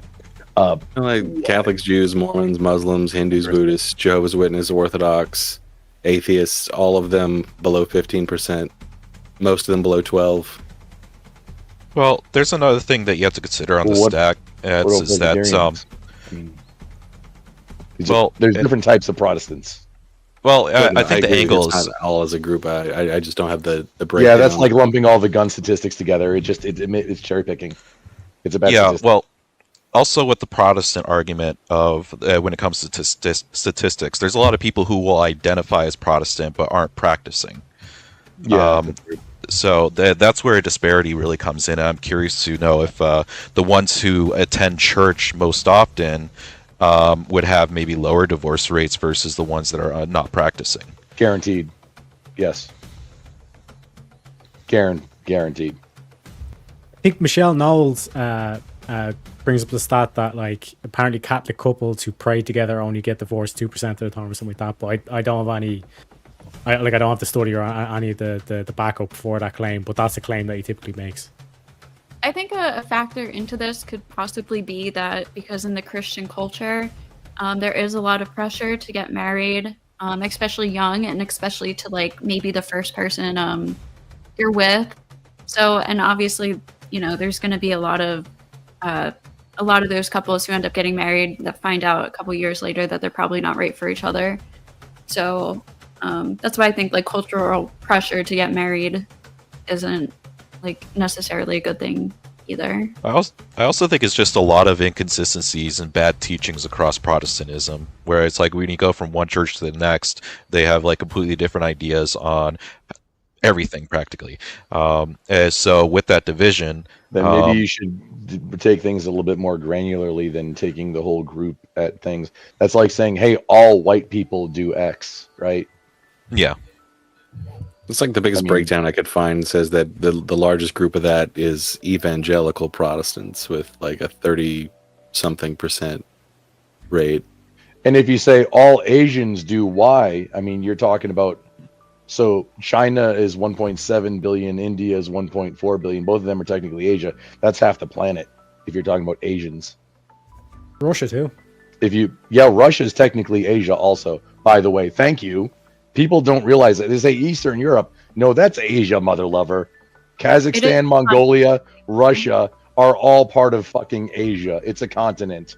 There's a divide, and Russia is on it. Maybe part of it's over the line, but at the very least, the analogy for what I said was more like saying the Chinese rather than Asians, right? Because I did specify a specific, at least carved out a bit of a religion that is not. Oh, the whole, 1.7 million people, or billion, excuse me. Sure. Yeah, just 1/4 of the population of the entire planet. Yeah, that's a good, that's a good statistic to use. Just they're all one model. Well, the overarching point kind of holds though, right? If the group of people who claim that this is a sacrament for their religion are the ones most likely, should be the ones most likely to hold fast with it, as evidenced by many other religions in the way they treat it. Why is it incumbent upon a law to do what their religion can't do for them? Inspire them to stay together. Also, why would you want to introduce force into that anyway?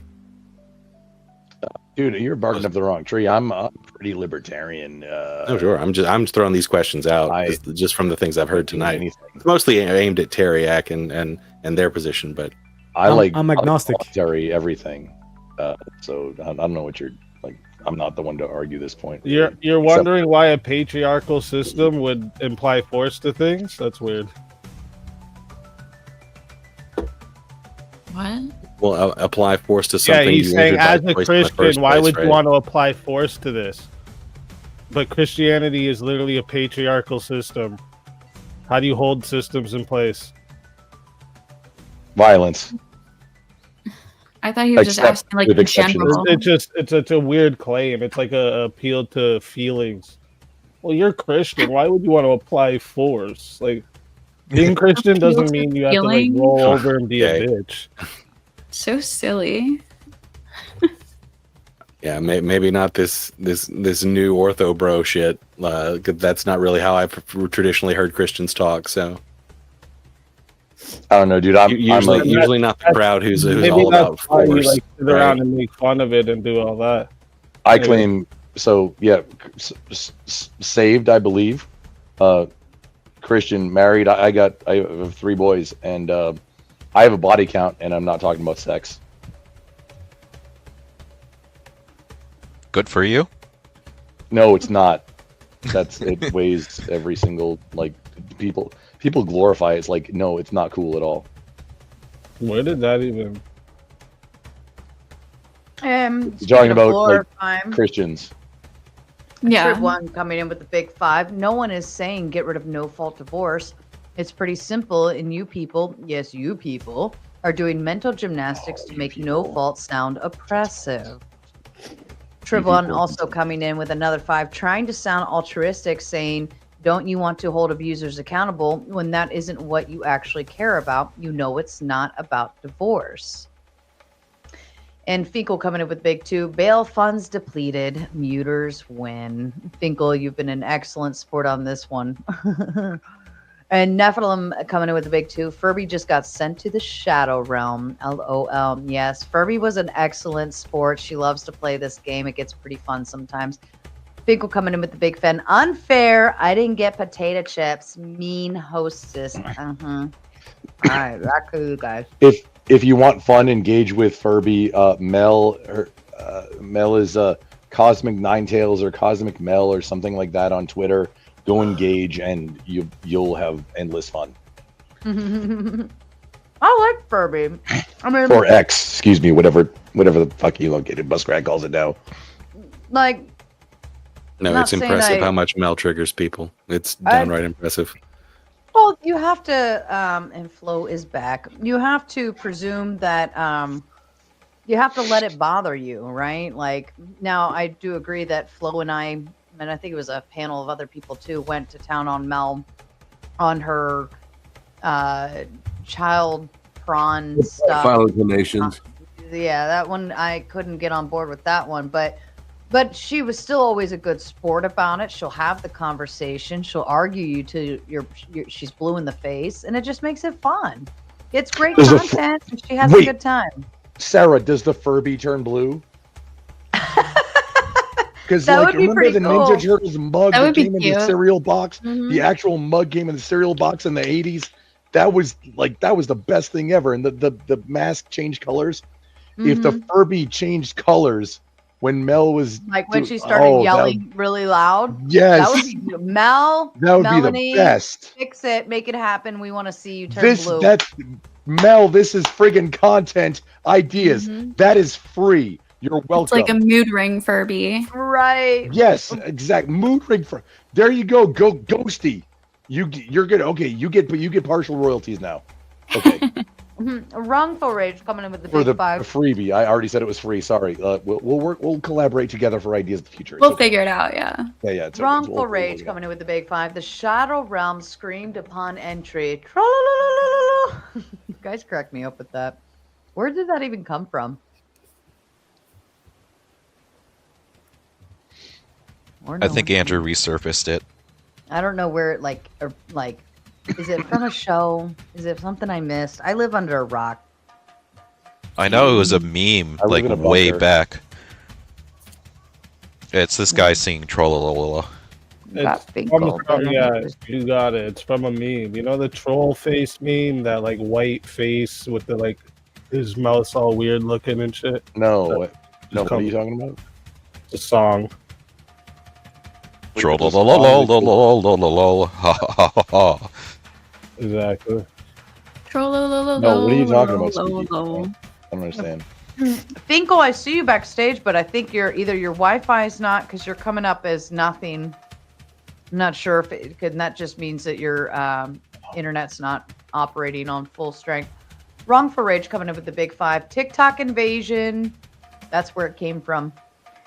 Fair enough. Thank you. All right, we got you.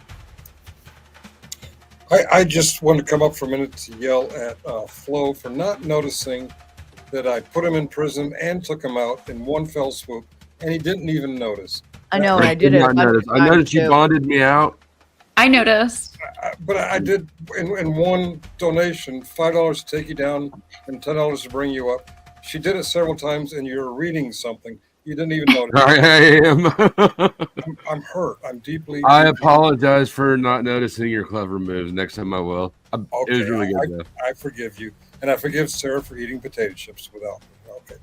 But don't you think she's getting kind of fat?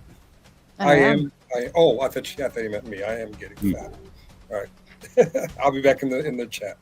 Love you, Finkel. We didn't defend you at all. I know I'm getting fat. I'm okay with it. I accept my fate. This is why we need fault divorces, because we just want to sit around and eat potato chips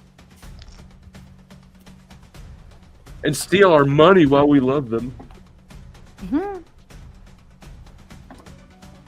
Has the panel run out of shit to argue about?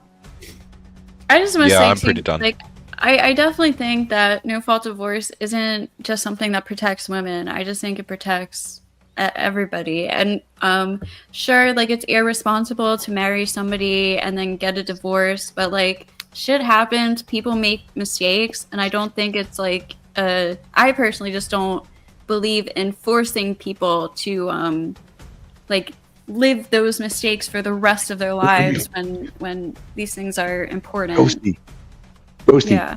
are you okay with? Okay, so hear me out. Because I think it's maybe where we need to go at this point is get rid of all federal subsidies and benefits for being married at all. Like no more tax breaks, no more nothing, no more social security. What is the benefit? Because then what is marriage other than a sacrament of between people? It's not a federal thing. It becomes just a contract between people, but there's no benefits to it. Why there's is no that? There's no monetary bonus. I think the country, be only a religious country it becomes only a religious thing. They And try not to a do that monetary to bonus at all. encourage people to get married and have children, I guess, right? Because it's like good for a nation. No, to that's have correct. married That's couples and why children. Ghosty, you just hit on it exactly. That's why those benefits exist, was to encourage population growth via encouraging the family to make more population, which is what, just without getting to like traditional married couple creates babies. Yeah. Creates babies.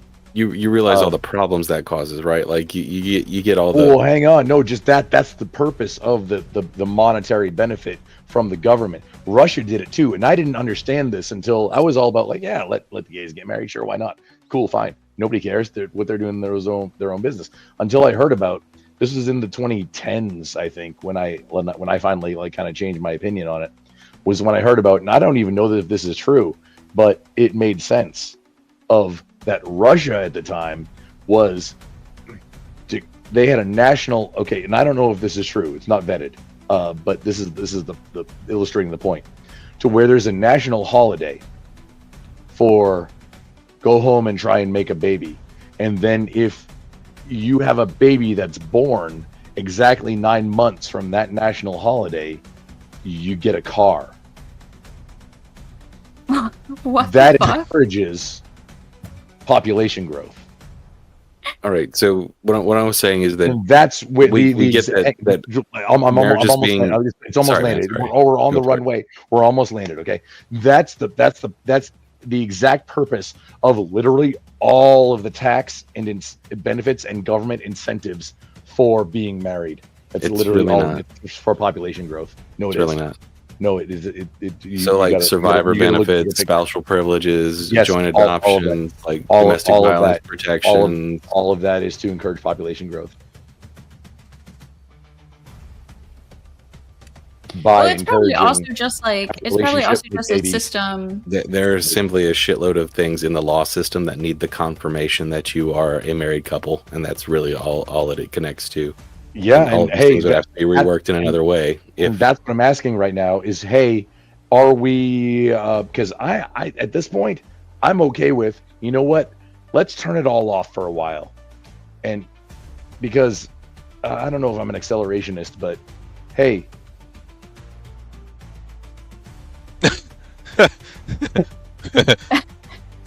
I somewhat agree. I'm an accelerationist on some of those terms as well. So on marriage laws, I think we should be focusing more on incentives for having children and not incentives towards being married. In Hungary, I think that, just to give a little shout out to the Europeans, in Hungary, if a woman has 4 kids, she pays no tax for the rest of her life. But you guys are ignoring all the things that are actual like spousal benefits, things that link the rights of you and your spouse together, things that go to your spouse but then come to you once your spouse is like passed away or something like that. Like there are a lot of connective rights through that, through the federal recognition of your marriage. Can we get some examples? Social Security going to your spouse whenever they've passed, veteran military benefits, immigration stuff, filing bankruptcy, next of kin status for medical emergencies. There's just all kinds of minutia that they just need that federal guarantee that you're the connected person to that. So how would you do that if you just left that up to the church, right? A signed will. Finkel coming in with the big 5 says, damn, those chips look good. Now I am hungry again. Aren't you so glad Wrongful Rage timed me out and saw what happens? It was fun. I wouldn't do that if they were all arguing on screen, though. Dustin S. with his membership says, can both sides negotiate to fight for no fault, 50-50, no child support, etc., unless fault is proven, to fight for sole majority custody, etc.? And I will say most things when it comes to children actually defaults at 50-50. A lot of people have this wrong. Most fathers just choose not to show up to court or not to file a counter complaint or not settled outside of court. It's settled outside of court and they just say whatever. And they're just agreeable. So the whole concept of fighting for sole majority custody, you have to have really, really, really good reason. Like you guys live 500 miles away and there's no way you can go 50-50 on that unless you're like including holidays and summers and so on and so forth. And even that's hard to get a hold of. Somebody still has to have primary. And 1JP Belly 1 comes in with a big 5. In Canada, the government gives good monthly payments to families, but it goes straight to women when they get custody, and a lot of breakups happen. Fair. And I was just gonna ask you, Effigy, real quick. All those things you named off, you could do all of that with the power of attorney, right? Oh yeah, you would have to just come up with singular ways to do each of them instead of having one. Yeah, with the power of the attorney, though, right? You Yeah, can't do anything's it. possible. Yeah, you can't so do it like possible. that would be the answer. It would just be a more convoluted way to do the same thing without. Sure, I guess But it I would would. be a I little also. harder, but I'm also not the person that making argues. everything in life easy, right? Like Well, I'm everything also in the life person that easy argues made that marriage is not the singular domain of religion. So, I think there should always I know, be but I'm a speaking secular to version all of those. marriage. I get it, Effigy. I was just speaking to all those things you named off. That is the reasoning for the government for the connection, right? And you just admitted we don't need it because we can do that For a with lot of it, our sure. percent. I mean, yeah. I mean, you would have to So come up with other that's systems. all I but was yeah. answering to. I was just answering. You don't need any involvement from the government because you say, why do you guys want the government involved at all? I don't actually, but I'm talking when we're talking these odds, we still have to base it off our system, right? Well, Like, I would mention just each ban one of all those you again. I can secular answer fucks them. from getting married if it was my choice, right? You wouldn't be able to get married as a secular person. You wouldn't be allowed. You're not in a position to talk down to anybody. Why not? Always was. Well, given the position that where marriage is at, I kind of understand where Effigy is coming from, and let's just say that, okay, if we were to get rid of all those benefits and we would have to go to like power of attorney or signed wills, things of that nature, it just seems like a very long bureaucratic process where marriage would just be like, a straight up, okay, things work. These are the a minimum baseline of exchanges of like value, property, and so on between the couple. Hey, just so we're clear, if you don't have a will, if like say the husband dies, and doesn't have a will, your shit's going to probate. It's not automatically all going to the wife. If there are assets that were in the name of the husband, it's going to probate court. Again, make sure you put your will in. That's not an argument, is what I'm saying. Yeah, it is. Yeah, it is. Why do you want to take away all the responsibilities? Who cares? It's just a responsibility. Wait, no, speakeasy. We're on the same side here. I'm making the argument. Marriage is not an argument for that you would get stuff when your spouse dies. That's not an argument. That's what I'm saying. Okay, I get what you're saying. No, Okay, speak I thought easy. you were saying Speak. Yo, we're on the same side on this one, bro. I heard you wrong. And Finkel comes in with a big 5. He says, theocracy, speak, say it isn't so. You're welcome to respond, Speakeasy, if you want. I think that's in relation to when you were saying like the secular folks won't get married. Yeah. Yeah, I mean, this is all about Christians getting in their feelings because they want. Yeah, I would run the word marriage. You can't let me speak at all. Every time I try to talk, you interrupt. This is just all about Muslim marriage. over the word marriage. Nobody else has any reason to give a fuck whether or not you feel like you get the word well enough. What about a Muslim marriage? It's still a marriage, right? Well, we have to again clarify and recognize go it. back that a marriage in the state is not a religious concept. The marriage at the church would be the religious piece of it. Adding the But we can agree that marriage as an institution predates all religions, right? Yeah, absolutely. Does it? But even at that, all of the big concept- three easily. The big. I'm sorry, there are marriage Effigy, laws Sarah's in trying ancient to go. Babylon. Effigy, calm down. Sarah's the host. Let her speak. The concept of marriage, according to the state, when it relates to getting a divorce, is simply the ending of an entity. It's a contract. It's a business transaction per se. The religious factor is not involved. When you include religion, that's when you hold your wedding at a church. That is where the religious factor comes in. So if we're getting married without a religious belief set behind it, then the meaning only sits with the state. And therefore, when you go to get your divorce, that piece of it, again, only sits with the state. If you include religion, then essentially you should seek guidance from your church and decide if you should get a divorce from there, if you're going to go that route, and then go to the state to appeal for the actual entity that you are contracted into, and then it happens on that demise. But you can't push religion for a government contract that or a contract that you have that the government recognizes. Go ahead. Yeah, this kind of circled back to one of my original points, is like this seems a lot more like a cultural or a societal issue that we need to be encouraging people just to stay together, you know, not try to impose laws that force people to stay together. No, it's not a carte blanche force. I get it. There are many reasons of how you could get a divorce and things like that, but I just don't think that the law should be the one enforcing it.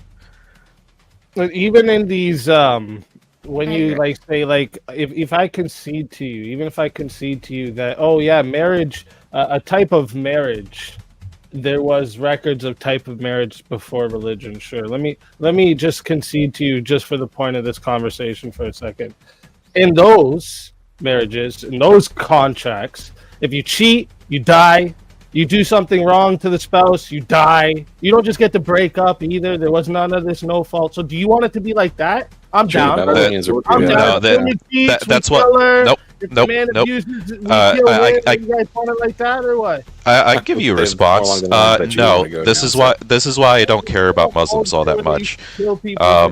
That's way better, bro. Speak easy. I'm willing to reply. Your religion has no claim to marriage, as though it invented it. Yeah, no, it is just a practice that we have always done. No. Well, what I'm saying is secular people have no claim to it. All right, whatever. You guys fight it out. Have fun. It separates it from a just being a meaningless contract like you want to. No, it doesn't. Effigy, Yo, wait, Effigy, you said your religion did not invent it, so who invented marriage? As far as we know, marriage goes back into prehistory. Who invented marriage? What do you mean, who invented it? Humans invented it. You said, hey, your religion didn't invent it. So it sounds like you are smart on the subject. Human pair bonding, man. Where's the origin? No, what we know is the earliest places in the world already had marriage laws. So the institution itself had to be thousands of years older than that. It goes back into prehistory. So we've always got examples of humans pair bonding, just like it seems kind of obvious, right? We evolved to marry each other. Those marriages, you're talking about marriages that are, these marriages are contracts between families to have their kids arranged marriage, or there's it was so complex to that point that in our earliest history we had that kind of shit already. So marriage as just an existence in human civilization had been around for a long time as well. All over the world. Even using these, my point is that there would still be punishment, and you wouldn't be able to just leave these marriages.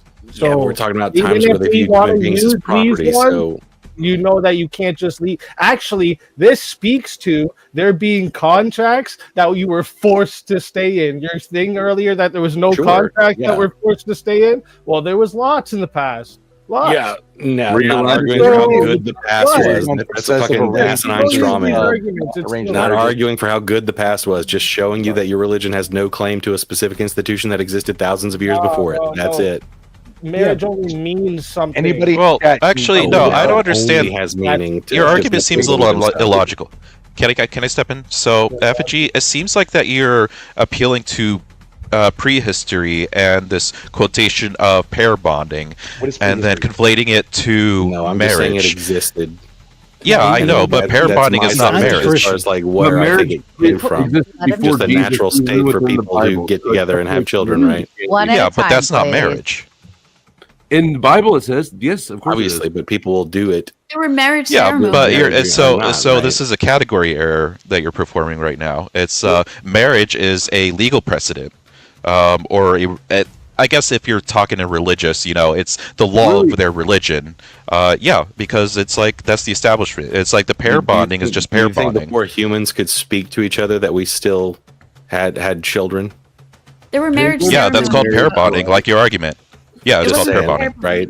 Pair bonding is not marriage. There's an obvious difference, right? There's an obvious difference between marriage and pair bonding. Yes. What? I was using them interchangeably. Big question. What is prehistory, and then how does that have to do with pair bonding being the same thing? Before you answer that, Finkel coming in with the big 10. I'm sorry, sir. Michael, the angel in Michael with John Travolta invented marriage. I remember that movie. That was a good movie. And here's what we're gonna do, folks, because it is 2 a.m. I'm starting to get sleepy, so here's what I do. I put up a new goal. We will go, and Finkel's carrying us for the next 10 minutes as of now, but we will go for $1 per minute on how much longer we will go. So tell me if I need to make coffee or not.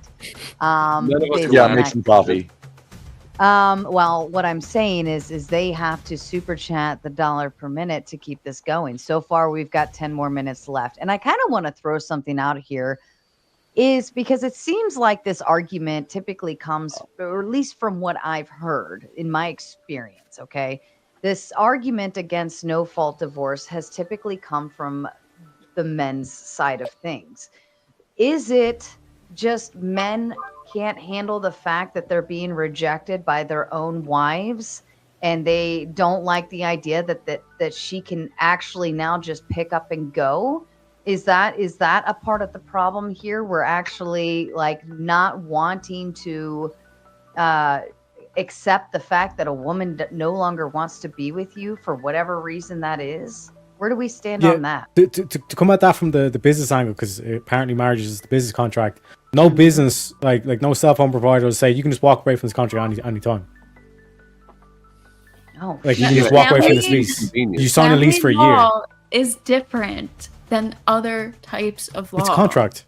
But it's separate courts. It's not the same type of contract or even legal. Do you know what an analogy is? Even at that, you can still exit a business contract. Now, whether it depends on the terms of the contract. Isn't this a logical fallacy by oversimplification? You can still exit it, but what I'm saying is it depends on the terms of the contract. There will be consequences if you terminate. It comes with the fine print, which would, in our case, be considered what we'd call a prenup, the fine print of a marriage. So what I'm saying is you are an entity considered by the state. You are considered an entity between you and your spouse. You can dissolve that at any given time. There could be consequences if there is fault, but it doesn't mean that you have to have consequences in order to exit that marriage, because you both willingly walked into it with the simply a vow of having to hold whatever, right? But what I'm saying is that, I feel like I hear this more from men's perspectives. This one too. So I'm still feel like there's this capacity of I don't want her to be allowed to reject me. Yeah, but this is. Go ahead, Grump. We can't hear you. You're muted.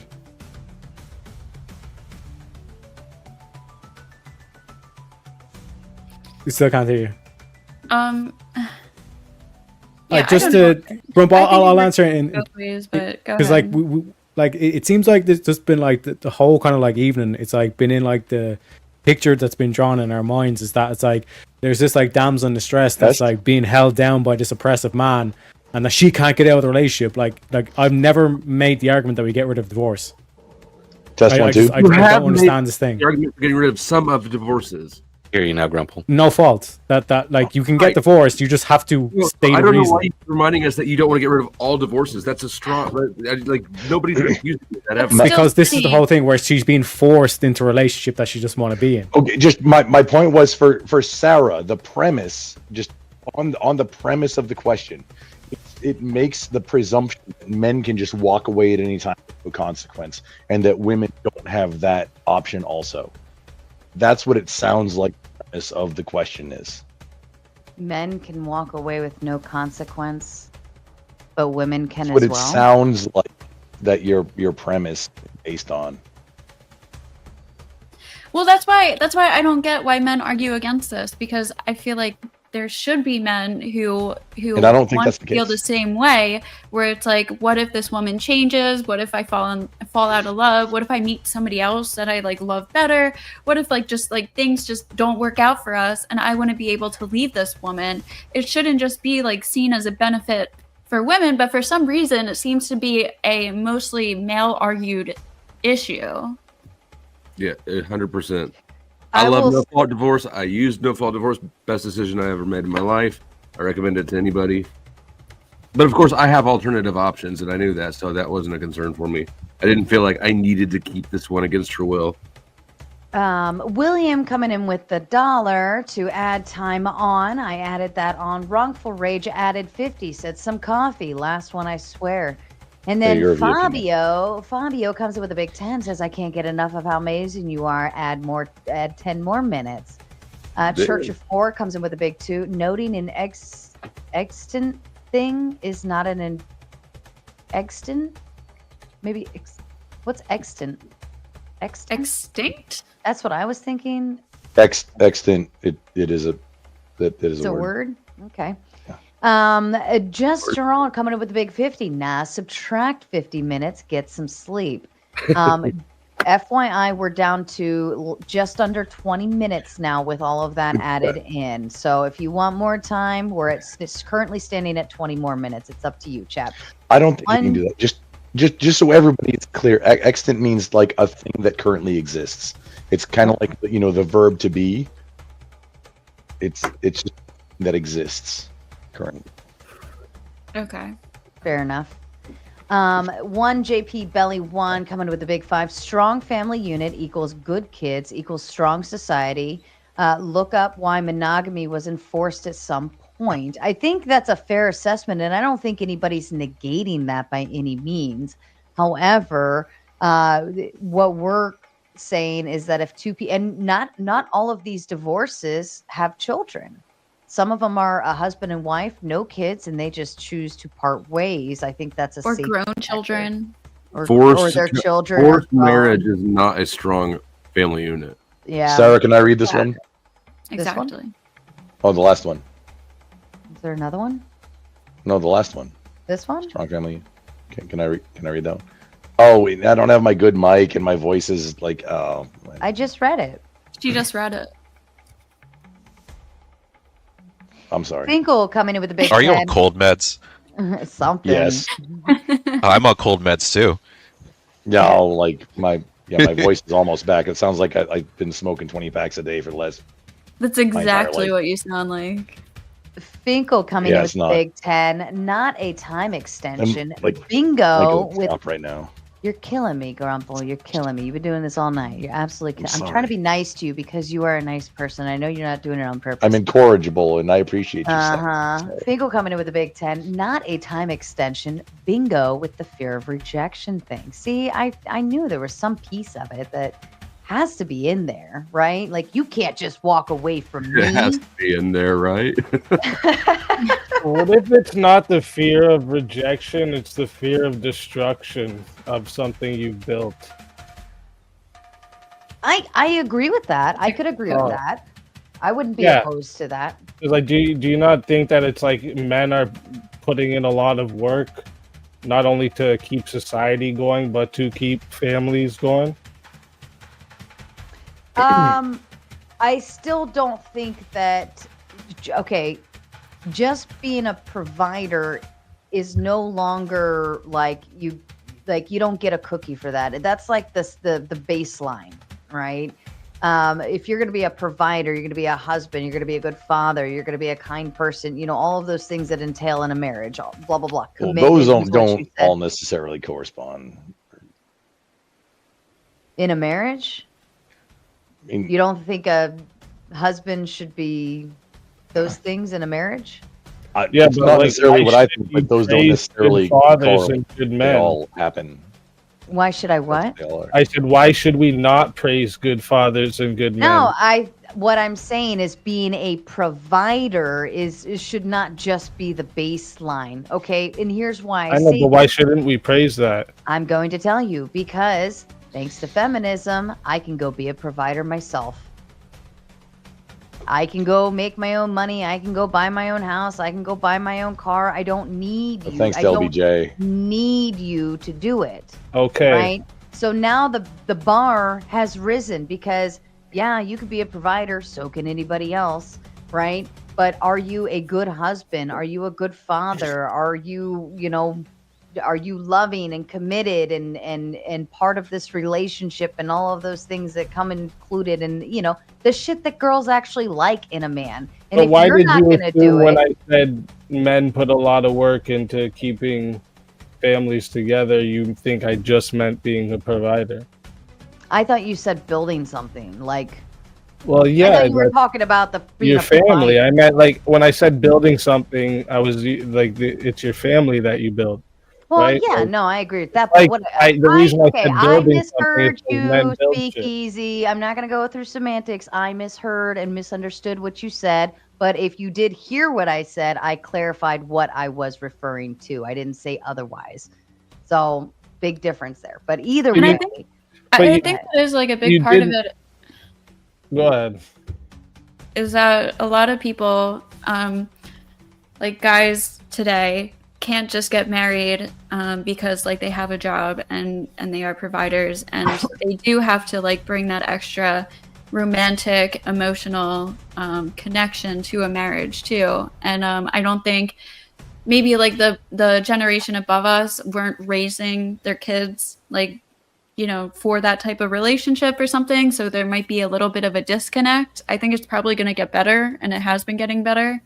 But yeah, hopefully that makes sense. But isn't romance kind of just like a temporary spin-off every once in a while thing? I guess it depends how you define it.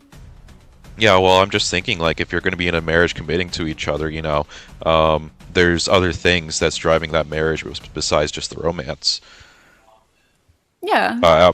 I would say the romance is probably a little bit more on the lower list. It's like romance is there to get your wife, but then it's like it kind of trickles down from there, and now it's about responsibilities and duties. I didn't mean like just physical romance, but. I mean, I think let me ask a question though, Ghosty. Would you let's say we're going to get into business together, right? Desirable. We're both going to put forward the capital, all this kind of stuff. Would you not want to have any stipulations for signing the contract that there's certain requirements that of certain duties, stuff like that? Would you just sign a contract that I can leave at any time?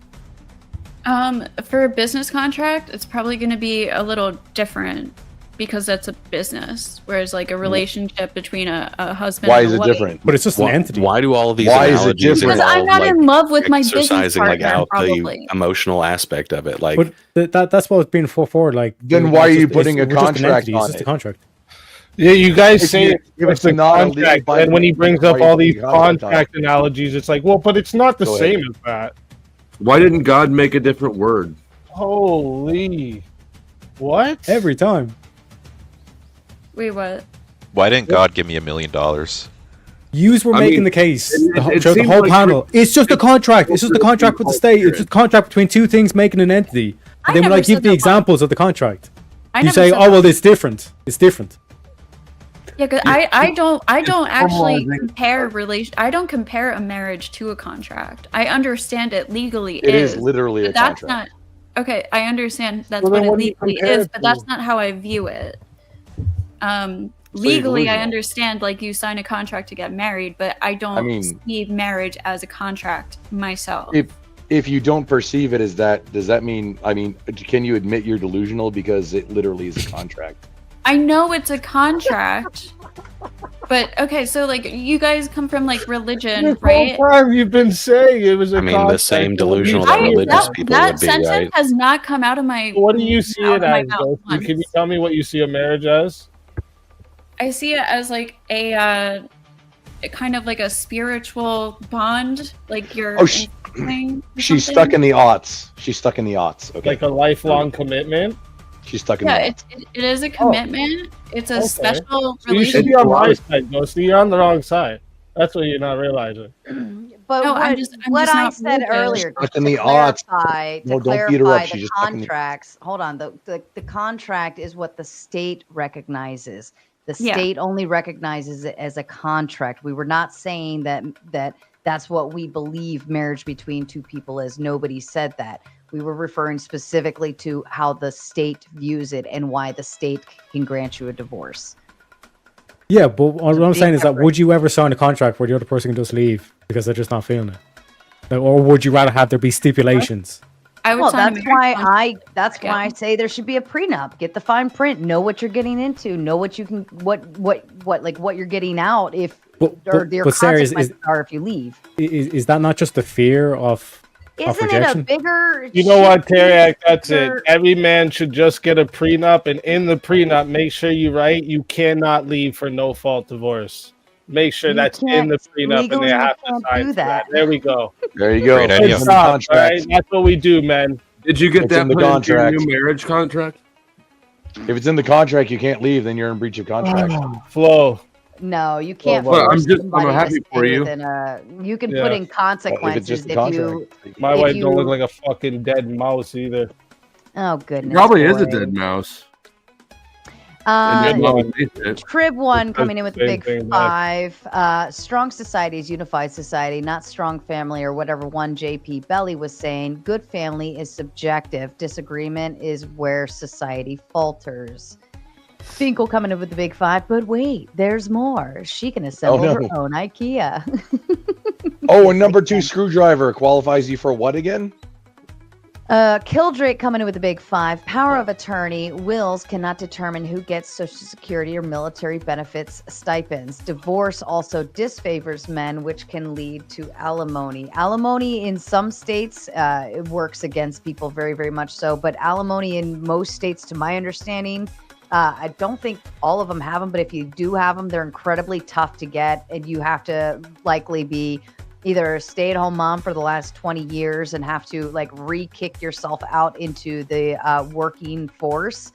So the courts will grant a time frame in which you can receive alimony to kind of buffer that time frame. But outside of that, alimony is typically, I don't know about California. I think they're crazy over there, but typically they're like limited and very hard to get. And thankfully, thanks to feminism, most of those women are working, so alimony's likely not going to happen for you Hooray, guys. feminism. Yeah. The Church of 4 coming up with the big 5. How many feminists does it take to change a light bulb? None. Feminists can't change anything. Then why are you mad? William coming in with the big 2. Sarah, put That's a yourself hot in timeout. comment. Yes, I put myself in timeout and then I came back. Thank you, Nephilim, for taking me out of there. P. Fletch with the gifted membership. Congratulations to one JP Belly 1 for your membership. And we have about 6 minutes left, folks. All right, cool. Because my laptop's Oh, that's about more to than enough die. time for anything you want to do. What do you want to do? You guys can, I guess we could kick off our final thoughts then. That'll take about 6 minutes. Final thoughts, 6 minutes. Just gonna No. act like you didn't see those undertones there.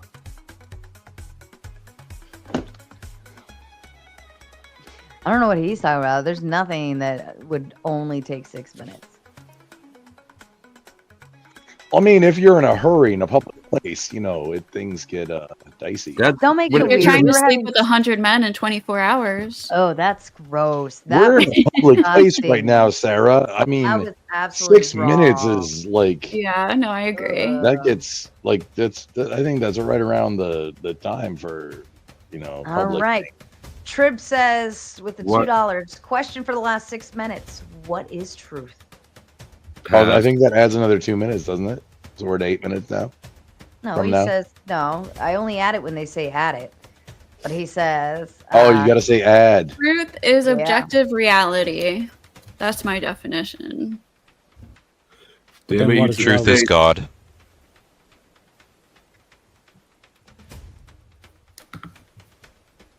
Mine was going to be similar. Like, Truth for is that example, like that I would which say men comports can't with become reality. women.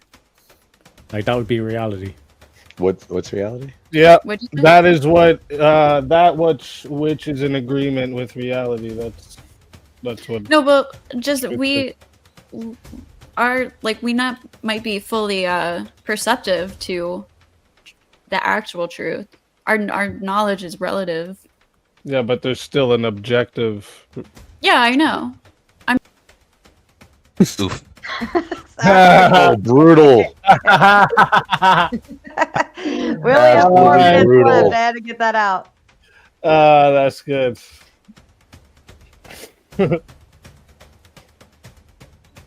Nephilim says the answer is 42. I agree with that in a secondary answer. Oh no, that is the answer to life and everything. I mean, come on. Hitchhiker's Guide to the Galaxy. Thank you. Yeah. No, don't you ruin the meme. What meme? Talk about a meme trilogy that has 17 books in it. Come on. That's wild. Well, couldn't get you guys to shut up earlier. Now I can't get you guys to start talking. Sarah, we're talking about book club now.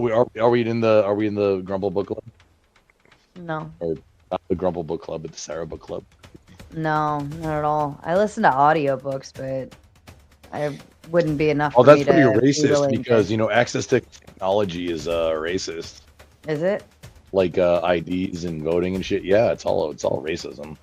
You just got to check your privilege, Oh, yeah, Lord. black people can't get their IDs, They don't know how. Yeah. Go for They live so far away in the sticks. They don't know where the DMV is. Right by the bus stop.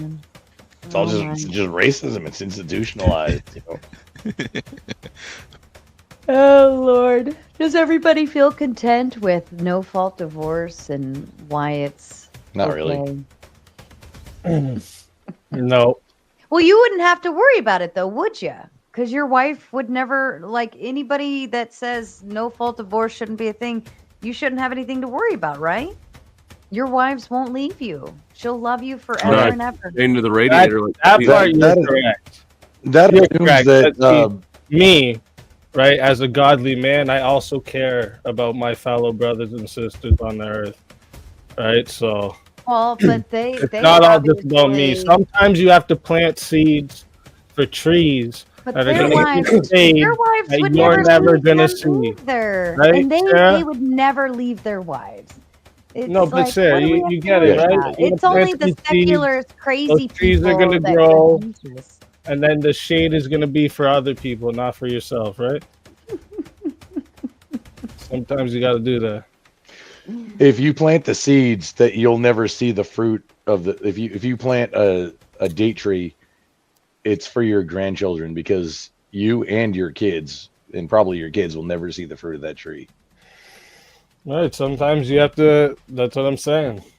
Like this is. I don't like, know with all the sometimes, GMOs. Like when people say like, "Well, it's not going to help you." Yeah, or, GMOs are the. Why it's funny when devil. people do the like personal attacks instead of the attacking the arguments because like.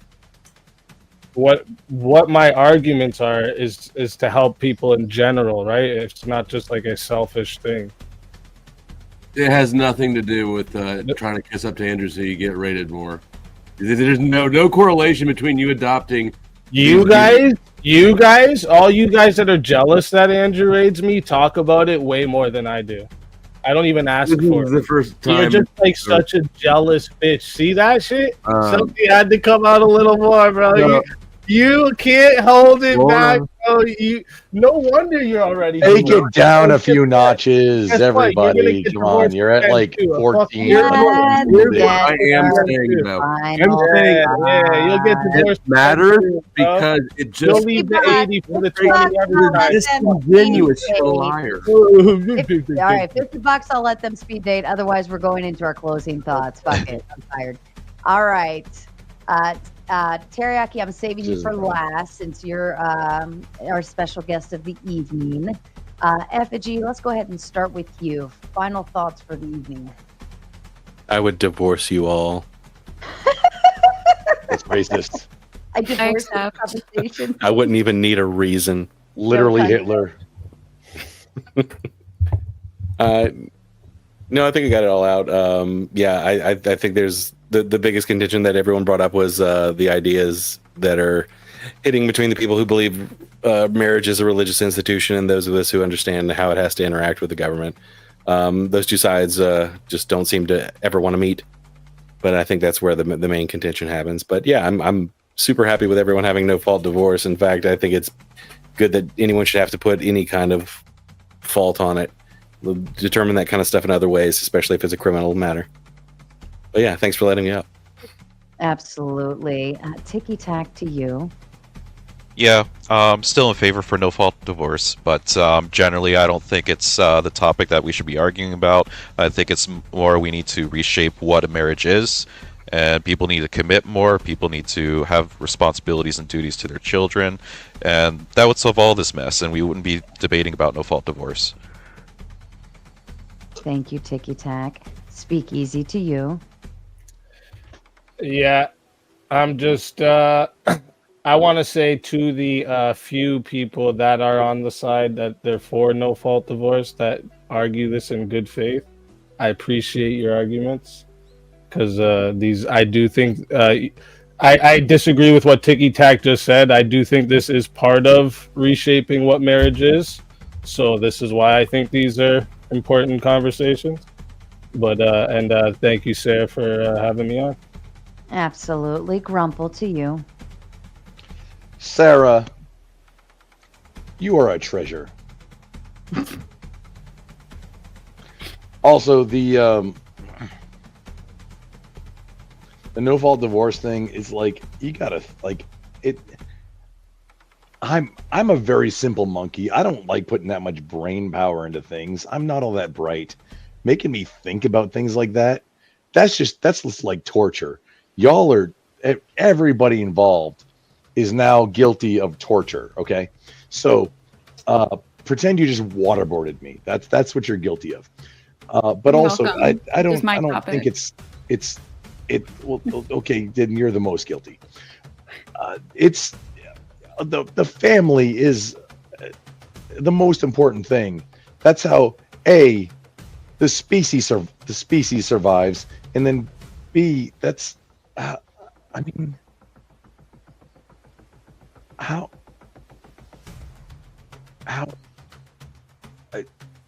see, this is visible grumble confusion on why this is even a topic.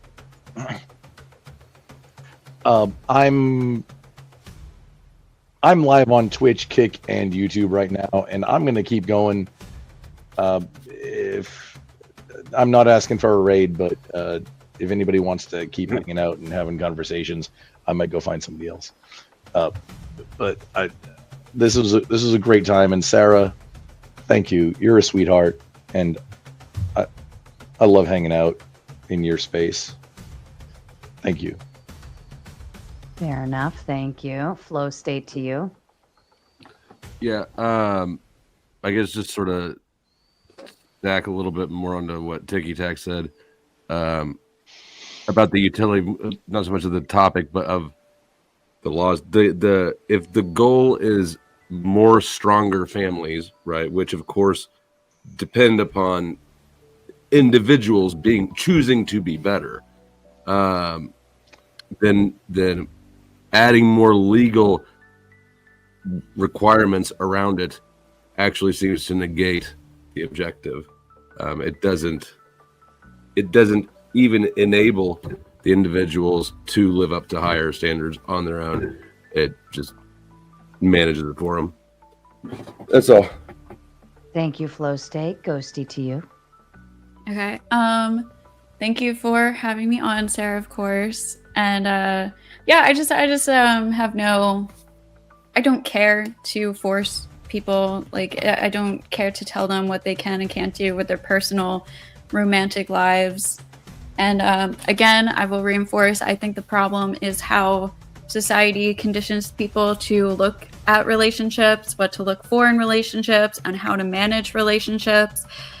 And I think that would lead to better outcomes rather than like enforcing more of these laws and stuff. So, and if you guys are looking for the answer to truth, I will give you the answer of what truth is. Speak Easy is a fucking bitch. Peace. That was funny. That was funny. Teriak, the that was hilarious. Yeah, I think that kind of speaks for itself. Like you can't even like stay on panel after you say it. Like, it is pretty cowardly. But yeah, like I came into this like good faith. Because like I said, like anytime I have like questions like this, like I was watching on the, or was rewatching on the Monday one. I was just kind of like, the main question was like, just like, what is the reason for no fault? And it was like many times I asked the question, and it was kind of conflated and said, oh, well, like, you shouldn't force them and all that. But that's basically trying to like make it out as if like we're getting rid of divorce completely. I'm just saying like there should be a reason. So like I said, I still haven't changed my mind. I'm still down that avenue of like, I just don't understand why no fault should be a thing. And appreciate Sarah for having me on hosting the debate.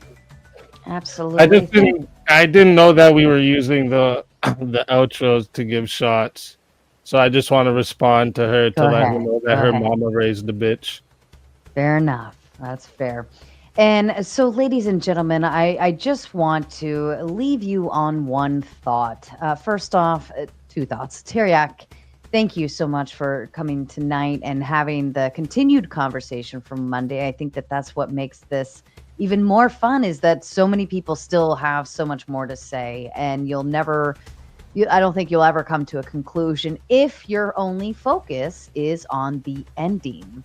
What divorce is it's a knee-jerk reaction to a failed marriage, and how a failed marriage comes about is failed beginnings. I think if you want to solve divorces, you need to start from the beginning of how these relationships come together. You want to fix that, honestly, get them to church, get them to God, make them actually make it worth vetting out your people better, and having a principle and a value and morality to go forward, and having an actual purpose for getting married, which would be under the guise of God. Wrongful Rage coming in with the big 5. I take the win and I'm going to bed. Yes, the chat always wins, but probably you, Finkel, Jess, and a few others in there tonight probably take the win for the evening. Outside of that, you want to fix your marriage, start at the beginning. I love you all. Fuck off.